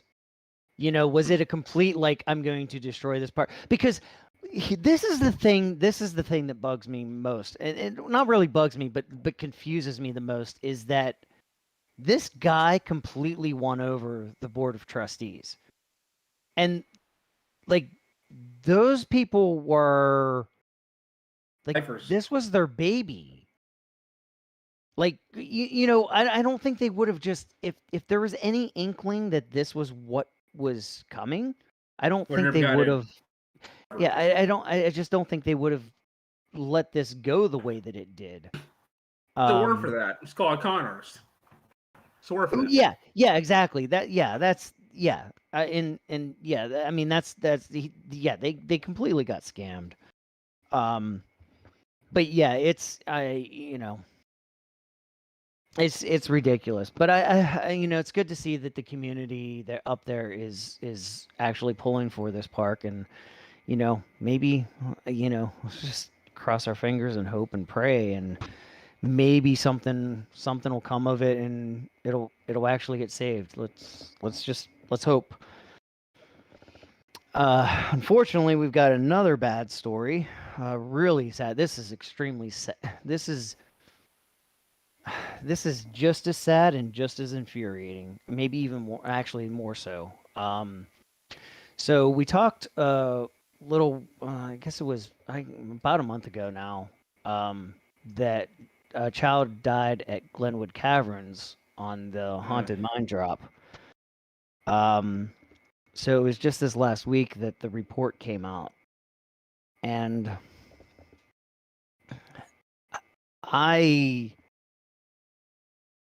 this incident alone, even when it just happened, kind of got to me emotionally, more than any of the other incidents that have happened this year. But the results of this investigation are I don't even know how to put that, like, words can't even relay. So this girl just didn't have any seatbelt on. She had no restraints on when the ride began. And the ride operators didn't check. The worst thing about this is the ride actually gave an error, and they didn't know how to handle it. They didn't handle it properly. Bob, you reset it, Bob. Yeah. Reset the ride, Bob. Without even checking the restraint. Well, actually, it's even worse than that, because what they did was, so apparently this girl got on a seat that was unoccupied on the last ride cycle. So the seatbelt was attached. Right. So she sat up. She Mhm. basically sat on top of the seatbelt. Well, the thing was, the ride computer knew that something wasn't right because that seatbelt wasn't cycled. That seatbelt hadn't been unhooked and rehooked like it should have been. So it gave an error saying, "Hey, seat 3, something's not right. Like whoever's in that seat can't be, in the seat properly. Like, something's not right there." Well, the ride operators just started walking around randomly unhooking and rehooking seatbelts, and they actually unhooked and rehooked her seatbelt. And they still somehow they still failed to realize that she was sitting on the seatbelt. And that, to me, is just mind-boggling. What happened to this little girl is absolutely devastating. You pull this article up and you see that picture of her, and it's just this gorgeous little girl who just looks like she's got so much ahead of her life and so much to do. And me and you spoke a little bit off camera about this, right? About how in the United States, right, like how there's very rarely, when it comes to amusement parks, especially with the ride designs, and how the United States is really keen on inspections and training. Yeah. And this is the situation where the ride security parameters actually operated as expected, and this is 100% operator error, and Yes. not even operator error. This is multiple infractions of inconsistency errors on one drop, and it's so sad. It's devastating because it's 100% preventative, and it just it should have never happened. I mean The thing, it should have never happened, and they had no, it shouldn't have. multiple times to get this corrected. Like multiple times to get it corrected before this ride actually continued to go on. And the ride gave them multiple opportunities.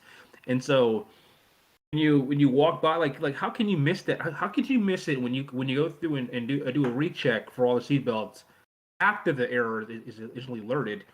Once you go through and unbuckle to do everyone once again, how could you still miss that? Yeah. It's just, it's unthinkable. I mean, yeah, I just don't. And the thing is too, like, I've heard a couple people say, well, like, you shouldn't have, rides should not be able to be dispatched at all if the restraints aren't properly attached. Here's the thing. This is the thing that hits me most about this ride. Her seatbelt was attached. There's no way that a ride could have known that she wasn't in that seat properly in that seatbelt, because it was attached. But here's the thing. the designers of this safety system actually thought ahead and said, look, here's what can happen. So we are going to actually program the computer so that if the seatbelt isn't unhooked and rehooked between cycles, we're going to give an error. Like, to me, that's so far and above and beyond what I would have expected a ride system to actually be able to err for. And they still got this wrong. It's a seatbelt. Who doesn't know how to use a seatbelt? They said it. He said when they, as you read the article, he said, I asked operator number 2. He says, while alarm's going off, he said, just restart and try again. Okay? Yeah. Restart. He said they came back. He said restart and try again. So they had another opportunity. They said to click, just to click. So like that's twice he walked by her and didn't click. Tugged, but he didn't click. He didn't even see anything he's tugged. So that means he didn't check it twice. He didn't check it. So how do you not check something twice? Not once, but twice. You missed this opportunity for it. Like that's the egregious part for me, is that like there was multiple. For me, it's just unthinkable that there was multiple times and it did what it was supposed to do and you still couldn't get it right. And then there's a second set of eyes on it, and so it's just like, okay, now we got 4 eyes on this thing. The system's kicked in. No one knows what to do here. And just restart and do it again. Yeah. Well, the surprising thing is it actually gets even worse, because there's a interesting thing about Glenwood Caverns. Whenever you go to Glenwood Caverns, you're required to sign a waiver. And that waiver apparently specifically waives negligence. This on this specific ride? No, on the park. On the park. Yes. Oh, when no, you they didn't. enter, before you can Oh, actually my. go into Glenwood Caverns, you have to sign a waiver. Oh. This is going to be one of those So scenarios where this is no. They have to do the right thing. Like they have to do the right thing. They have to do the right thing here. You have to do the right thing. There's got to be some kind of verbiage in that negligence that says if it's like a ride error, but like this isn't ride error. This isn't like a situation where the ride actually went down or something broke in the ride. This is people, right? So in that point, it's got to be a situation where that waiver from an operator standpoint, or from a user error, from a human error, not a ride error, but from a human error, has to be reciprocated in some way. Like there's just no way that they're just gonna be able to just walk out of here. So what? Yeah. So this is the thing. So far, there is actually an article about this from one of the local. I don't know if it was a TV station or a newspaper outlet. But they actually wrote that Glenwood Caverns has never once been held responsible for anything. And there have been multiple times where they've been taken to court and the court case has been thrown out because of the waiver. The interesting thing about this, though, is, I'm not a lawyer. So there's a whole bunch of other people that are going to be weighing this and figuring this out more. There's people that are saying, oh, you can't waive negligence, but I mean, the document literally does that from what I understand. But there's something that they may be able to do with the gross negligence. And I can't even pretend to explain to you what it all means. But I think this is going to be a test, a major test in the court system. And I don't know. I know that the Colorado Department of Oil and Safety, who's in charge of amusement park rides, has said that there are fines coming. They're definitely being cited for things. Well, I mean, that's all that they can do. That's all that department can do. But I hope that legal action can be taken. What would you This want to see? this What is would you just want to see appalling. done? Like, what would you want to see done? I Me? mean, yeah. I mean, I at this point here, I mean, I can't really see like anything that's being presented by like yourself and myself would be being considered as. I think the I mean, management of like, that what would you park do? should be that the management of that park should not be allowed to manage that park anymore. I mean, we're not talking like a mistake or even like it should be okay. This is just this is the thing too. I actually read this entire report, the entire report from the Department of Oil and Safety. This is not the first time that something like this almost happened. There were reports from other people that actually had similar experiences. There was one guest in particular that said in 2019 she wasn't strapped in, and she basically was yelling and screaming at the operator that she wasn't properly restrained. I saw that And as well. Yeah. they nearly dispatched the ride without her being properly restrained. And there was also a second person that contacted them and had reported that they've seen similar behavior. So this isn't just an isolated. This isn't just a single ride up that was just really bad at his job. This seems to be just a. This seems to be an ongoing thing. And this is actually not the first time that a child has been thrown from a ride either. There was actually a child that was thrown from their mountain coaster, I believe. I don't know the details of that, but that was one of the ones that was the court case was thrown out. There was somebody else that actually broke their back on the mountain coaster. Oh my God. That's one. Like I was reading some more different articles, and like there's a lot of incidents that happened at this park. This is the worst by far, but It's interesting because this I've isn't a actually new never thing. heard of these things actually happening in Glenwood Caverns before. I know, because I mean it's I guess it's the waiver thing. I don't know. Like, this is the thing. You should not be able to. You should not be able to hide behind that. Like, I understand if you're going to go skydiving or like, some of the like really extreme sports. Like, I get waivers for certain things, Right. because you're taking risks, and you need to acknowledge that you're taking risks, and you need to be responsible for that. But this is an amusement park. These rides are like, yeah, and these rides are designed to be safe. They're designed to make your brain think that you're in danger, but not ever actually putting you in danger. And the problem with this, by having all of these guests sign this waiver, the park has they have no motivation to actually make sure things go well. What do they care? They can't be held responsible. So why bother? Why do we care?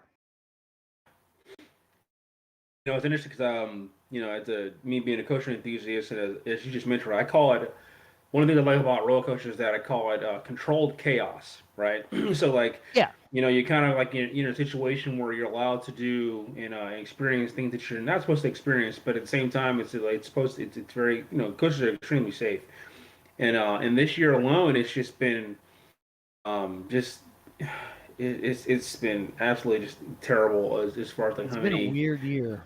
How many like unprecedented like situations we've had from Glenwood Caverns, to El Toro to over at Adventureland. It's just like and the list continues going on. And it's just and now I'm thinking about this in Glenwood Caverns, and I'm like, okay, well now I'm opening my eyes to new information about thing I didn't hear before. It's like, okay, well they have waiver. I actually know the park had a waiver when you went to the park, and then to hear that there's been other situations and more instances where guests have been hurt or or close to death, and you're not held responsible. Well, what the hell are you doing? What the hell are you doing? It's like, do you know that your park is now? This is kind of open the floodgates, right? Like, is your park now dangerous? Is this like a dangerous? Like, if I'm a parent and I want to take my kids to a park like this, then this is not somewhere I'm going to want to take them. So Yeah, I'm not gonna want to take my family there. Like to know that, hey, I gotta have my kids sign up here, and while I haven't been able to see what happens with the other thing, but like now you've got this stain, definitely no pun intended here, but like you have the stain on you, whereas like, okay, well, now you've got something out in public image here, which is gonna, of course, here now that I'm learning the information about it, that means others gonna learn information about it as well too, and more importantly, people listening to this podcast are now gonna learn, like, hey, before you go to that park, just know that if you get hurt or something happens, man, like they're not gonna care. Like they can care Yeah. less about your well being. And so I think there needs to be more. Like, so you're calling for, like, man, I think there needs to be more. Like there, for me, first of all, you've got to change that waiver system. Like that's got yeah. to that's got to That's go. that just You know, you can't let people do that, especially when you're trying to waive negligence. yeah, it's got to go because they won't take it seriously, or they won't make the steps necessary to make this park more safe and cater for guest experience if they know that, hey, if something happens here, we got to go. That also incorporates hiring better staffing, taking more time to instruct your training, taking the time to also make sure you ride performance, and test, retest, and research the past shit, because it seems like the things in the past have not you know dictated how their parks going to be run for the future, because there's still things happening at this place. Yeah. And now I kind of want to know. Now I want to know more. And so I want to know how soon this was. Like these past occurrences. I really want to know now. Now I want to know. Like, when do these things happen? How many gaps in time? What else has been happening at this place? And you're getting ready to open up a new attraction. So like, Yeah, that's kind of the thing that's like everybody's thinking, like I- like that whole like excitement of this coaster is just completely ruined. As it should be. I mean, not no offense to those involved in the coaster itself, but like I mean, yeah, I don't know that I want to go there. What I mean, yes, I'm old enough and I'm smart enough to check my restraint. Like I always do. I always pull up, you just kind of do, because you never really know. But like, if somebody, if the park's operations are bad enough that they miss a seatbelt not being put on properly, like what else is being missed? What else is yeah, being overlooked? right. You just mentioned right here as well too. Like, there's a situation where this might have happened before. So like, it was close to happening already before, and then it actually Yeah. did happen. So Yeah. obviously, you haven't fixed the problem. So like, you got to fix the problem, and like those same ride operators weren't there last time. So I can't blame the staffing from the previous occurrences, because these people here, from what this article says here, they had only been here just a few weeks, as far as like being in the park. So now you've got Yeah. similar accidents that are 100% preventative, that is still happening under different people, different staff. That's on the park. So Yeah. Exactly. there's a much bigger issue here, that they've got to really address. Much bigger issue here. I feel for that family and those parents, of the young people in that family, and I can't imagine what they're going through. But I really, while they can never get justice for their daughter, but like, what they can do is do everything they can to make sure that never happens to their family. Yeah. Yeah, and that I mean, this park just has to be held accountable. It just has to be. Things have to change there. So let's get a little bit of a happier story. I think I asked you and you said you hadn't seen it, but Chocolate Meltdown. Man, I was just there too, man. Food Network premiered on Monday. Chocolate Meltdown, which was filmed at Hershey. It's actually Chocolate Meltdown, Hershey's After Dark, and it is actually filmed at Hershey Park and Hershey's Chocolate World. I actually watched the first episode. There's 3 other episodes coming. sequential Mondays. So the second episode will be this Monday, the October 4th, and then there's 2 other episodes to follow. I watched it because, hey, it's Hershey. I kind of want to see it, but it was actually more fun than I had expected it to be. I And think these are adults, man. These are like adults in here, like making these they like are. sweets, man. I thought like when you told me about it, man, I thought it was like a children, like a teen based No, it's type vibe, man. actually These are like they're like real. yeah, they're like cake decorators and stuff, like professionals that and the whole this is kind of like a game show type setup. But they have to build these creations, edible creations using Hershey's candy. And what they do is, I mean, it's a gimmick thing, but it's kind of fun for us that know Hershey Park. It's kind of fun watching them run through Hershey Park. But like they'll like say, oh, you have to go find this, and they'll just like it'll be a clue that'll be based on a ride. They have to go ride that ride, and then when they're leaving that ride, they have to grab whatever candy they have. So then they have to incorporate that candy into their design. So they'll do that, and like they may have already started something, but then like halfway through, they're like, "Oh, well, guess what? Now you have to use Reese's." Like, so it kind of throws them off a little bit. Like that. It's kind of a cool little thing. Got a little cutthroat kitchen in there. I like that. Okay. Yeah, it's pretty neat. It's. I mean, yeah, it's I Did you say they gotta go ride rides? Did you say that they gotta ride rides? Yes, Like yes, they have they to go do. in there coasters? Like they have to go. So like, are they putting these people on Skyrush? I don't know. So the first episode they had to ride. Great. The clue actually led them to Music Express. Okay. So they had to ride Music Express. And then the second one, like, it was so easy. I don't know if it was easy for them, but for me, like, they just used the word fusion, and you automatically know. Yeah. You're going to Cup Fusion, right? You're gonna get it Reese's, yeah. Okay. But yeah, so they had to go ride Reese's Cup Fusion. But yeah, I don't know what rides come about in the future episodes. Well, I'm sure they're gonna at some point get the. I mean, you gotta incorporate Candemonium at some point, especially with that. In the station, promo, they show somebody riding Candemonium, so it's got to be like this is pretty cool. Like this is pretty cool. It's funny that you said Skyrush because that was my first my first thought is, are they going to people ride Skyrush? Because like right. That's what these guys on Skyrush. Like, go grab a wing seat to get inspiration on like how to build the cake in the sky. Like I would love to see that. Incorporate some like yellow frosting and like some light blue, like light blue. Plus, okay, well, let's build something here with some clouds and motivation for like outdoorsy or something like that. And what can you build in the sky or what can you love that? And like I can't imagine these guys getting off that roller coaster like this non-enthusiast.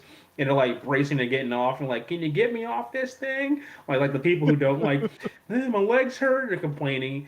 And here I am like as a viewer, like put them in that wing seat in the back row. Yeah, exactly. That wing seat in the back row. I actually found myself trying to figure out when this was filmed because everybody was wearing like coats, like decently sized coats, like so it had to be like winter. Oh yeah, these shows usually about 8 months to like film, and after they edit. Yeah, it's hard to say, especially with COVID and stuff. It's hard to say, but like they showed some shots where it looked a lot like Christmas lights that I think they kind of disguised really well. But I find myself really wondering, like there were Halloween decorations everywhere, but I'm like in the back of my mind, I'm thinking like, okay, what time was this just like, did they just bring the Halloween decorations out just for those shots? Or was, it had to be somewhere between Hershey Park in the Dark and Candy Lane. But I don't know. So I'm thinking probably last winter somewhere. Like, what's this on? Is this on what channel is this on? Like what network is this on? It's on Food Network. Food Network, okay. Yep. I gotta check this out. I'm looking at the dates on there as far as like when they showed kind of stuff. It's like this is quite interesting. Well, see, Yeah, like things like really this, man. I was. wish I could like sign up. Like, even though I'm not, I can't bake for anything, right? Like I can make cookies, like chocolate chip cookies. Yeah. I'm really good at that. Like the secret is like you got to cook them like 3 minutes. You got to pull them out like 2 or 3 minutes before the time set. So if it says like 14 minutes, like bake them for 11, and then take them out and let them fall. Oh yeah. That's the only thing I can bake with When they're no falling. problem. I can cook some food, man. But, like baking, that's not for me. So like, anybody out there who can like make cheesecake or like desserts, I love desserts. I'm allergic to strawberries. I don't need it, but like uh, cheesecake or like some of these Reese's and some of these things that I'm looking at right. This guy made a tree house out of chocolate. Are you kidding me right now? Like this, like some of these things. I'm like, how in the world did they even make these things like stand? Like That wow, was it's actually impressive. one of the one of the funny things about this show was like they'll be like you'll see them like working on their project and then out of nowhere they're like you know what Twizzlers would work for this, and they're like they just run out to the candy store and grab a couple bags of Twizzlers, and it's like Figure it out, right? they're literally doing this in Hershey's Chocolate World, so they just run to the store and grab whatever they want. See, Yeah, no, this is a reality show that I could probably watch because, like, I know it because I know it's a competition and there's creativity in it. So, like, they're not, there's yeah, no drama. I should say there shouldn't be any drama in it. It's usually about like, hey, we're gonna recognize your family and talk more about you. But I can watch something like that. Like, I love seeing creativity, and like seeing like what people can think of, what to do in an especially unique way. That's really pretty. That's actually pretty sweet. yeah. I would love How to about actually that? like check that Pretty out. sweet. It's pretty sweet. It's pretty sweet. Wow, that's awesome. It's like Hershey Park is, that's one thing I love about that park, man. Like, how many other parks would consider even like having something like that? Like, hey, we're gonna allow you to walk through our park, go through our park, and film and shoot things, and like Cedar Fair's like, yeah, right. Like Six Flags, like let's check the safety parameters here first. And Hershey's like, hey, come in here and we'll kind of show you things out here, and they're not asking for a whole lot. Feature the park out here and have a good time, and I really like what they're doing out there. That's Really that's a kudos to seriously, the park. Hershey's as a company is one of the few companies that I'd have to say like seem to have really good morals and just for they really have their shit together. The entire company is just like they're on top of things. I mean, even like the stuff they do with their school, and that school is like really awesome. Like the things that they do and they provide at that school. But yeah, just like everything, they just seem to be like they just seem to be a really good company. They're Good experience. It's a good experience. It's a good experience. Yeah, I actually had a coworker ask me about Hershey Park. I was like, I'm like, how many kids you got? He said, I got 6. It's like, I mean, you can go to Hershey Park. It's going to cost you, but you can definitely go have a great time. I said it's going to get pricey for you, especially if you let them walk in the Hershey world. Like, but like, oh yeah, oh my god, you have a great time, man. But buy everything. I said, but keep your wallet and your cash in the car when you go to Hershey World, man. Just take like $20 out, and so that way you can max it out. Because if you don't, man, you got to come out with bags and bags full of things, and like what happened? $300. It's like it's been eaten. It's been eaten and licked off the fingers of the kids. There's so much good stuff in there, though.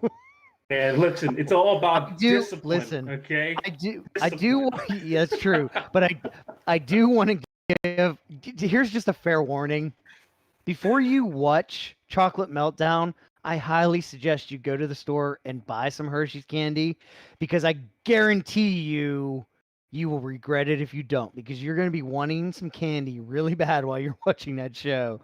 I actually had Hershey's Kisses, thank God, but like all I wanted Twizzlers so bad while I was watching that show. Like I was like, man, see that's what's happening right now, right? That's exactly what they want you to. See, like they want you to exactly. Sweet tasting chocolate candy, all that wonderful stuff that's not good for us anyway, but it just tastes so good you can't say no. And like I said, discipline, right? Like I know you don't have Instagram. You should have seen me when I walked to Hershey a few weeks ago, and I walked up in there, and just looking around. I'm just like, kind of like you, but I'm like, man, I was like, there's just so many things in here, and I'm just like, just discipline. Just keep your hands in your pockets. Don't take them out. Don't look at anything more than like 3 seconds, and just keep moving, or you're gonna get stuck in there, man. Or you're gonna get zoned out, and then like that zone's gonna take you to the to the cashier line, and that cashier line's got more specials as you're walking Yep. through, like five candy bars for like $1. You're like, how is that even possible? It doesn't matter. It's in your cart now. It's in your cart. You don't even know how it got there, Exactly. but now it's in your cart. It's in there. Right now it's in your cart. And then you're gonna go home, and then you're like, okay, we're gonna take all this stuff here and do like our own like homemade version of chocolate meltdown. And like, okay, now your kids are out here playing. Hey, Mommy, I want to make something at home like chocolate.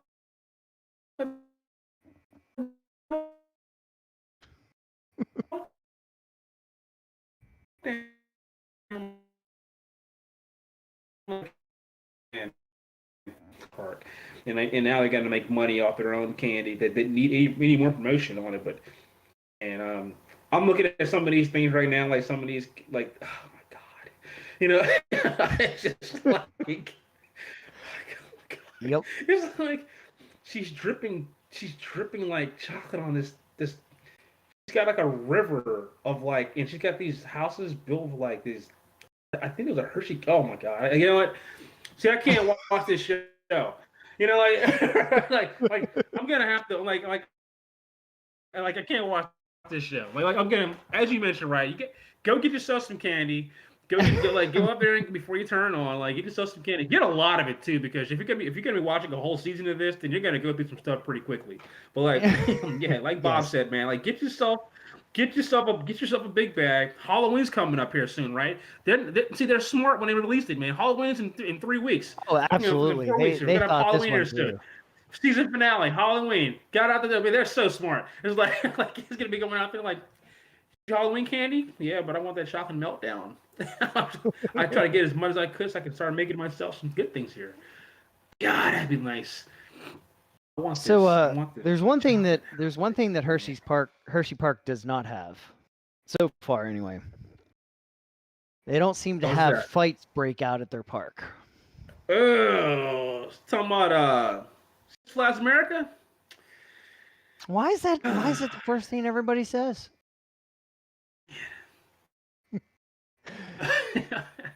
When almost every park is having fights right now. Yeah. So God, it's terrible. I will say this. I will admit the Six Flags America, what went on there was a bit extreme. But really seriously, if you think about it, it's not very far off from what went on at Kings Island a few months back, which was actually, they had multiple incidents of the same level type of stuff. I guess Kings Island didn't really have property damage, but there were people injured, so I don't know. Six Flags America, there were people breaking windows in the parking lot, but have you seen these fights at Busch Gardens, Williamsburg? yes, those have been bad too. I mean, who else has just I had mean, fights? There's been we're talking quite a about grown few. men striking women with like the closed fist. And I want to put this disclaimer right here, right? Like, because I've been to Six Flags America because this is the most. I'll put it this way: this is the most recent park that's had the fights on. But in no way do I think Six Flags America is a bad park, right? I think it's actually a pretty enjoyable park because this is not I a park completely issue. agree with you. Because this is not a Right, park issue. exactly. This is a people like Bob mentioned, right? It's not just Maryland. This is Kings Island in Ohio.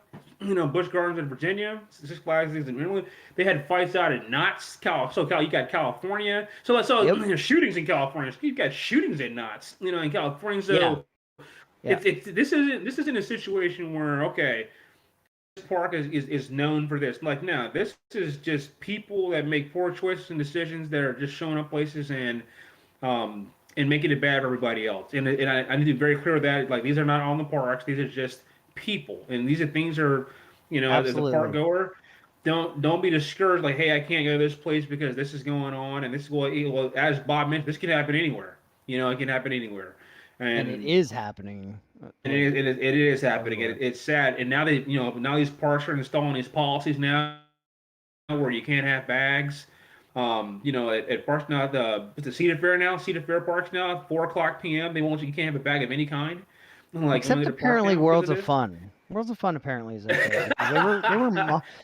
They were mocking Valley Fair over it. Like, yeah, no one goes to Worlds of Fun and nobody's in Kansas City has any reason to be violent. They got the Kansas City Chiefs. Fresh. They've won a Super Bowl and they've been in there. Patrick Mahomes good. The Royals are playing good baseball. Like they're happy up there in Kansas City right now. So like they don't really have any reasons to be upset. And they got a good coaster at the park. A good coaster. Like single digit, like a good coaster and Prowler. And that's it. That's what they got. So no one's getting mad. Nobody's getting mad at Worlds of Fun. It's a world of fun. No one's getting mad there. This is something that I've really kind of been thinking about on this. I mean, fights have happened at parks, but again, 2021, like nothing, everything's to the extreme. But there's a lot of people theorizing, like, why is this happening? What is going on? And this isn't everything, but I really think there's an aspect to, not in all cases, but in some cases at least, there's an aspect to the way the parks are actually treating the guests. What do you mean by that?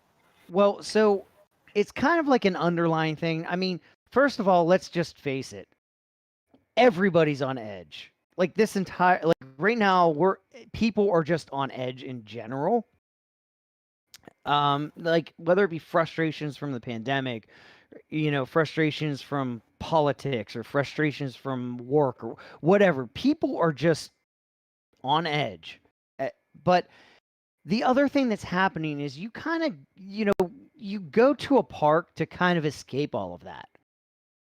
But now you're going to a park and it seems like there's just frustrations that are happening at parks. Like it starts with the, you have to go through security and then it's like this, you have this, this is the rules. And like, oh, okay, well, whatever, here's this, you make it through security. And then it's like, oh, I have a bag. You don't have a bin? I have to put it in a locker. The ticket price is how much? What? Why? What? How much? I have to pay how much for parking?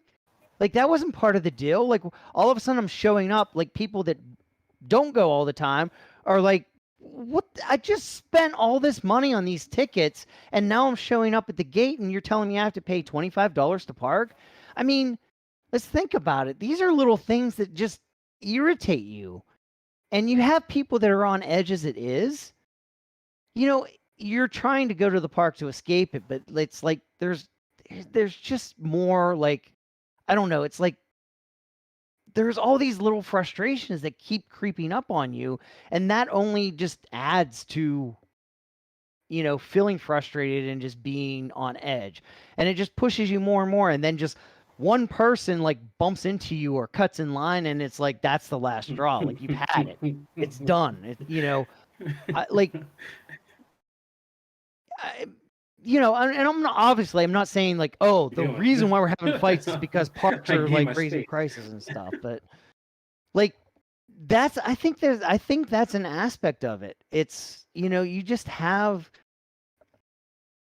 I hope to God after this podcast releases, like something doesn't happen in the next week that just proves me wrong on this.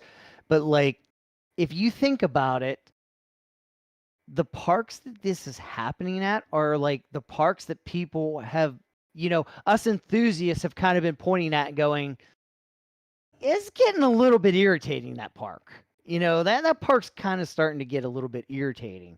But then like you look at the independent parks that are, aside from the ones that are just being really dumb, like Glenwood Caverns, you're not seeing fights there. You're seeing people actually having good times and just kind of relaxing and, enjoying their time. And Hershey, I mean, you know, that's what I said. Hershey hasn't had any fights. Knock on wood. Hopefully they don't, and you know, prove me wrong. But Please, like you go to please, somebody Hershey knock and on like, wood of that, man.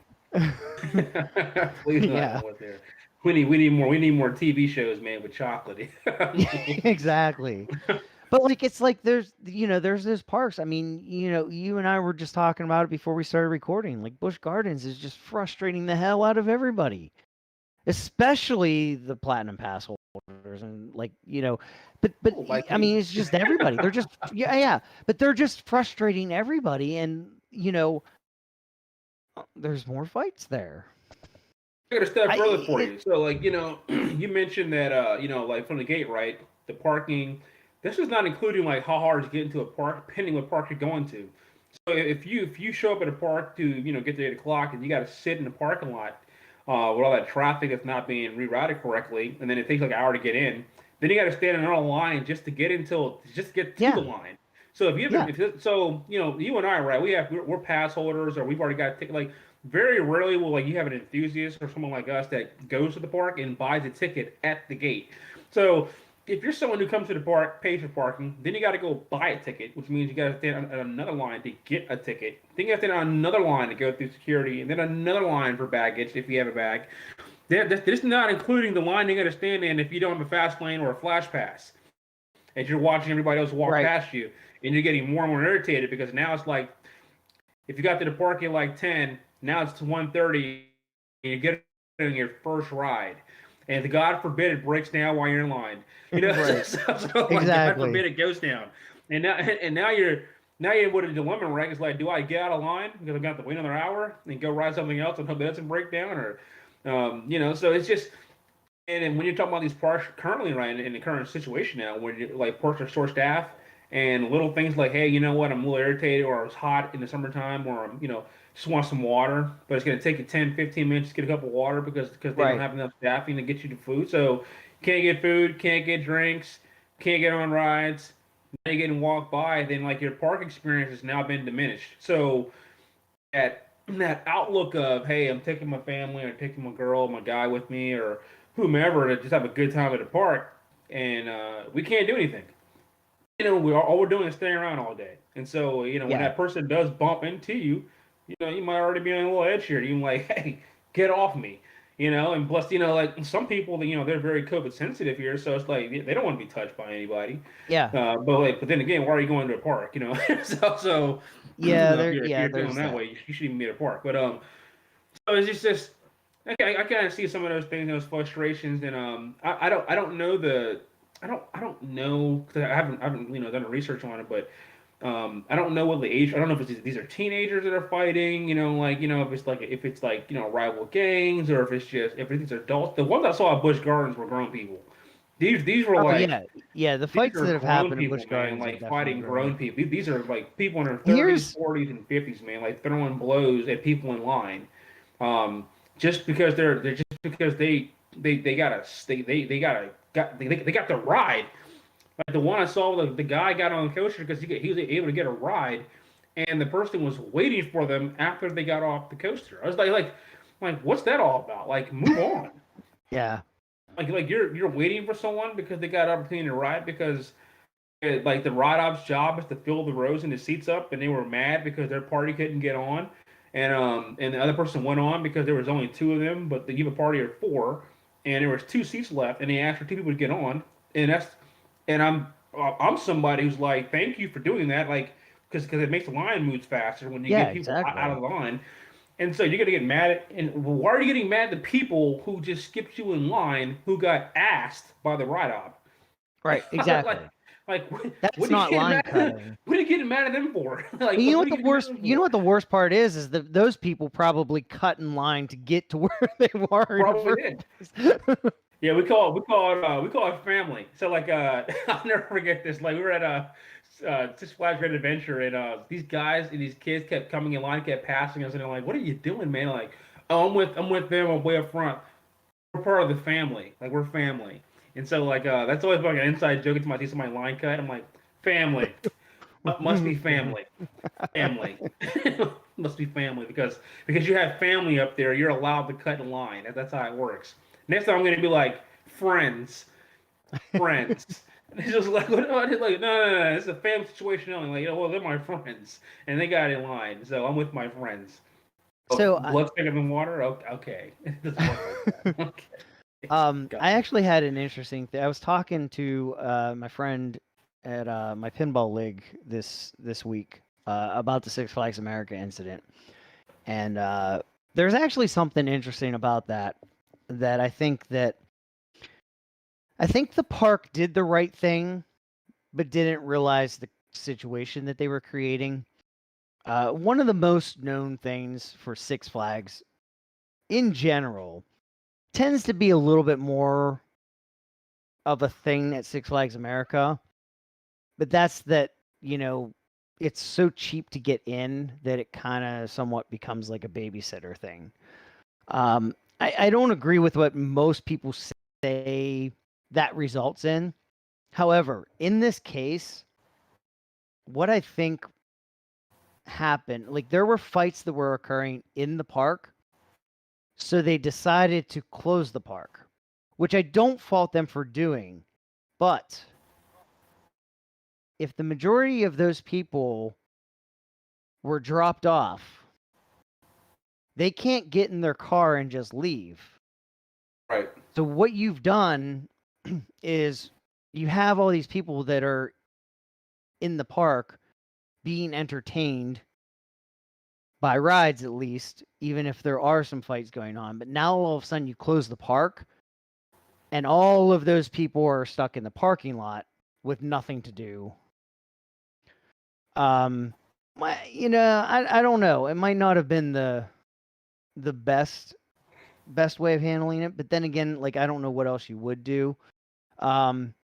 But I mean, this is the same argument that always comes up, like, oh, Six Flags America. See, this is why people shouldn't go to Six Flags America. Like, no, that just stop with that. That's not like this is not a Six Flags America thing. That's definitely the wrong narrative, man. That part, and for the most part, I would say this, like that part's actually been pretty incident free for a while. Exactly. Like incident free for like a long time. Like it's been.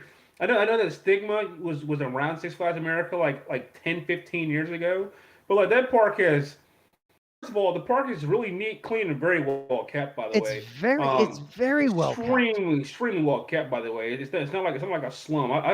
It's not like a little slight. That place is actually like an enjoyable place to go visit. They haven't had anything like new as far as kosher wise, but like the way it's maintained is very well. Like very neat, very organized, very like friendly staff, like no one's rude. It's like good, but like some of the clientele, like that just on that particular night, it's just like it happens. Good. Like I said, it happened to Kings Island too.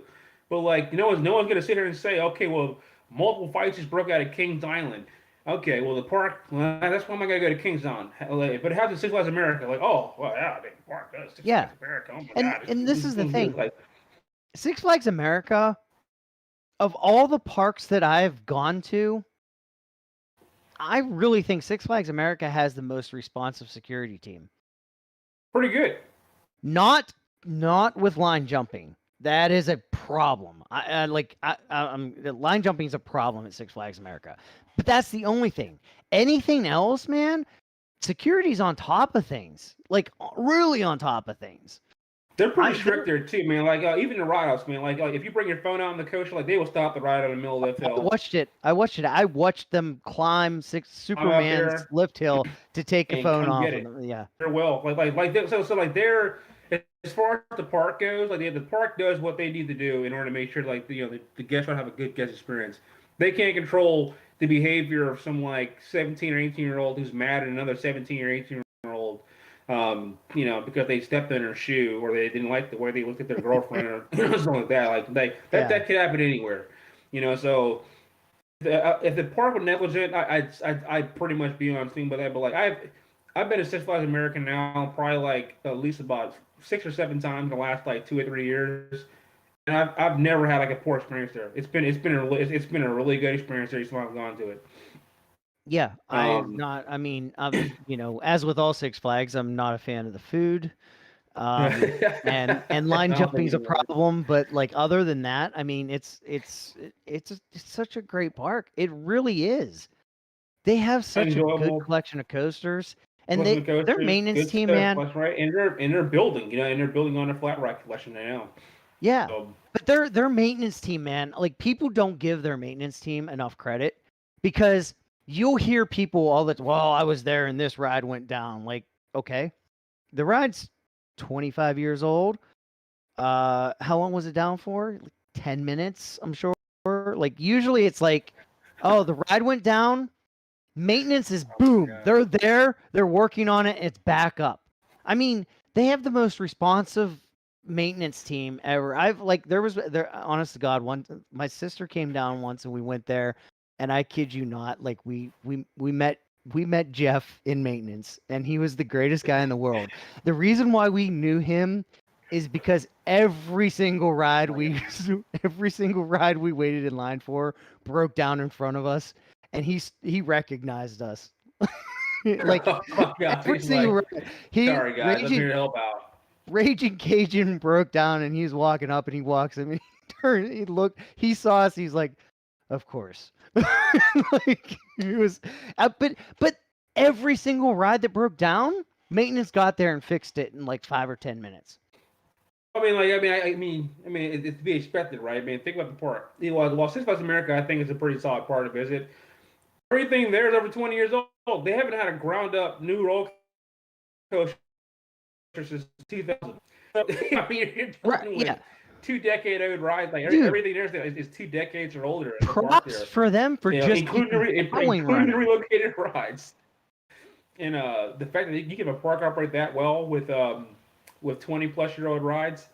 I mean, I'm not gonna go there on another coaster at a Cedar Fair park that made it 20 years and it's no longer there. But Six Flags America has got they got their 20-year-old rides still out there cranking. Like, and they're look at 20, seriously. Actually 22 years old and it's operating too. Look at Batwing, and like, could you picture Batwing surviving at a Cedar Fair park? Like that coaster would have been so far gone so many years ago. You mean, well, we already know about that. Yeah, it's located in Carolyn. It's called Nighthawk. It's terrible. It's terrible. It's not maintained at all. But I mean, they like, hated it so much in California, Great America, they sent it off to their what was a terrible park at the time before they got mad at it. They got mad at it. It was like we don't even want it. 2 years, 2 years. They're like, we don't even want it. Get it out of here. Like we're done with. We're through with it. And then, but no, that Batwing's actually very well maintained. It's actually a pretty good. And it really is. I mean, yes, it breaks down, but it's like there's no. It's not like rough. It's not like good. It's probably the reason why Vekoma like probably stayed in business. And I'm thinking long term because like that one's actually a pretty smooth ride. And the other Vekomas in the park, yeah, that's another story. But that one is actually that's actually a pretty good ride. Oh my God, I love that one. I love it so much. Like honestly, I like the Flying Dutchman so much better than the B&M Flyers. I enjoy them a lot more. Oh no, I'm not going that far because I love Tatsu. I wouldn't expect you to, but I mean, oh no, man, those B&M Flyers are nice. See, I don't know. I don't like the lift hill. Like when the lift hill and sitting on a brake run, I don't like hanging down like that because I always feel like I have to hold my head up. And I kind of strain my neck because I'm always trying to look ahead of me. You know, like it just kind of, I don't know. I kind of like the laying down where you're just like, okay, whatever. I see. I'm the opposite, right? I like the feeling of looking down and like that sensation of, if this restraint if it's this restraint unlocked, it's over. Like just kind of like. Well, yeah, I mean, yes, yeah. From here. That's pretty. So that adrenaline, like getting up there, is pretty cool. And then laying on your back to the Dutchman. The probably the one flaw I don't like about it because I hate looking at that sun when I'm going up Batwing, and I'm just like looking up. I'm just like this thing is cooking my face, and I can't have shades on because when we flip over, they're gonna fall on the ground. So like you have to like block your eyes as you're going up the hill. You're just like this. You just can get up there a little faster so we can flip around and go. And so I do enjoy Batwing, but I did ride. I rode the other Flying Dutchman in the United States they built, and that was the best one. And that I don't know what the hell they did to Nighthawk or the Borg, or like what other name it's been called. And it is. It's you change the name. He's just had three names, and it's been three bad coaches, and all the same in three different paint schemes, and it doesn't work. See, I You know, don't know. it just I doesn't work. don't for have me. a problem with Nighthawk. I actually Bob, enjoy it. I was I mean, crying for help when I wrote that thing like 3 weeks ago. I was crying for help. I was in the front row, and I was screaming, help me," because like it was just shake. It has its fans, man. It does. It's got fans. I'm not one of them, but it definitely got its fans. Like there's some people, man, that write that thing and like, it's not that bad. It's not that bad. And I gave it a nah, shot when I wrote it, man. Got a front row ride, and let's just say that I'm done. I'm retired. It's well, Nighthawk that's has okay. joined Well, the same category as Diamondback and Kings Island of retired coaches that I don't need to ride anymore. Like coaches that should be fun that I have no desire to ride anymore. And that has been melted. So like I can never unlock this box again. It's sealed forever. Like I'm never getting out. I'm never getting back on there again. We're done. We're never done. I don't. However, I like Nighthawk, but Batwing is definitely better. It's definitely far better. yeah, wait, I that will is say one that. right. I enjoy However, Batwing. there's a coaster that I will ride though. Apparently there's the Access coaster Yep. is looking to open up here in Europe in 2023, based on somebody in a forum that's Yeah. making a claim to this. Somebody said this, so apparently it's newsworthy now. Yeah, I don't know. I mean, this isn't like unbelievable news. Like I guess it's happening. it's definitely possible. But yeah, I don't know. I don't know so much about the source. It's really hard. It's in a different language, but it really to me just seems like somebody said this. They said that it was announced at IAPA, um, which the IAPA overseas is going on right now. But like there's no proof that it was announced. It's just somebody saying, "Hey, they told me at IAPA that this is happening." So I mean, I could very easily say that, you know, I learned at IAPA that Volcano's coming back. Like, I don't know. I mean, yes, there's a Oh man, I picture know of an it's Axis ad, but yeah, man, I don't know. It's yeah, so yeah, I kind of agree with you. Like 2020, 2023, it's I mean it could happen. I'm not oh, gonna say it won't absolutely. Like, happen. there's nothing. I mean it could happen. I I'm not mean, saying it's there's not been coaches that have happening. been announced. Yeah, I mean there's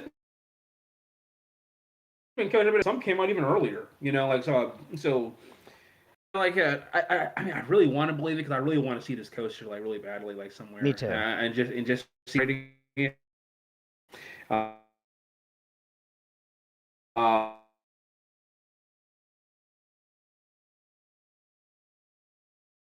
um, I'm really hoping for Kings so Island. so that like I'm conflicted right. Part of me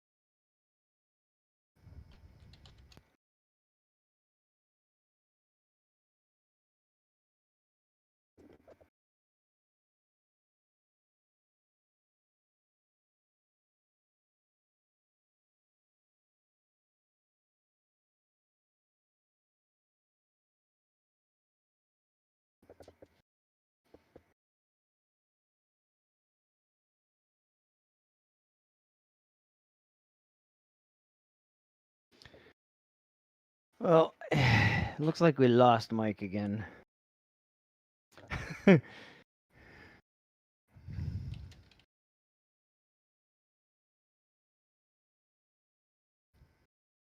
No, I can't hear you at all.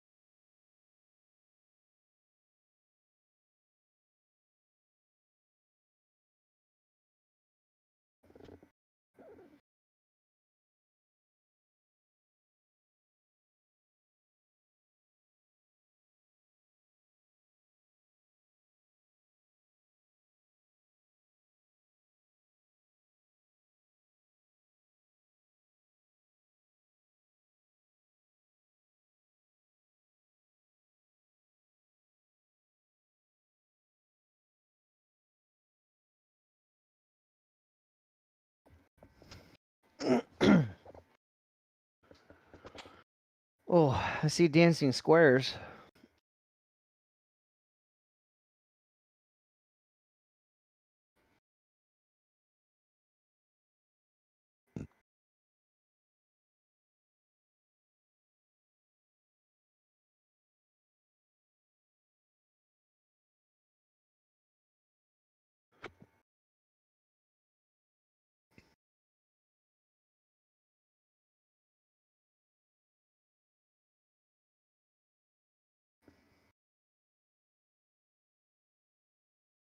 Hey, there you are.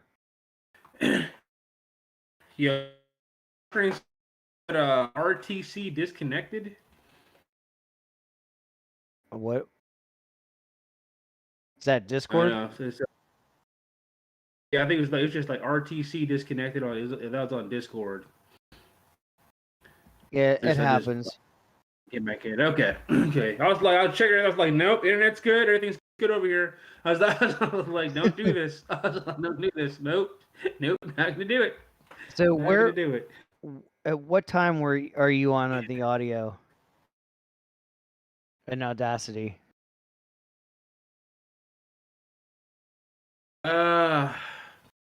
Man. So I minutes ago.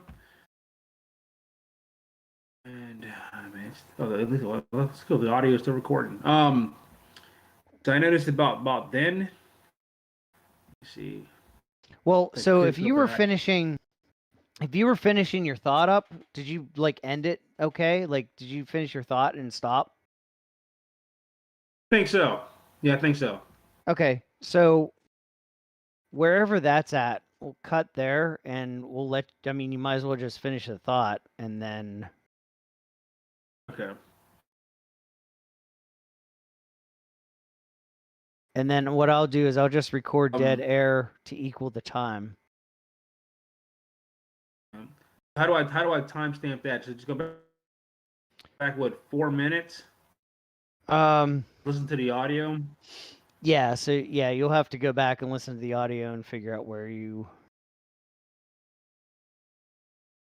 might want to do a save, just do file save, not Pause. You do save project. yeah, just in case something like your editing goes wrong or something.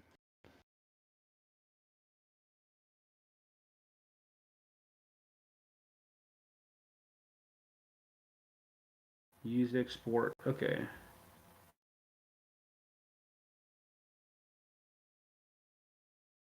And file name.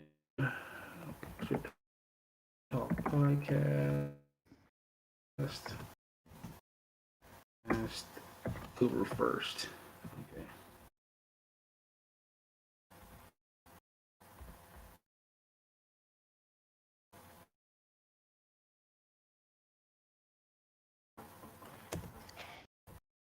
I was trying. You started stuttering. And I was like, oh, maybe we can pull this off. Because like that's the beauty of us having our own Audacity, is even if the internet like isn't clear between us, like it still records clear. I was like, oh, we might pull it off, but then next thing you know, it's just completely dead.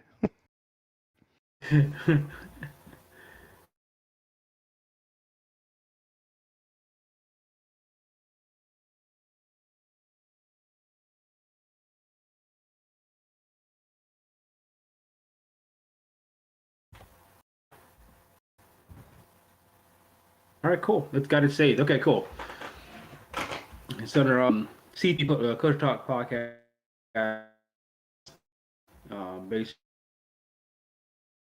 Basically, and then 10-1. All right, cool. All right, let me go back in time. I go back.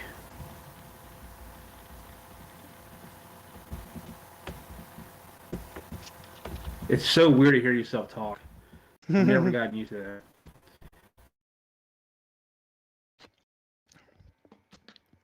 I know exactly what you mean.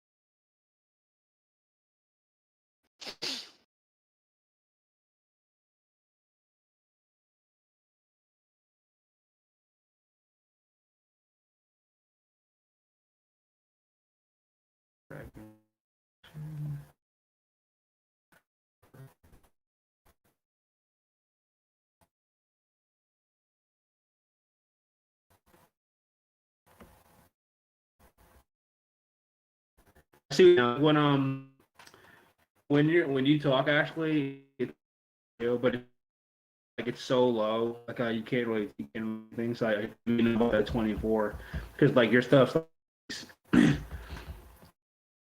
Wait, say black. your audio is actually cutting out a little bit. I didn't catch what you were saying. No, I understand what you talk about with the audio because I can see it like when you talk, like when you talk through, it's like extremely low and you can't really hear anything. But like when I come in, it's like really like loud and clear. Well, yeah, yours shouldn't have mine in it. Is mine actually being recorded in yours? Not really, like no. It's more like it's like it's extremely faint. Like you have to turn Okay. everything on. You can't hear like you can't even really hear anything. It's just really cool how it works. Okay. Yeah, it's just picking up the back. Like in mine, like when you listen to mine, it's literally just me. You can't even tell where you were at. So you always have to like you're just probably picking up some of the feedback from the speakers, which probably helps you out though. But that should be filtered out when I run it through the noise gate.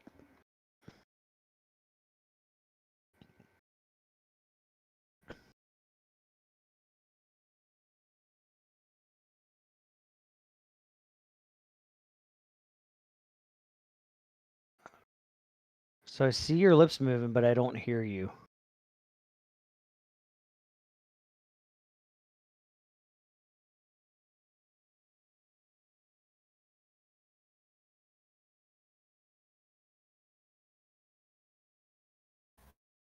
You hear me?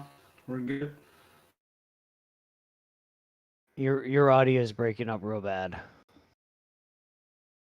See here, what's going on here.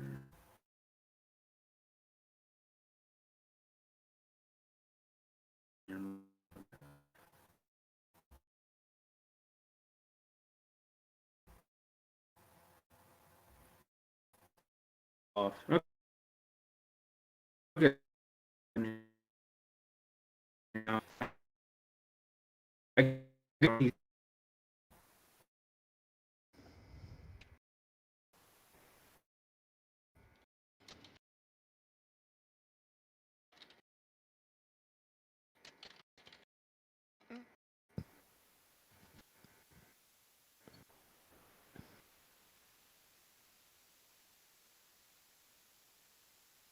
right, can you hear me?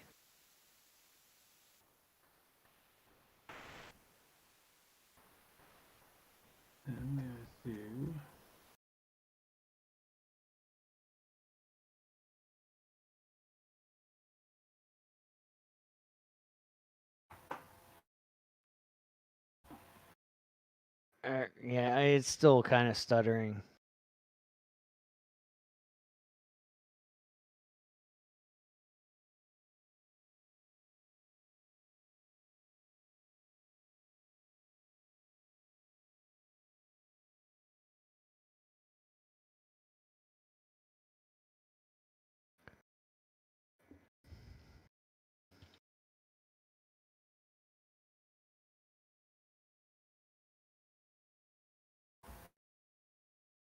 Just stop recording. Stop hearing.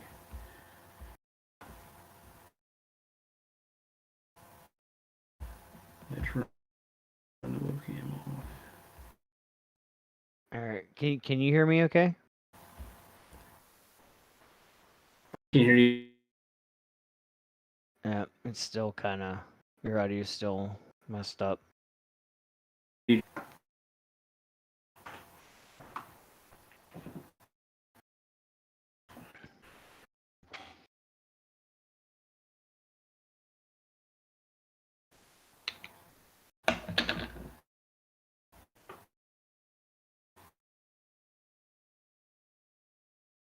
Now, this thing is weird when Wi-Fi does this. It like works really well for a while, and then all of a sudden it stops. Yeah, I can hear you. I can actually hear you pretty clear. I just You can keep hear me seeing that now? little Yeah, I can hear you. Actually, Just keep hearing that you're coming through fine now. maybe I would just run here with the camera off. I don't know. Yeah, the camera's like coming and going. I don't know. I don't know. I can't. I don't know Well, what's the going on thing with is, that thing. whenever you have your camera going, that's just more bandwidth. So it's like less. If your connection's weak, then it just takes away from the audio. So like if it's like it can focus on the audio when it doesn't have to worry about the video. It's very interesting. All right. Oh yeah, but I was asking you, how do I scroll back to the time to do a timestamp on the Odyssey? So there's a scroll bar at the bottom of the screen. It kind of hides a little bit. You have to kind of.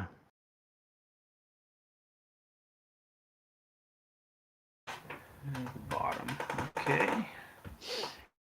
See at the bottom of the screen? Let me get Yeah, or the back. bottom of the window. Yes, sir. I see it. Ah. All right. So what I need to do is just get to the point right where it cut off. Yeah, find the best point. Like basically what we're going to be doing is we're going to be sprinting off of what you say. Okay. So find like a point where like you finish your thought and then you'll cut after that.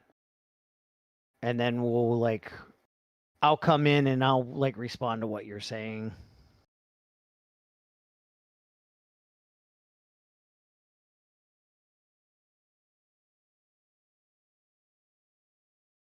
Let's see here. I guess it's gonna be way before that.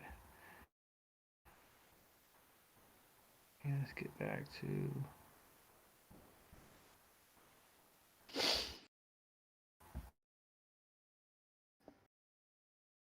How's that? I'm just scrolling back here to get the audio. Yep, no problem. This looks good. It's kind of cool. Like it sounds really clear. Like when you talking, it's a pretty nice system. I think I'm gonna have to recommend this shit to Ryan when we start doing our stuff on it. Yeah, it works really well because you don't have that like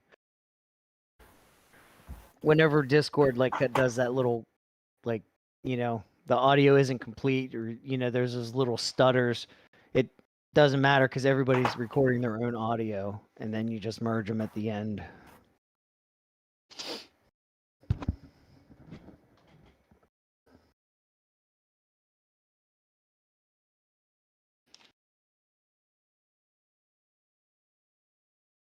Actually, it didn't look like. I'm trying to figure out the last point where you might have heard me, but I can see myself talking here. Over there. It's fine. Like, it doesn't even have to be like when I heard you.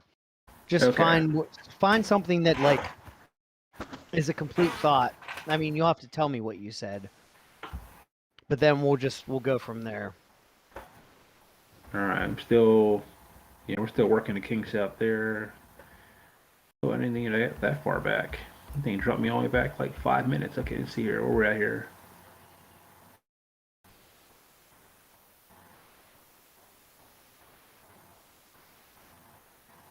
I think we're way ahead of that.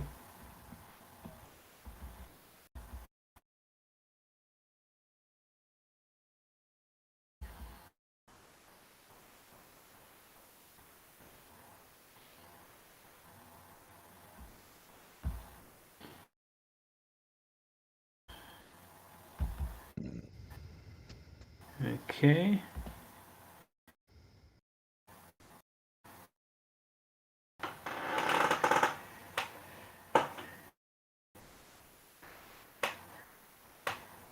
Boom, I found it. All right. The last thing I said was actually as a question to you. It was, where's SNS manufactured at? Okay.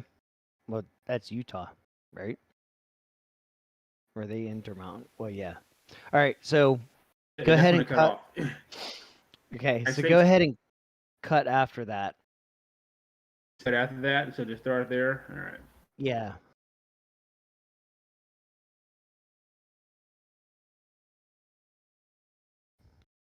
All right, let me get back there.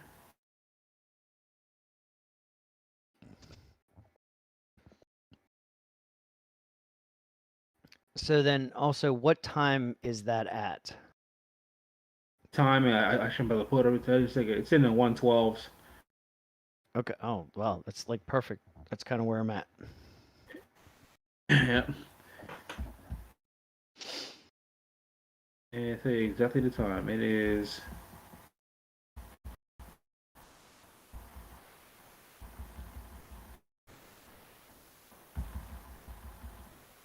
Did I get it out right there? I was going too far ahead.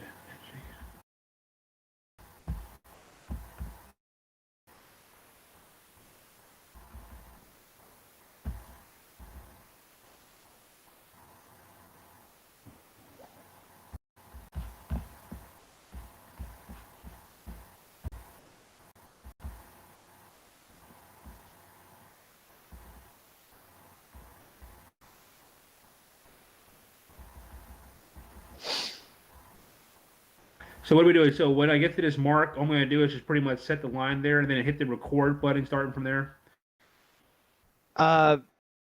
So you want to like click there, wherever you're cutting. So you're saying, so where's SNS manufactured? Right. And then so I'm after actually that, playing that right now. Okay. so then like right after that, you want to hit that and just basically highlight from that point to the end, and you'll just delete Okay. that.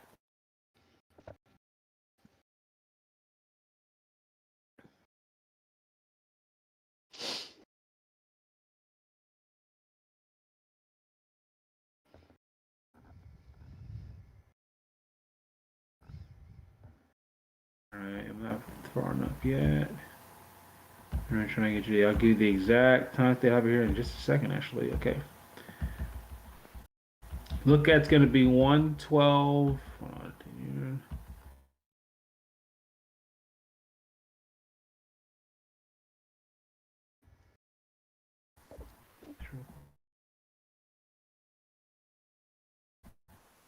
Still can't hear you there.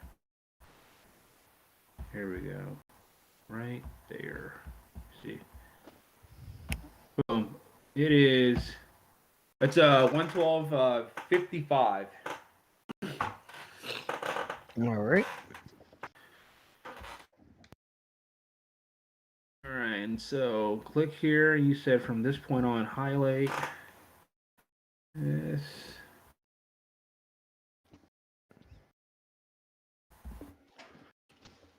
All right, let's highlight all that to the end.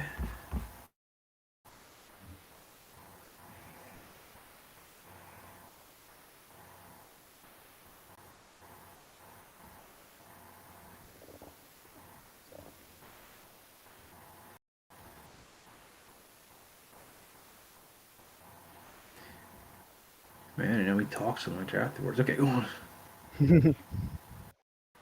I don't think I stopped recording it. Okay, it's cool.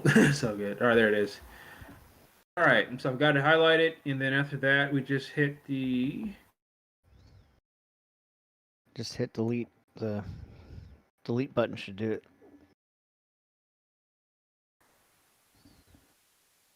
Boom. Oh man, I love editing. I know how Ryan does this stuff so fast. Fun. All right. All right. So now, right at the end, you say, "Where's SNS manufactured?" and that's the end, right? That's the end. Yep. All right. So then we'll do the countdown and start, and then I guess I'll answer your question. That's pretty cool. That's pretty cool what you guys do. Now that I've kind of seen like what it is, that's actually pretty unique and pretty cool. Yeah, it works. All right. You ready? Ready? Almost. I'm just setting it down there, and then we're gonna just start recording. Okay, cool. And yep. After All right. you see your vision button, there you are. Get this lined up correctly. All right, and we got you there. You're good then? Or is it not Good. working? All right. 3, 2. So their SNS is based in Utah. It's kind of interesting because Ride Centerline seems to do a lot of their designing, and then I think that they use a couple different fabricators, but I think one of the ones they use is Intermountain Lift, which is also in Utah. So I guess Yeah. Utah's kind of like a roller coaster. Yeah. So how's it that a U.S. manufacturer that's actually building coasters and a U.S. manufacturer's got their first ride opening in a foreign country? You would think like the appetite for Yeah. something like a prototype model would actually be something that they would actually build here in the country, and they can get it up pretty quickly. But I'm a little shocked. Even if it says 2023, I'm skeptical, but I'm just really amazed that they could actually do these things like so fast. I'm sorry, they could actually do this first in an outside United States from an American manufacturer. Yeah, it's kind of interesting. I really wonder if there is some, like, if parks are kind of a little bit gun shy with SNS. I mean, I don't know. It's kind of like a mixed bag. Some of their rides are having some issues, and some seem to be doing fine. I wonder if they're having a trouble like selling their product because RMC is still being, even though they their rides aren't perfect, but like they, for the most part, they do operate. Notwithstanding Jersey Devil and Stomp Pod having their second generation issues, but you would think an American manufacturer like even like a small park or something like something unique as that would have probably picked that up first. But I'm just kind of curious why. Based on this report, like we don't, still, based on this report that they're going to be opening up something in, in 2 years outside of the states where they could probably build this thing in like 6 months here in the United States, like pretty quickly. Yeah, I mean, we again, we don't even really know what this announcement that isn't an announcement actually entails. He said after there's an announcement. But I mean, if you think about it, whenever Intamin announced their fast switch coasters, it was like, oh, Park Asterisk is getting it. Like that's the first one, and then you had Pantheon and Hagrid's that happened before that. Very I true. mean, Pantheon Asterisk because it was built but didn't open. But I mean, the point still stands. You know, there's it wouldn't shock me if King's Dominion is actually going to get one of these. I don't know, just it's just kind of this interesting feeling I have. I don't know that there's anything to it, but Be on the correct timeline. You know, with King's Dominion celebrating its 50th year anniversary. Their 50th year coming up in 25 or 24, and so that would be a nice start to your 50th collection, bringing your 15th coaster. You've got another SNS Live prototype coaster, and you've let this free spin kind of just do what it did for 2 years, which is just a gap but like Kings Dominion has to hit a home run because Busch Gardens would have Pantheon, and like you're going to have to compete now because there are going to be people that are going to consider Pantheon to be the best coaster in the state of Virginia. And the one thing that Kings Dominion really does better than Busch Gardens is that they've got 2 coasters that are better than anything in Busch Gardens. And, and some would even say 3 with Dominator. So they've got 2 things in it. If Busch Gardens gets and I think Pantheon's going to be great. I think it'd be great. It could actually be better than actually anything at Kings Dominion. We'll see, but if that happens, then Kings Dominion's going to say, hey, we're not going to have that. So the access would be something that would be that it's brand new, nobody has it, and it also prevents Busch Gardens from building it anywhere because they're not going to follow Seated Ferris line, and so so we'll see. I'm curious about this, but this report, I personally need a little bit more. I need a little bit more. Yeah.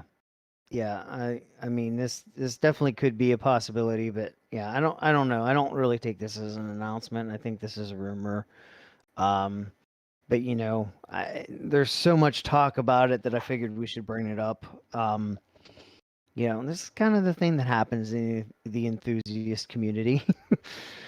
Yes, I don't really think about things. What was that? We get so excited really quickly. We get, yeah, it's gonna open. Really? What? Where's it going? It's not like it. I mean, I'm not going to be going to Europe, so like it doesn't. I mean, it's cool that it's gonna happen, but that doesn't. Like, I'm not going to get to ride it, so... Like, now, when you make an announcement that it's going somewhere on the East Coast, like, yeah, then I will be excited. Absolutely, yes. I'll be very excited. Yeah, because this is how things get spelled out, like, unnecessarily, right? So it'll go... This one little report or message to say in a quick snippet on a forum will go from 2023 to... They've already announced it. By next week, it'll be, we already got a name and a color scheme. Then it's a launch format. By like next week, it'll be a park inventory. It will get so out of hand, like so quickly. Like the speculation was like, just because someone said 2023, and then someone's gonna do some research on what park is getting a new coaster or clearing land somewhere, and then it goes, hey, I saw a Port Ventura, they got land clearing over there. It's probably going right there. And then someone's gonna say. Next up is, it's going to Port Aventura. I saw the land clearing. I saw the report. They're definitely getting the access coaster in 2023. I was like, where did all this go from like 3 sentences in Spanish? I don't know. Right. Yeah. Exactly. And that's this forum post is like, there's nothing to it. That's it. It's weird.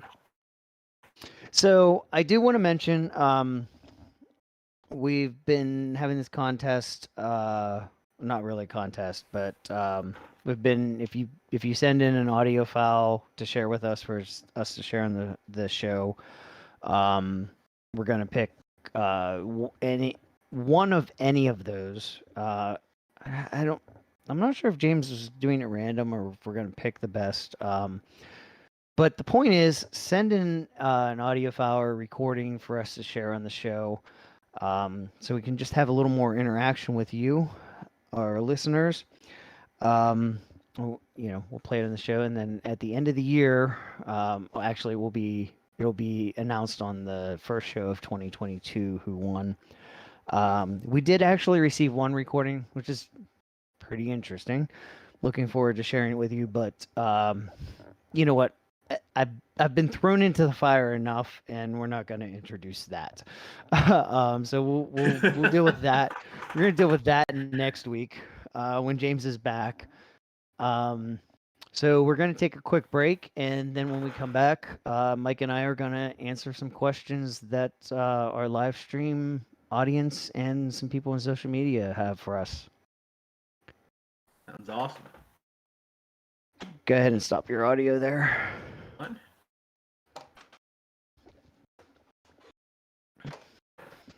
All right. All right. Let's see what other questions they had in here. Let's see here if I had anything else in here.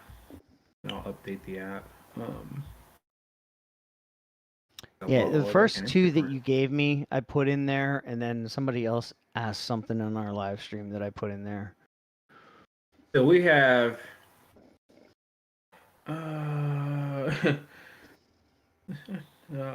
best park experience you ever had. What is the worst park experience you ever had? Thoughts on Steel Taipan opening at Dream World. What are you? When are you gonna buy your Adventureland season pass? That's from Katarina. That's funny. What coaster would you? What credit would you give back that most people love?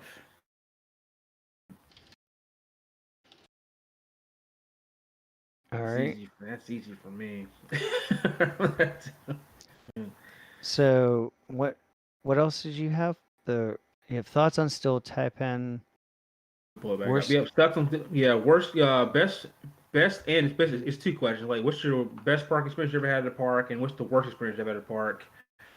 Thoughts on Steel Taipan opening at Dream World. When are you gonna buy your Adventureland season pass?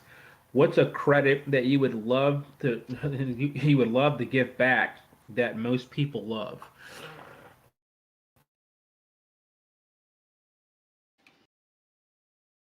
Any others? The last one here is it's worded weird, but basically they want to know what's your thoughts on Gravity Group's prefab wooded coasters. That's a good one.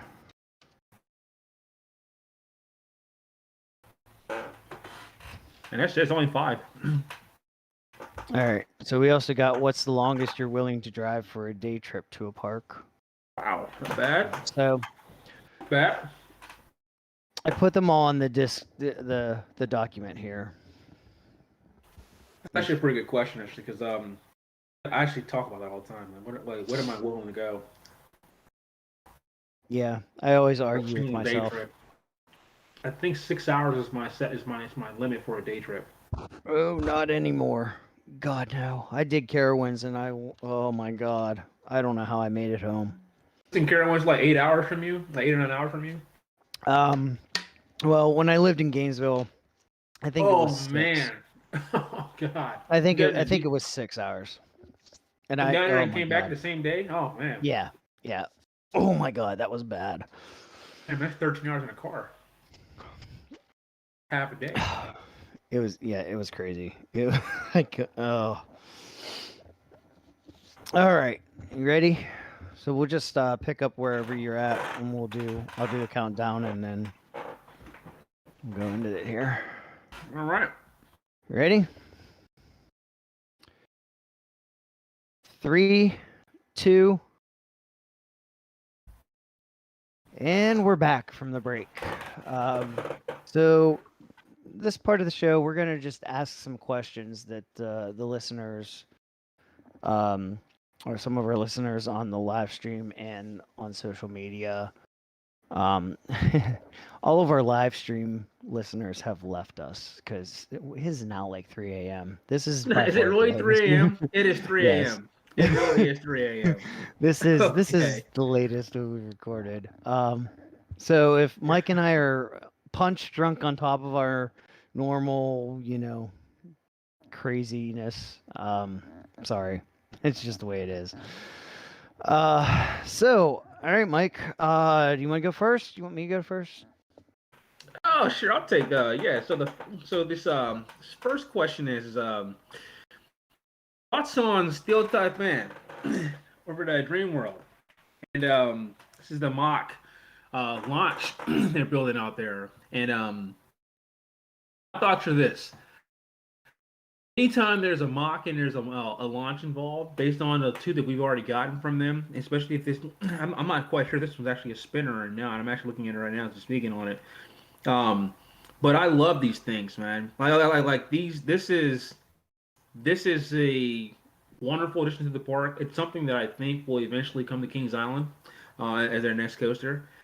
Like it has foreign versions. This is gonna be a real good addition to the park. Rice Burn is gonna be kind of similar, probably like a mix between like Copperhead Strike, um, and maybe like a God, my mind's on blank because it's 3 o'clock in the morning. But Copperhead Strike and Time Traveler, and I think it's gonna be pretty well.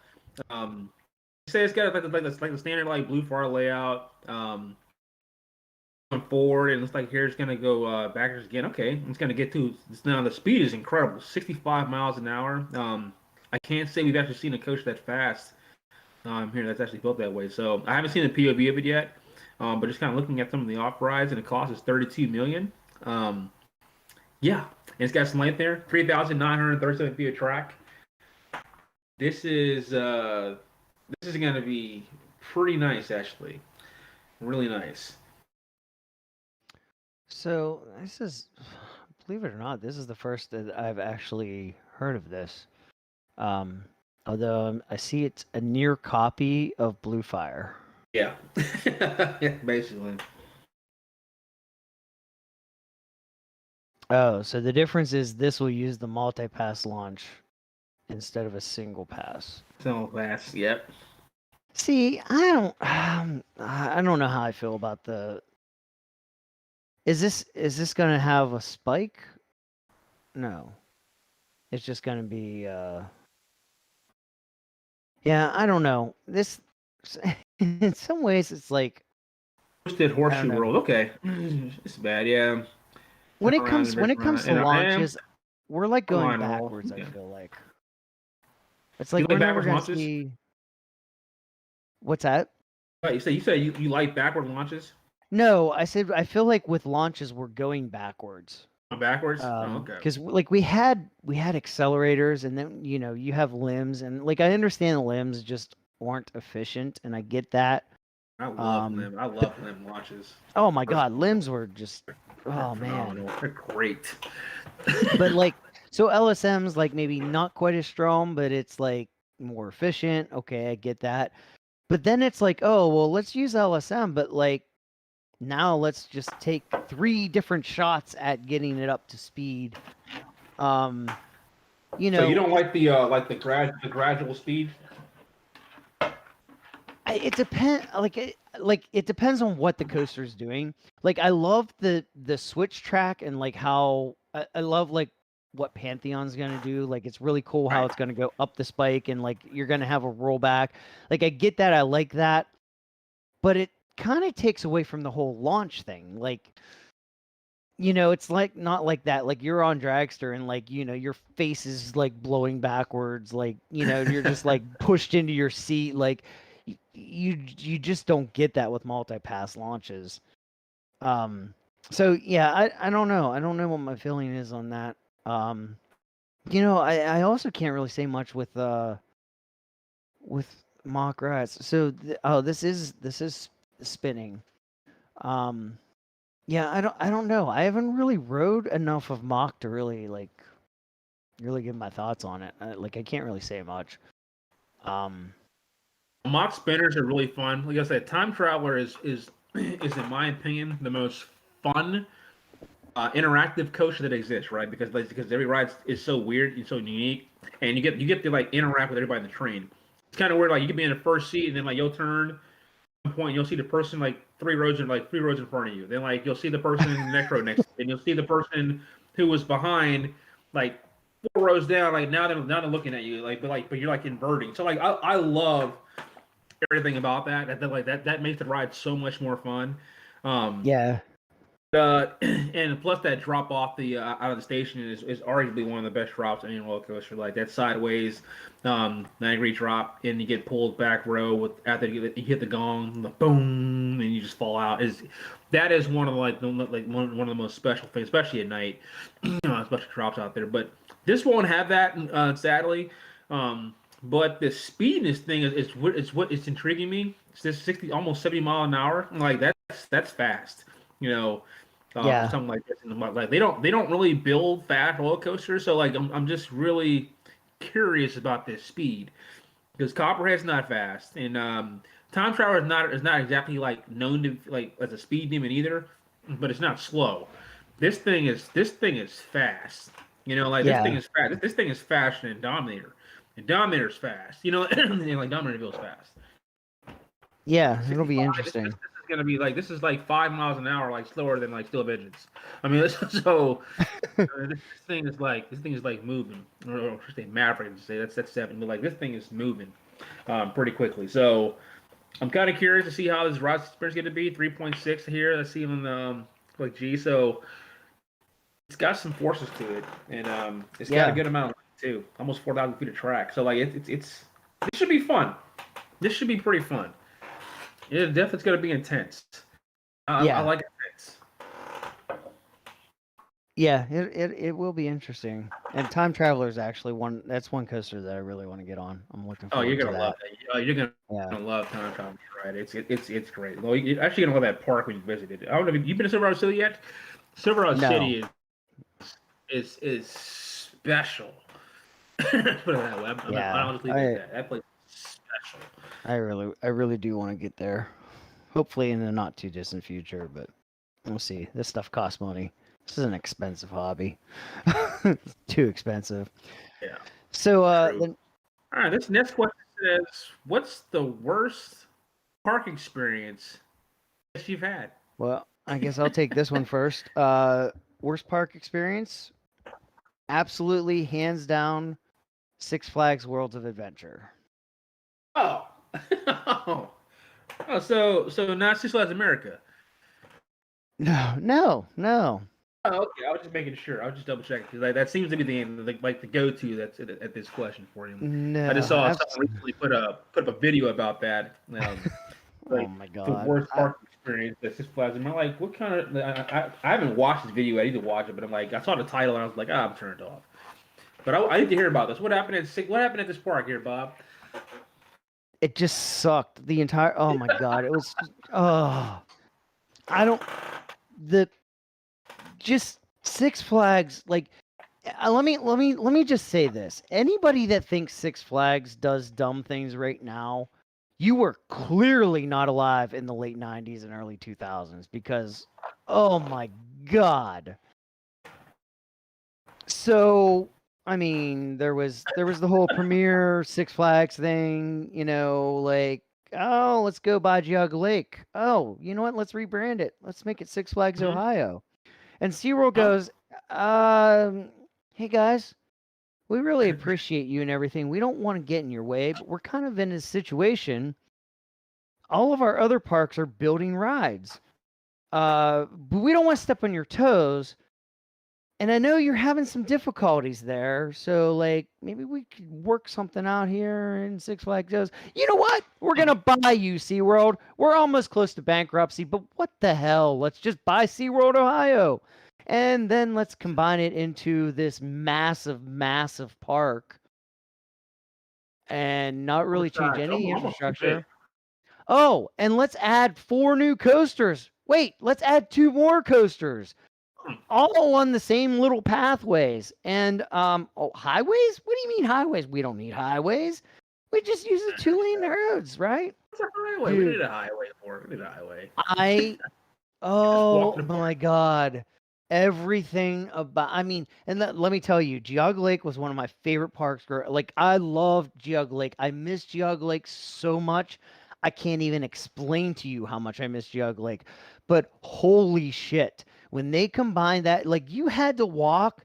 Oh my god, the walking. Like anybody that thinks Cedar Point's big, you just walked and walked. Like that was your whole day. You just walked. You just walked, and eventually you came upon a coaster. Uh, it, like they had that whole lake, Eventually. right? I mean, SeaWorld, Where Ohio. we just found a coaster. What was that? We just found the coaster. Like, what? What? I can't hear you. We're too far away. I'm like, oh, No. sorry, Vic. It's like we just found the coaster, honey. SeaWorld, Ohio, and Geauga Lake had an entire freaking lake between them, right?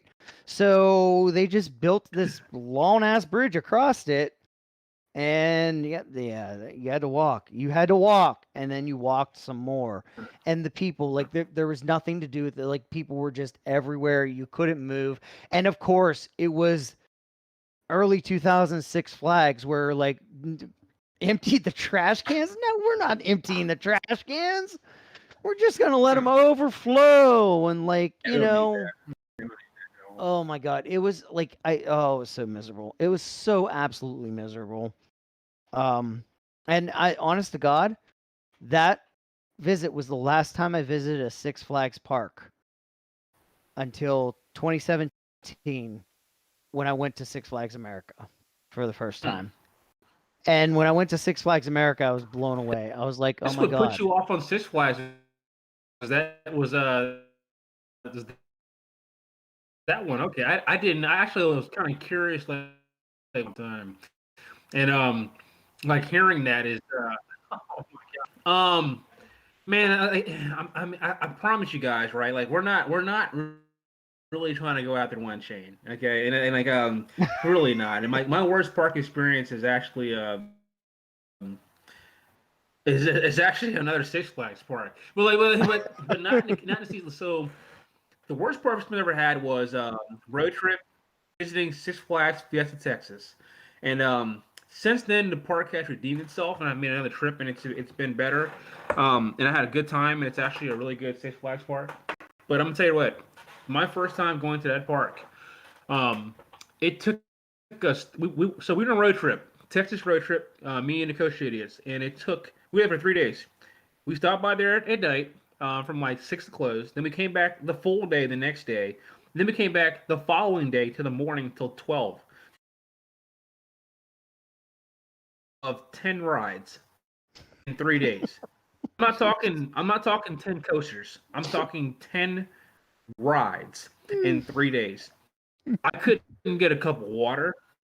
So the first day, all the rides went down, and then 5. So the coaster park has 10 coasters. 6 were down on day 1. The night we went there. Didn't even looked at Iron Rattler. You can forget about it. It's got 1 train and a 2.5 hour wait. In the middle of July, season, 1 train. Forget about that. Wonder Woman. What is arguably what's our not even arguably, which is now my favorite like RMC coaster built. Didn't open 3 days. Looked at it for 3 days. Never moved. They actually opened the Q station up on what made it worse. They opened the Q station up on the morning on the 3rd day. So we actually ran down there, got in line, stood there for approximately 25 minutes for no reason for the lady to walk by and say, "Looks like somebody knocked the sign over, but this won't be open today." Oh my god. That was fun. I love that part. Oh, I love that. Day 2, Superman Krypton coaster goes down. We sat in that line. We sat in the Q station for like 2.5 hours. Got off of that. We finally got a chance to get on it. Got off of that. It couldn't run anything else. The only thing that was open that did not go down was Batman. And for those who've not been to Six Flags Fiesta Texas, Batman is Joker. Okay, that's the 40 free spin, the original 40 free spin. That's the only coaster that had no problems the entire trip. And I got 1 ride on it. Got off, flipped it off, was disappointed. I had to wait 30 minutes for a free spin. Anybody that knows me, I can't stand free spins. And so only ride open. 10 rides. Got one ride. So we got one ride on everything in the park eventually. And it took 3 days to get all the credits in the park. One ride on all three of them. We ended up complaining. This is the only park I've ever visited where I complained and actually got like exit passes. So on the last day we got exit passes for Iron Rattler. So we can ride Iron Rattler. This is the only park I have ever visited where I've actually complained about operations of the park. It was so bad on day one that I didn't even go back. I got so pissed off on day 3 when one woman didn't open, and then I went to go get on. So on day 3 we still didn't have Pandemonium and something else. We were missing Pandemonium and I think the Boomerang. I hadn't got on them yet. And then they said the Boomerang doesn't. I'm sorry, the Pandemonium doesn't open until 11:30. It's like, what? It's like 10 o'clock in the morning. Yes, I open till like 11:30 or 12. This is the only thing we need in the park to get on. So then we have to wait till 11:30 just to get one ride on a spinner clone at every Six Flags park. And, and then I go look at Iron Rattler to go ride Iron Rattler, and they're like, yes, it's going down. Like with one train. I was so pissed off. Like I'm so glad that Ryan edits videos because like he filmed this. Like he filmed me just flipping, and I'm like, like I can't stand Fiesta Texas. 3 days, can't ride nothing. Nothing's open. I couldn't get a cup of water. Like, I walked in this guy to get a cup of water. He said he's actually breaking the machine down, and the park closed at 9, and it's like 8:55. And he's like, I'm closing down. This is July. It's like 102 out, dry heat in Texas. And this guy's like, I just want to cut, man. He's like, just a little bitty, like someone's give me like one swallow so I can just get to the door. He said, I can't help you. You're gonna have to walk all the way back down the hill. If you've never been to Fiesta Texas, this park is like it's gorgeous, by the way. This park is amazingly gorgeous. There's nothing like any of the Six Flags park. This walk down the hill is like 400 yards. He wants me to walk 400 yards in the heat when the park's closing in 5 minutes to go try to maybe find somebody else. But he can just give me a cup of water because he's standing there. He's standing there with a cup in his hand. All he has to do is move his hand 4 inches forward, so that way the machine turns on and then it drips for about seconds and then hand it to me. This whole process takes, if he pulls literally, maybe 9. He wants me to walk all the way down there to maybe get a cup of water. That's what I lost him, man. Like so, and on the last day, like when we, I was like, I can't deal with this more.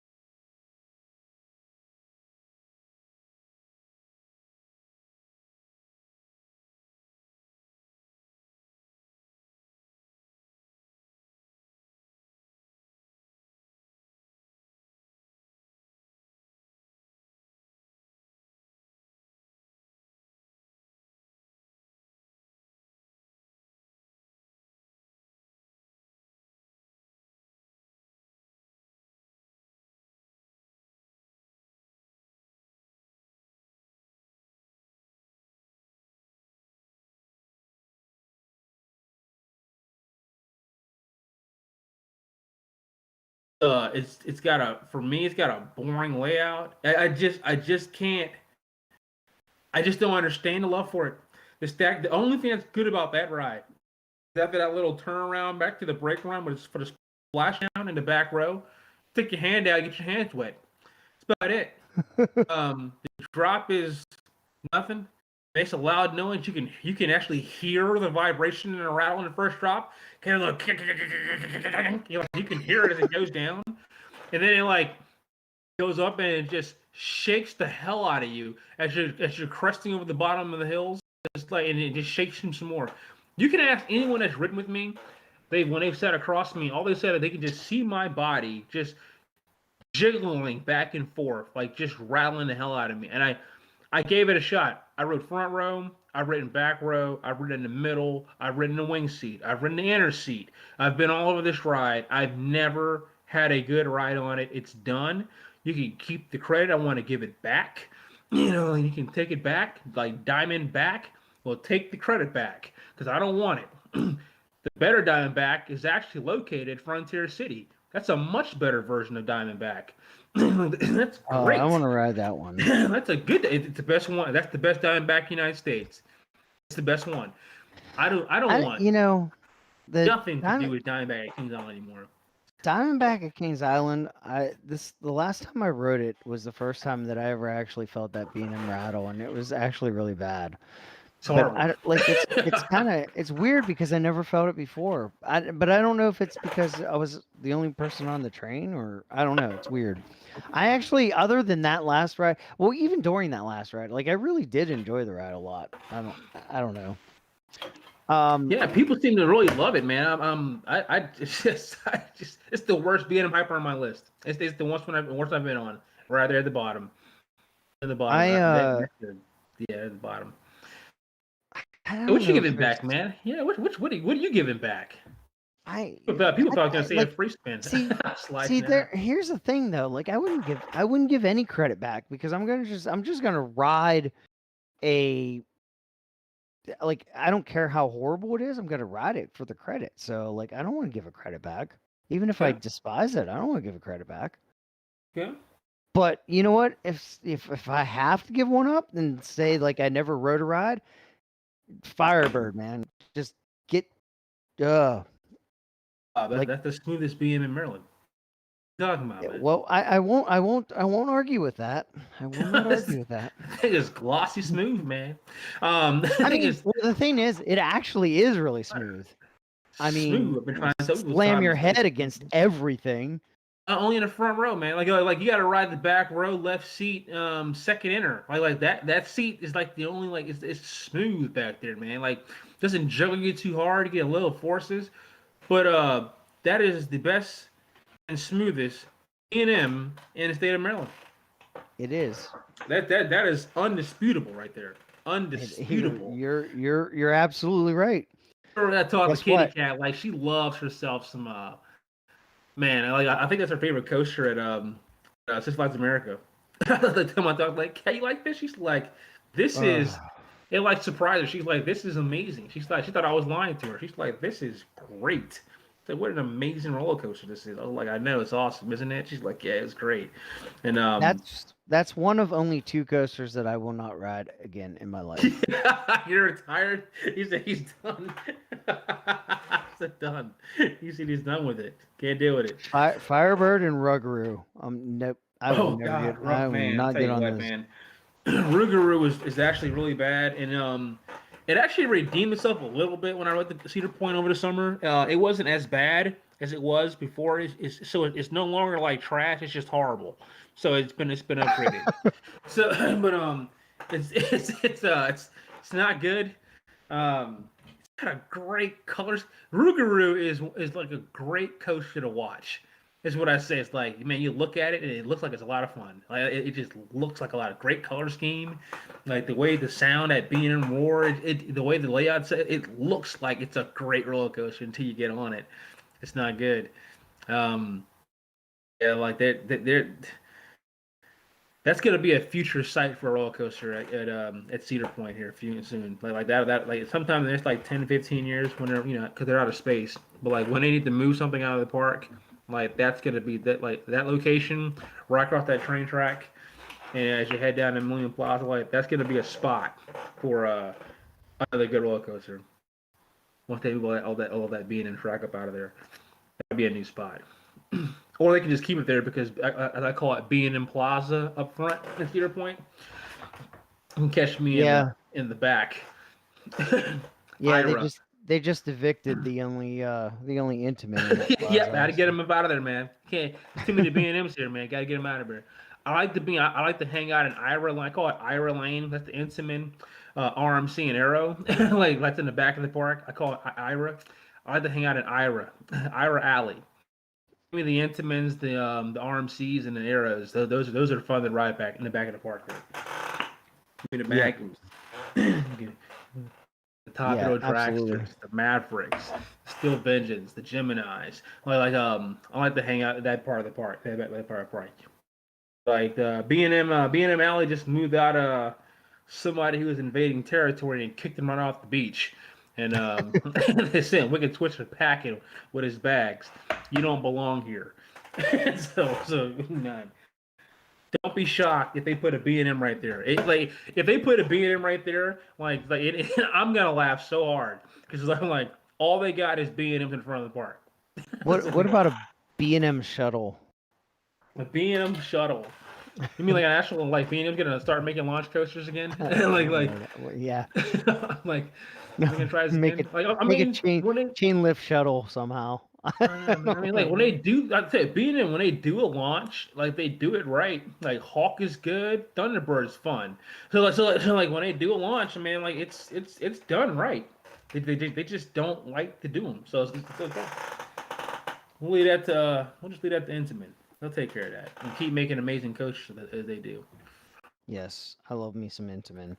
And Yeah, you know I what know. else I love is Gravity Group, which is actually our next question. What are your thoughts on Gravity Group prefab coasters? And this is This is kind of an interesting thing. We talked about this on the show a little while ago. This is really interesting. This is really interesting. So from what I read about it, it looks like what they're trying to do is save on the cost of wood. And also, prefab is an easier way to build a coaster designer, and it's should be more structurally sound, a little smoother, based on I've only been on one of them, and that's El Toro, amazing coaster. And I've always said that I would love to see more prefab. I would love to see more prefab wooden coasters built. And so this is interesting because they haven't built like a large full scale coaster in the United States in a really long time. Like they built a lot of family coasters, kid rides, but they haven't built like a main scale wooden coaster because Mind Blower is small compact. Same thing with Boardwalk Bullets. Kind of. They haven't built like a coaster, like a big. So I'm kind of curious to kind of see where this could actually go because they Cedar Fair is working with them to do retracking, and all I know is that there's a lot of land over there by Grizzly at Kings Dominion. And a prefab Woody in the woods next over there would be great. Lots of land to work with. Lots of land to work with, and when Gravity gets creative with their upscale long coasters, they make some incredible things. And if it's gonna be like a smooth ride, like the prefab, I think it's good. I'm highly, very, very, very curious about this, and it's got me very, very excited. So I really want to see what they're gonna do with this. I'm excited about this too. The thing that I love the most, I love the recent advertisement that they put out that it says the future of wooden coasters is wood.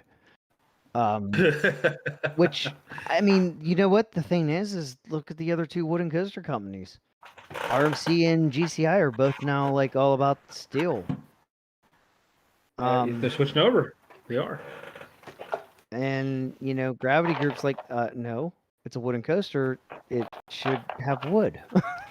Which I mean, that's not really a far-fetched thing to say, is it? Like, I don't know. I'm really glad that they're doing this because, you know, it's a way of actually, you know, innovating and pushing the limits, while still actually keeping true to actually being a wooden coaster. And, you know, hopefully this also lowers the cost so that, you know, you might actually see parks actually building bigger gravity groups again. So yeah, I'd really like to. I really want to see more, and I'm just so excited for Gravity Group. I'm so excited for the company. I mean, you know, it's for me, it's all Intamin and Gravity Group. Like that's Yeah, they're my that's what I'm favorite. all about. They're my favorite wooden coaster manufacturer. So I'm man, I'm just like, man, cause I tell you what, like nothing would if they announced that that empty plot in front of Toonbilly got a prefab Gravity Group, I would flip out in the most positive way. I would Yeah, flip I out in might. the most positive way, and I'd be like, "Oh my god!" I'm like, "No, they didn't." I was like, "There's another angle I didn't see, and plus you're gonna put a wooden coaster on this side of the park." I'm like, "Oh man!" I like that would be awesome too. So I just hope I can get one nearby. That's all. Like there's no Yeah, Gravity Group nearby me, man. Like I got nothing. I just don't have them near me. You know, I would love to have one close by. That'd be exciting. I mean, Waldamir's not horribly far. Yeah, it's not horribly far. I mean, it's far. It's a little over your day trip. Yeah. Only a day trip. Well, see, for me, the nice thing is it could be a day trip for my parents. So, Nice. um, yeah. So that's the last question we have, and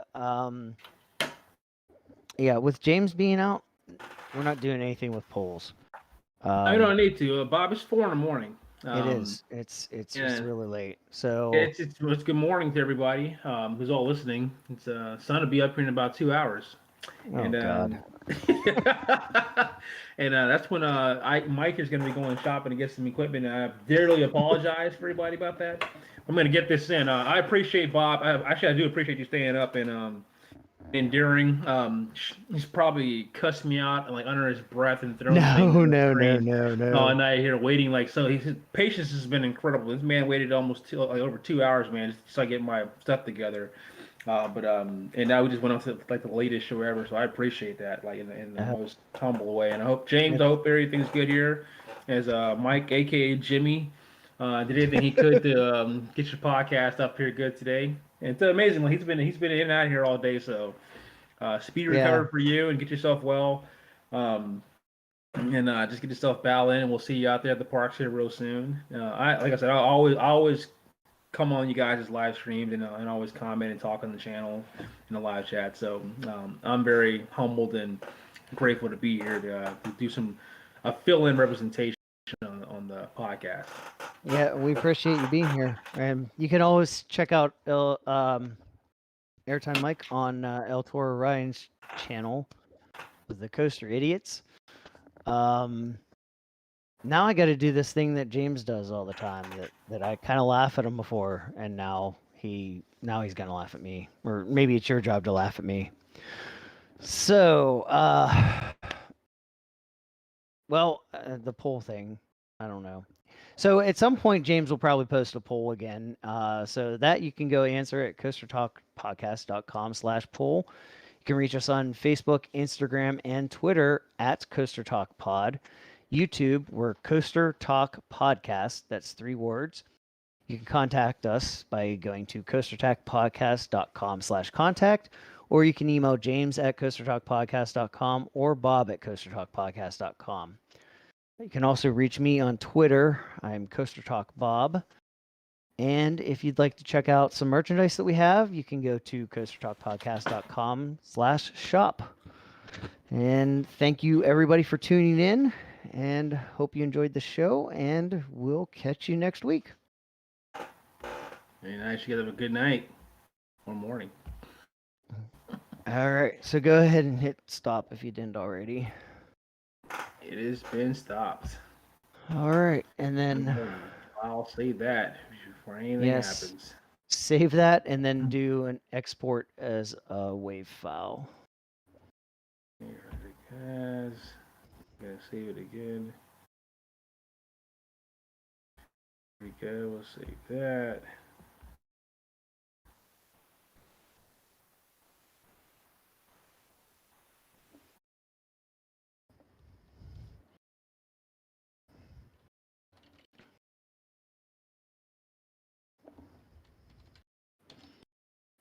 Okay. All right. You said export has been saved.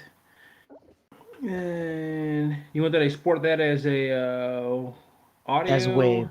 As As WAV? WAV. Okay. Yeah. All name there. Perfect.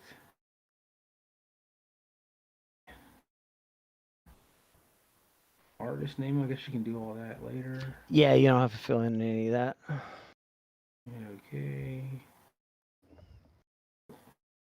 Doing this thing. Okay, cool. So then I just posted a link in Discord. That link should take you to a place that you can upload that WAV file. Awesome. Yeah, it's doing its thing. It says it's about 2 minutes and 40 seconds left. Okay, cool.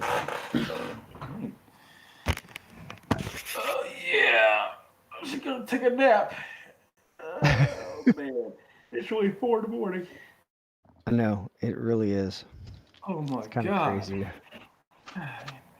God, I can't. So, if today.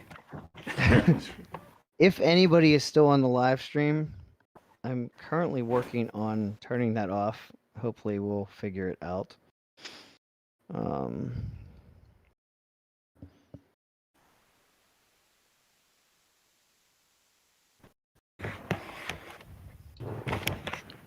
But yeah, so anybody still listening, apparently the live stream got messed up for a little while there. Nobody was around to tell me about it. That's all good. So sorry about that. 5 in the morning. They're probably going anyway. It's all good.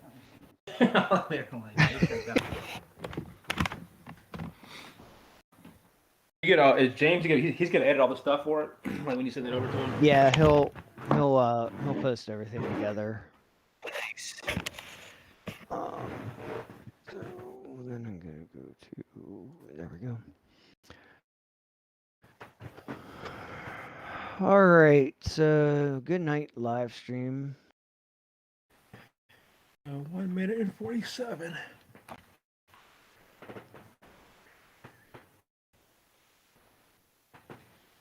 Oh man, it's gonna be 77 today. Man, I'd go to Kings and Me if I knew it was gonna be 50.